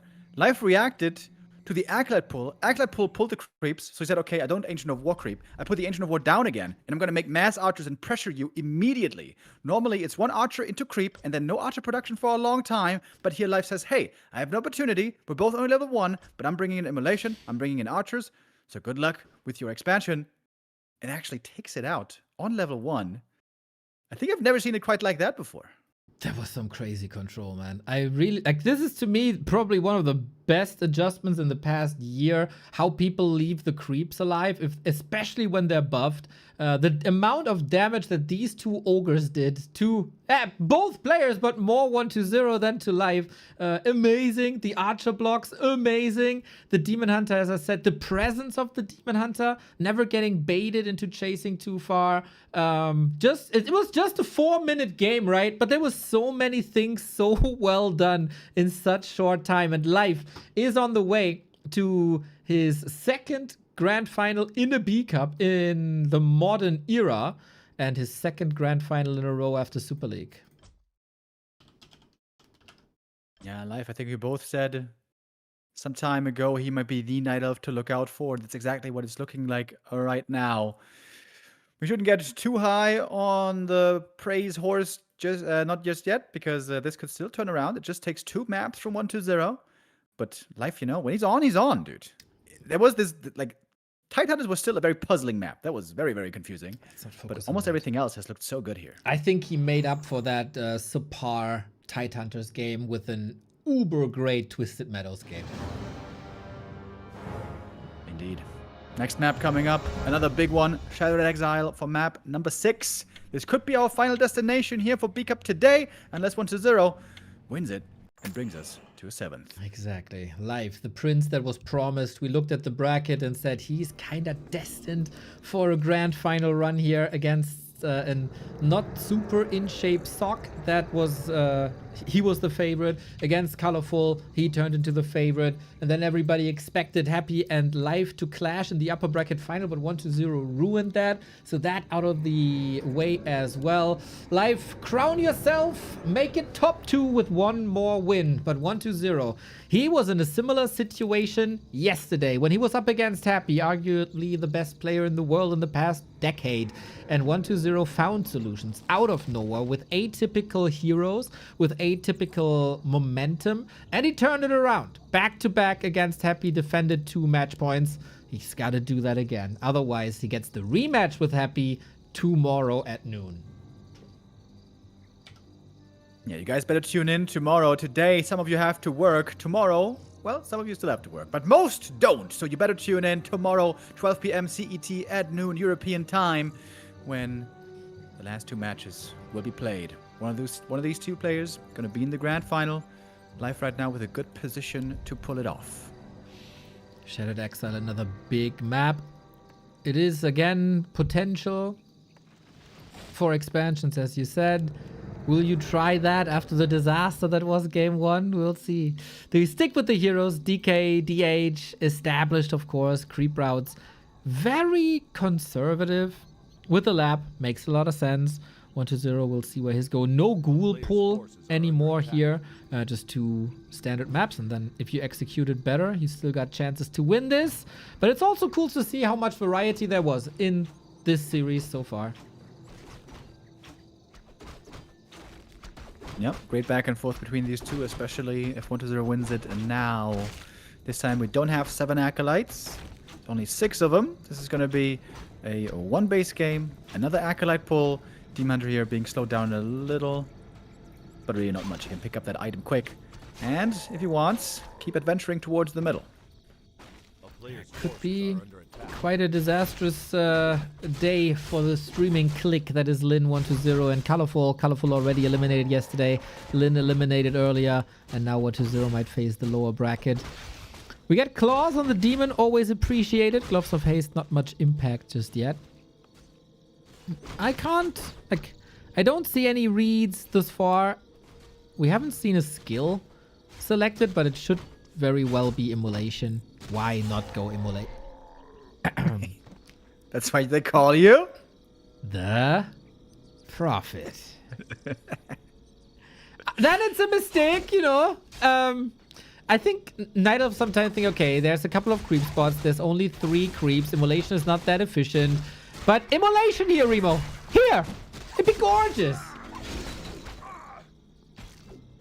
Whispered Nate might also be cute. Say but I'm right. There is none around right away. Say I'm correct. You said he was going to go Immolation first. That's what you said. No, say that it would have been great at that position. A player's forces are under Hunter would greatly appreciate some more items. And levels, actually. Renegade here in the middle. Easy to creep. Piercing damage. Doesn't hurt too bad. But it's not a bad start for 120 here. He's creeping up one cap after the next. Next item now to be enjoyed. I guess 120 here with a good start so far. I agree. Lots of freedom here. And if ghouls get freedom to do what they want, then they just creep up a storm. That is fantastic. Good scouting here as well with the Skelly. We do have Immolation now. Life realizes his mistake. Now burn in. No coils left. Would love to get some kills here with the boots. Demon now, of course, speedy. Gets 1 ghoul. And that's okay. You know, previously we saw 5 ghoul losses. That is not okay. But 1 or 2, that's fine. Agreed. They are very disposable for sure. Quick to get back. Cheap as well. Hunter's Hall in time by life. That's another thing I appreciate. The Hunter's Hall is always pretty close to perfect. And very interesting dynamic. Oftentimes when we see this map, it's a lot about the water elementals in the middle. Both saved that for later. Didn't want to expose themselves, but life now also thinks, okay, you're hurt. You gotta lick your wounds a little bit. I got time. I'm gonna creep them. And I get a sweet item. The trifecta is unlocked.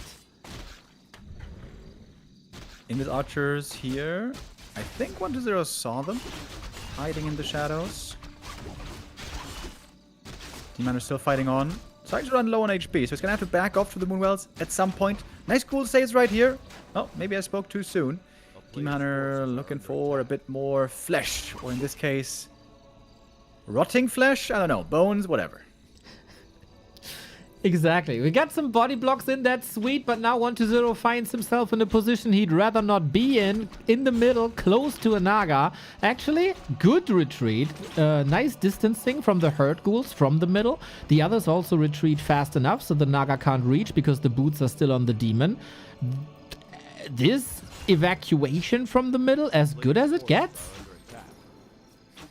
And the Demon Hunter, interestingly, not joining back into a possible brawl. No, he's over at the gold mine. Solo creeping right now. He's going to get level 3 here. It's going to be a high-level demon. Well, the DK first seemed to have the experience edge, and now it's being taken by the other first hero. Interesting. Okay, cool. It's noticeable that both players held back a couple of strats and timings for this match in B-Cup. They might have played each other 4 times in show matches, but B-Cup tournaments, that's the real deal. And the Demon Hunter also looking like the real deal. He's fully slotted here. 6 items, very nice. Can pass the damage items maybe later to the Naga. When he finds some more defenses. And life is looking good. Life is looking confident. We're going to tier 3, of course. This is mostly looking standard so far. I wonder, is 120 going to try the worms again? They mostly seem to be figured out, except for that game on Hammerfall. There's some good positions here with Forest in the middle, where worms are great, but we have to look forward to this creep jack here first and foremost. Ghouls attack the Naga, but very much exposed. Oh! Uh-oh. 3 ghouls dead. Is that just the dream of the grand final via winner bracket over? What an ambush. What a car crash. Yeah, what a timing here by Life as well. Normally, Niles want to get more aggressive when the Dryads are coming out for the double slow, but here, hit the perfect read. Where 1-0 is going to go creeping. 1-0 scouting here, not really that great, not looking ahead, and that was extremely painful. This certainly means there's no frenzy timing push possible. To be fair, if the Naga has the boots here, I think the DK is dead as well. Wow. This mid game is pretty damn good for Life. And he's on tier 3, on the way to tier 3. He's going for bears, of course. 1-0 has arrived on tier 3. As you say, there is the boneyard, but it looks a bit desperate now. 2 minutes still he has to wait until the first worm is out. For that long at least. It is the Night Elf with full map control. Demon Hunter has the Invo Potion. And Life is looking for another tussle, it seems. A tussle? That's a fine word. A little bit of a tussle, looking for a tango. Is he gonna find a dance partner here? Right now 1-0 rather wants to be left alone, the introvert, typical gamer. Until he has the big pet Frost Dragon to give him some more confidence. Well, the dance he might be looking for is the Ruffle Stomp. This is what he's getting right now. DK being pummeled once again. Lucky that he has this Belt of Giant Strength. Another Focus Fire, Dryad, Naga. So much crowd control. You don't want to be in proximity to Dryads and Naga at this stage of the game before the power spikes are here. There's Fork Lightning. It tickles, but man, if you're half dead and super sensitive, then you might be tickled to death. Fiends suffering, heroes suffering. 1-0 in dire straits. Good saves here at least. The Fiend gets away, the Ghoul gets away. Maybe 1-0 can limit the losses. Can go for a Worm now finally. Great exchanges though for the most part. Losing the Dryad perhaps not ideal. Losing the Naga wouldn't be great either. But with the TP, she gets out. 1-0. Feeling the pain in this early game. He's got only 2 Ghouls left, by the way. I wonder if that's even enough lumber. Perhaps not. This must have been a bug. There was Backpack in the process of researching right now. He cancelled it after the town portal because he wasn't home. But was the plan to bring Staff and Orb to the north during that contain? Yes, please. Live do it. 2026 year of Backpack. But yeah, 1-0 lives. He gets the worm out. He will get his power spikes, but it's all a bit shifted towards the latest spot.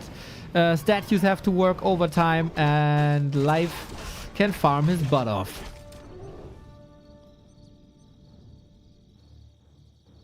Earlier he tried with the 50 supply expansion. Could attempt that here once again while the heroes keep progressing. 4-3 gonna be unlocked in a moment.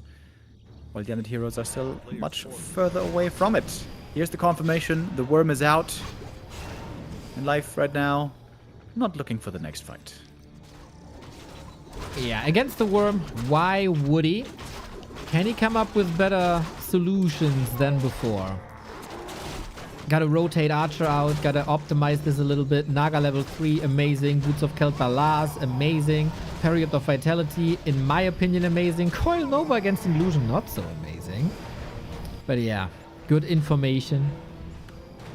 Gets items now too. Only the dust, no invul, no heal scroll. But there's no need for heal scroll just yet, as there is no disease cloud, as you say. Well, let's dance. And there's no forest for this worm nearby. Yeah, there's a lot of piercing damage immediately on the worm. Half HP already. Demon chasing for the mana burn. Death Knight now out of mana. And no mana potion left, by the way. Lich in trouble. TPSV pass. And that is just enough to save the hero. Life again looking so confident here. Owning in this fight. Getting a Fiend kill on the exit. He did lose 3 Dryads though for 2 Fiends. I guess it was kind of an even exchange in the end. But the heroes, I would say, still favoring the Night Elf more. Right on. 4-3. But important to have the 3-3 at least. Level 4 oftentimes not that impactful. But yeah, the worm is out of the bag basically. Took a lot of damage. Life can still farm the upper right-hand squadron. 1-0 does the same at the left-hand side.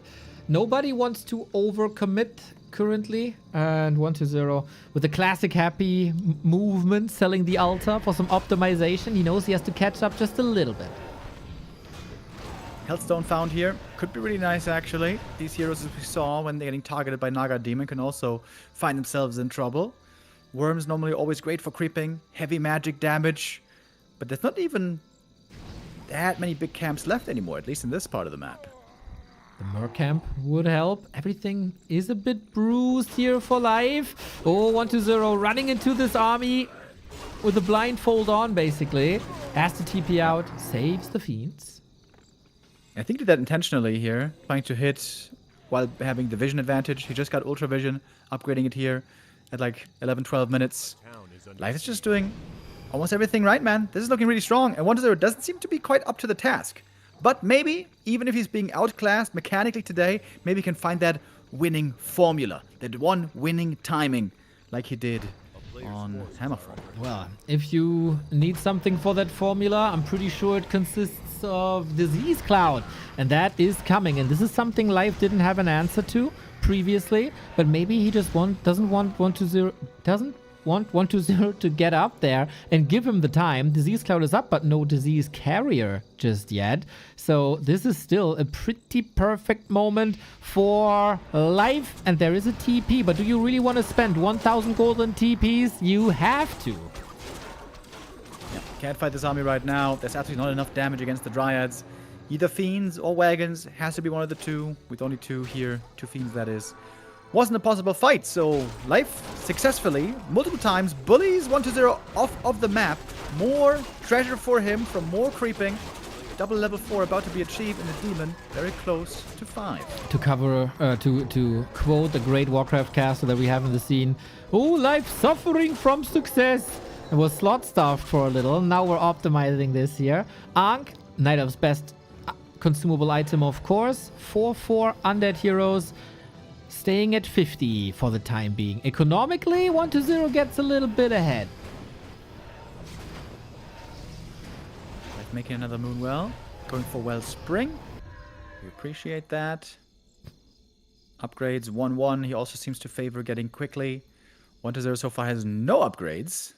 But indeed lots of gold. This is looking quite similar now to Hammerfall. But I would say Life has gotten stronger here on the heroes. Look at that Demon. It's close to 5. I'm very bad at counting, but 4.9 is incredibly close. Thankfully, we have the XP bar. This green spot is crept solo. This is level 5. Indeed, it is. And that perfectly fits with almost the entire map crept. I guess we have a couple of greens left, but those don't give much bounty anymore. In the end, 1-2-0 actually made it to double level 4. That's pretty nice. But level 5s still elude him. Got a mana potion, got a health stone. Walls are closing in. You gotta produce, and he does. That's a lot of supply with one production round, but you gotta hold on until this production round hits. Worm far forward, trying to control the Demon Hunter alongside Lich. We got the nice 2-1-1 build here. And I think 1-2-0 is stalling that time, and he gets a lot more powerful now when all these units are here. Alright, now we see the adjustment as we kind of hinted at on Hammerfall. Life this time not greedy with the expansion. He is getting ready for the ultra late game anti-air weapon, the Talons. Okay, that is indeed a lot of damage, and we have 4 Fiends only, no web just yet. Maybe because he didn't see it on Hammerfall, he's not thinking about it. Lumber and resources would be there, but he also needs like produce Fiends, so the crypt is blocked for web upgrades. 2 worms, 1 wagon, 2 wagons. The damage is gonna be through the roof for 1-2-0. The cool thing for Life here is he knows what the difficult fight was earlier. There was 70 supply Night Elf, 70 versus 70 didn't look so good for him. But maybe it's the time for 80 supply. And if he gets 80 supply, crows and so on, and bears and dryads, that could be great. And the good thing is, as well, there's no Tree of Life right now to punish. There's no easy thing to attack. Unless you want to attack into the Night Elf main base, but there we got a ton of Moon Juice with big home turf advantage. Yeah, you don't really want that. The cool thing for 1-2-0, by the way, is the Lich and the Worm. Yep, Lich is looking strong. Absolutely. Plus 19. And Disease starting to take effect. It's a long daytime here when Night Elf units don't have natural HP regen. So that means they tick down very quick from this disease. Right on. And I love that he is going for this without A-bombs. I feel like A-bombs, yeah, good meat shield, etc., but rarely rarely used for damage. Wagons, if you protect them, especially in chokes like this, where he's at right now. Perfect. Hard to reach. I remember times, Remo, when we were both yelling, add a wagon, where's the wagon? And they never did, but now they do. Yeah, can have crazy good value over long extended periods. And normally knives need heal scrolls. That seems to be the one concern here for Life. Yes. Has no heal scroll, has seemingly no access to the shop right now. I wonder if maybe even an alchemist could be great long term. He is kind of sturdy against Coil Nova. He got level 5 already. Heal spray would be amazing. But then, yeah, he could also go heal scrolls. I mean, that's way simpler. First crow in the air, looking for the webs, trying to stay out of range. Crow count is still low, but beginning to rise. And oh, he forgot the web! No web. Oh, 1-0. No you need web. a web right here. Yeah, there we go. I mean, you can nuke him down there in low numbers, but this is troublesome, man. Well, Life is everywhere. He got a concave around the 1-0. I mean, where do you fly with the worms then when the Dryads are all so close? So far, still somewhat even. Demon Hunter 50%, but the Destroyer is falling as well. Worm saved actually to the side. Fiends everywhere being kited down. Demon Hunter 5.3 mega damage. Level 5 on the DK now as well so far. 1-0 is holding his ground. The Bears are taking care of the wagons now though. It looks like everyone is losing everything. Yep. So many losses absolutely everywhere. Heroes also hurt. Demon with the Invo Potion. Wagons are now all gone. We got one worm left. The coil came in just in time. Demon is still fighting on. Big mana burn. Only one more mana potion. Death Knight in trouble. Getting slowed. Hitting very low in the red. This could be the end if he falls here. Barely getting away. Oh my. There's still a crow. He's still chasing. He's still getting killed. Life. 20 food ahead now. The demon must live. He got an Ankh pass. He's so calm. He's so collected. He's so close to the grand final. DK turns around for a coil. Uh-oh, was that a bit too ambitious? Seemed like it. Gets away from the slow just barely. And that was another fight going to Life. Naga level 5. The demon closer to 6. Not having the web, man. Not having the web is an issue. Turns around once again for yet another call before this Worm. mana Got the comes in. worm. Oh, on the right-hand side he did. 27 food only. Everything points towards a Night Elf in the grand final. The prince that was promised once again in the grand final. This time via upper bracket. And the undeads, the best undeads to duke it out. A rematch from Wednesday between Happy and 1-0 because the options are extremely limited right now. A player's force Not gonna give it up yet, of course. It's a big tournament. Important match. He's got double level 5 heroes. Waiting to mine out the main base. Uh-oh. Would be a funny moment now for a BTW rip. But Life has avoided the BTW rip all day. Psh, don't jinx it. Don't jinx it. But yeah, so far, so good. They're super stable, man. Super stable.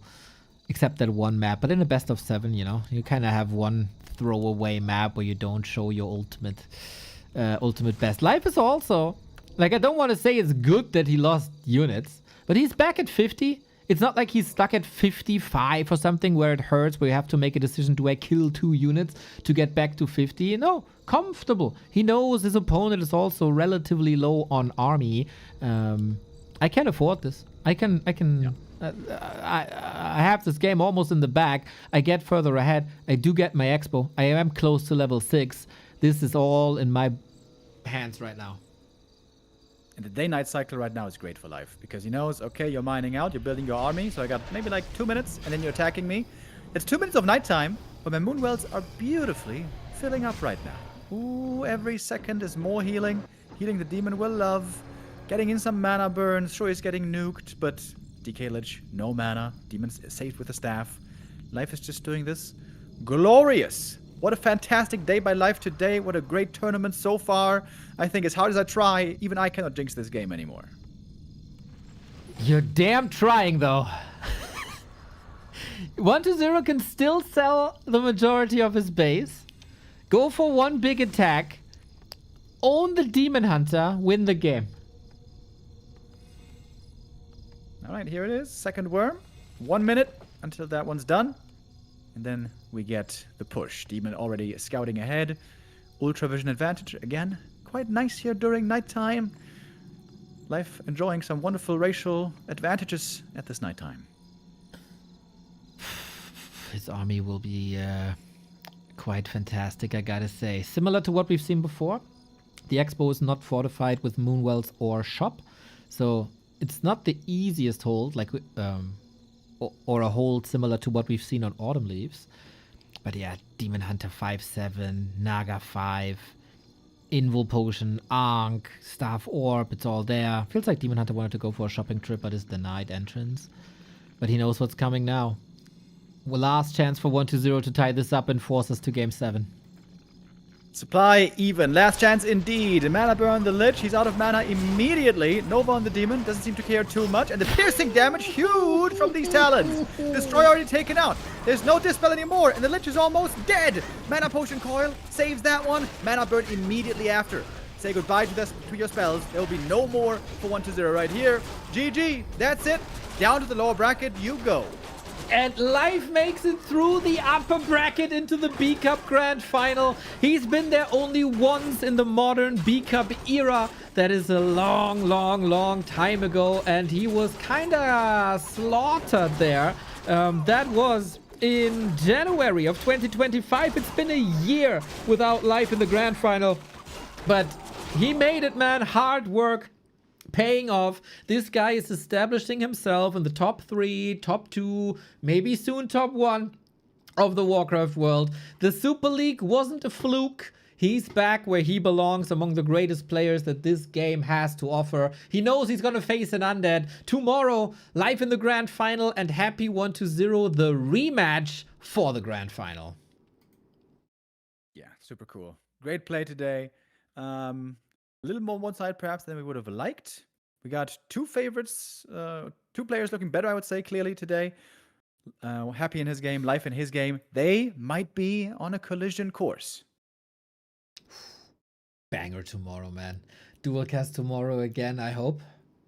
Of course. Of course. I don't know what you're doing in life. Maybe you get abducted tonight by your neighbors that are constantly ringing a doorbell or something. But yeah, I wouldn't be surprised, dude. You got them neighbors. Oh, you know, you got to flee the country or something after what they do to you there. But I mean, I've casted. I had the pleasure of casting Happy Verse 1-0. It was so cool. It was so grande. And then the rematch to see what Happy is adjusting now against like the improved flexibility of 1-0 and the timings. He came like Happy came so well prepared for Lynn today. The builds of Lynn didn't work at all. Happy did his homework, as he oftentimes does after a stressful long series or even a loss. So you can be damn sure that Happy didn't sleep since Wednesday and is tinkering on solutions against this 1-0 guy. Yeah, very exciting. B-Cups always, long tournaments, long stints, long group stage behind us, most of the playoffs behind us, only a single day left. Championship Saturday. It is going to be tomorrow.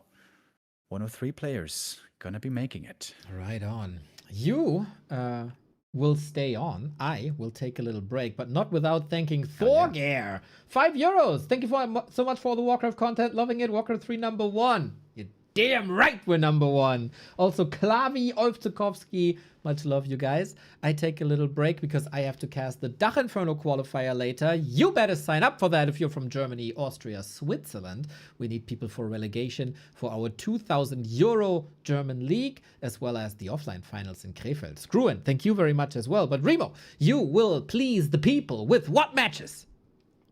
We have Focus versus Life coming up, Infi versus Colorful, and maybe 1-0 versus Colorful as well. There's some overlapping going on. But yeah, certainly those two. There might be a third Gladiator Cup announced as well, but right now we have those two indeed. Focus Life and Infi Colorful. Fascinating, the amount of content. Chris JX, thank you for the 5 gifties. The first time, man. Thank you, thank you, thank you. We see you more and more in chat. Nice that you end up on the supporters list here as well. Really, really crazy. Tomorrow we crown a B-Cup champion. Now you have some show matches. Remo, are you ready to take over? That I'm counting you down.